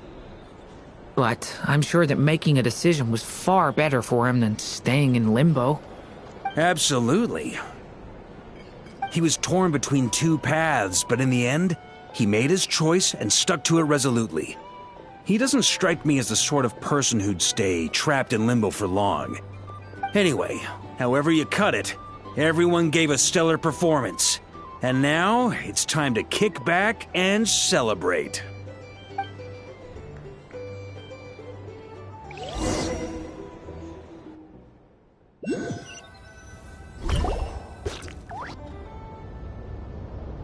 That's the only reason you're here. Yes. I've thought a lot about it, and I've realized that you, me, and Arlecchino should be friends. I think this is very important, so I felt I had to come and tell you. Well, this is a new one. I'm so moved. I can't even hold my teacup. If that's all, you can leave now. Do you not want to be friends with me? Or is it that you prefer being co-workers? What is this, Columbina? Are you deliberately testing my patience threshold? Right now, my politeness module is active, but if you say another word, I swear I'll shut it down. If your politeness module was active, wouldn't you say the word please at some point? Polonia, please see Lady Columbina to the door. Will you still invite me to your next tea party? What? Yes, I think you will. Bye-bye, dear Sandrone.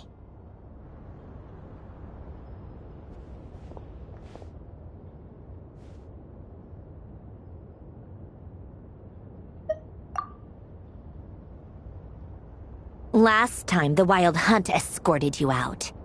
Would you rather I handled it myself this time? We just wanted to, see how you were doing now that it's all over. Why? Out of concern for my safety? I hope you didn't seriously think that the Rayhir of Silnari would be able to lay so much as a finger upon me, given how prepared I was. Mostly because you kind of helped us out, so we just wanted to check you were okay. Looks like all your robots are fixed, huh?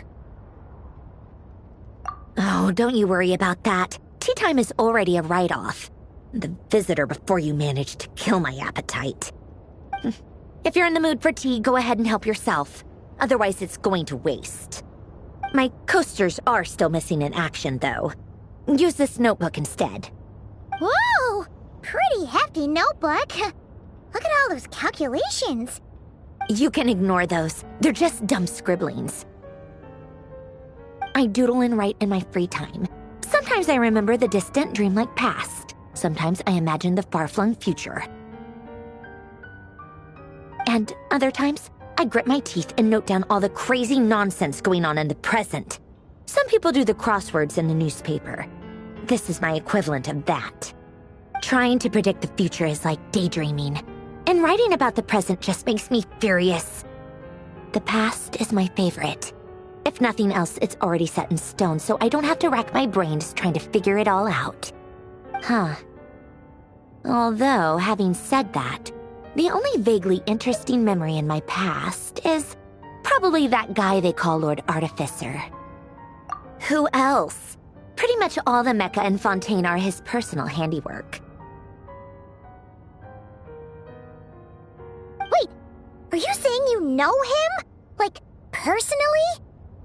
As a friend? I mean, I guess we were friendly enough. Yep. In fact, I'm probably the only normal person left who knew him at all. We used to chat occasionally back when he was still around. Before he passed away, he asked me to destroy all his manuscripts. I honored his request, but I did read through everything first before destroying them. I mean, I couldn't let the genius of Lord Artificer Alain Guillotin disappear like that.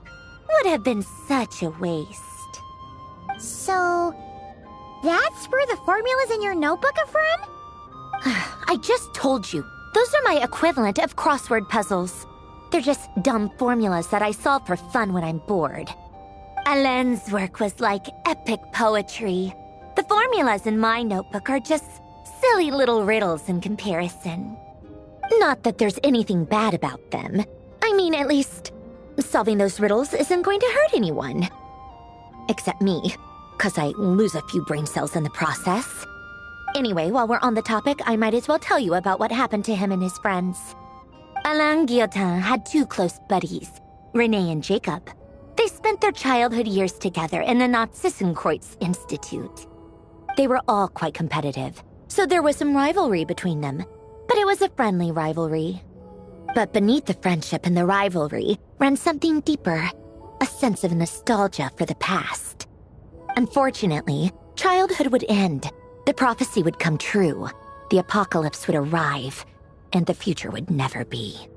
A mad dream that would normally only capture the minds of lunatics began to take root in their hearts. A dream of saving the world. And if René and Alain had been people of lesser wits, that dream would probably have ended up as something for them to joke about in their older years. But alas, they were some of the sharpest minds around. They nurtured that dream with the full power of their intellect, and it grew into something that ate away at their souls. The first of them to fall under its spell was René. Against Alain's wishes, he persisted in experimenting on a mutual friend of theirs to try and save their life. Alain did not approve and parted ways with René. It's complicated. Alain wanted to believe that René only did what he did for the sake of their friendship. But when he told me about what happened, I could tell he still had some suspicions about René's motives. Perhaps the seed that would grow into a nightmare had already sprouted in René's mind. Even then, the next time they met, René's soul had been completely engulfed by the dream of salvation. His futile attempt to change the tide of fate only resulted in a wave that swallowed up the world, even before the apocalypse came. And although that wave died down eventually, I hear that it just recently came back with a vengeance. As I understand, René wanted to live out his dream of salvation once more. But I'm told that the attempted resurgence finally died out for good. At long last, René awoke from his deluded dream. Though of course by then it was far too late. What do you think of René? Do you admire his transcendent genius? His view that any price was worth paying to achieve the lofty goal of saving the world? Or do you despise him? Dismiss him as an evil madman who wrought havoc on the lives of everyone around him as he pursued his delusional dream? Same difference, really. Just a matter of perspective.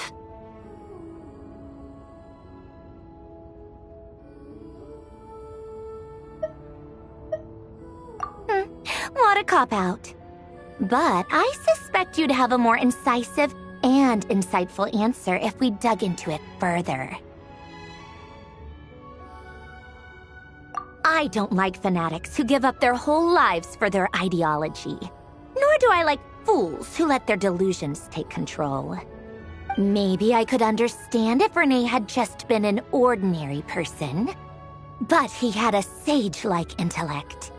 And still managed to get himself lost in a labyrinth of his own desires. Anyway, that's enough about Rene. Now, moving on to Alain Guillotin, the Lord Artificer. He managed to put a stop to the first storm whipped up by Rene. But after that, Alain lost his friends and family. To his credit, I suppose, the loss of his family and friends was purely a tragic accident. It's not like Alain sacrificed them for his cause or anything. After that, the only thing supporting his work was the same dream that had dragged his closest friend down to the abyss. But although the desire to save Fontaine drove him to found the Fontaine Research Institute, Alain continued to reject any form of transcendental knowledge or power. He was suspicious and fearful of it, having seen the way it had affected his closest friend. I think that formulas and machines derived solely from human intellect were the only thing that gave him a sense of spiritual comfort. Yet Alain's intellect was simply too great. It barely left him space to breathe in his lifetime. Once he realized that the end of his life was approaching, he finally accepted the truth. The Nazissenkreuz Institute needed someone, and a human being, to see its story through to the end. He quit working on his formulas, trading them in for the fairy tales that had played such a formative role in his childhood, but which he barely touched in his adult life. He told me that the director of the Nazissenkreuz Institute used to read those fairy tales to the children as bedtime stories. Apparently, they worked wonders at sending kids off to sleep. I think that all he wanted at that time in his life was to be able to sleep deeply without being plagued by depression. By that point, nothing else really mattered. At the very end, he laid down to rest in the ruins of the former Nazissenkreuz Institute orphanage, while the Fontaine Research Institute he had founded continued tirelessly with its work. Many years after that, tensions over competing dreams would once again cause a rift, this time between members of the Fontaine Research Institute. But the actions of those fools had nothing at all to do with Alain. And that is the story of two people from the Nazissenkreuz Institute who both wanted to save the world. One went all in on his fantasy of salvation without ever looking back, and ended up calmly sinking to the bottom of the deepest sea. The other sought desperately to burn bright in his life, even though he wasn't sure where he was going. I do sometimes wonder, why is it that people like them have such grand hopes of saving the world? Even the grandest tree starts as a tiny seed. So perhaps, for each of them, their mission to save the world began with a very simple desire: to save themselves. They were young children with friends and family who mattered to them, desires to explore the meaning of life, ambitions to have a successful career. They didn't want to see all of that taken away in one fell swoop. Or maybe they just wanted to find something to anchor themselves within the chaos, to stop them getting quietly swept away by the storms of life. But instead, the search for their own salvation took them down the rocky road laid out by fate. Do you think the desire to save oneself is enough of a justification to try and save the world? The way you said that sounded just like Alain. I asked him the same question back when he was in his prime, putting all of his energy into his work. He gave the exact same answer as you did.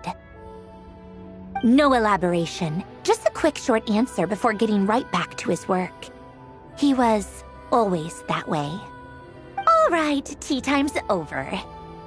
I owe Arlecchino a favor for telling me these stories. I'll have to bring a whole sack of gifts the next time I visit the House of the Hearth. I'm gonna go tinker with Polonia now. You guys can do whatever you want, as long as it doesn't involve interrupting me. Polonia, exit hibernation mode. Begin diagnostics.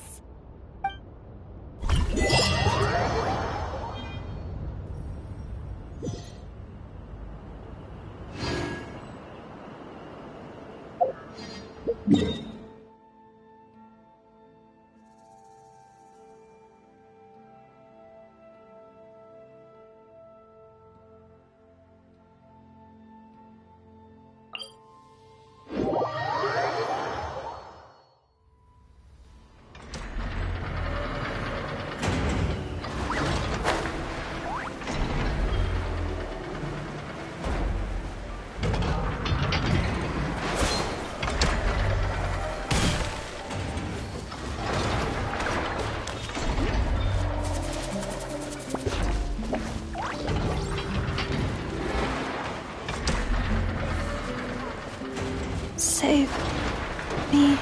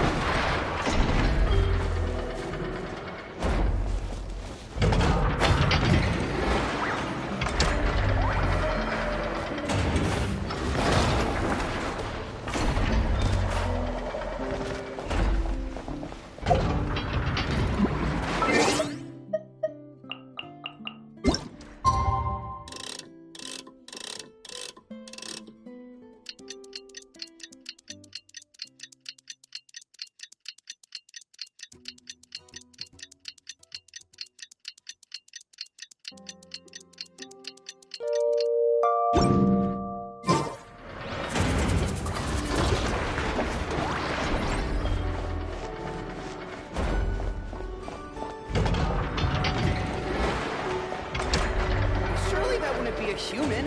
If even your head's mechanical, then...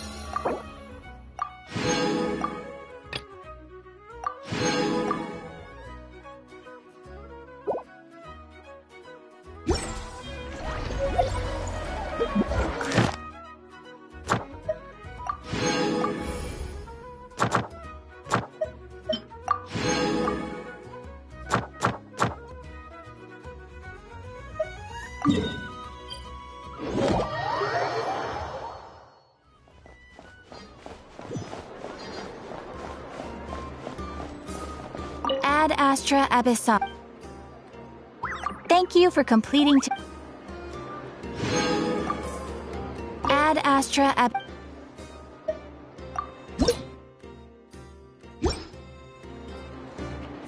Ad Astra Ab.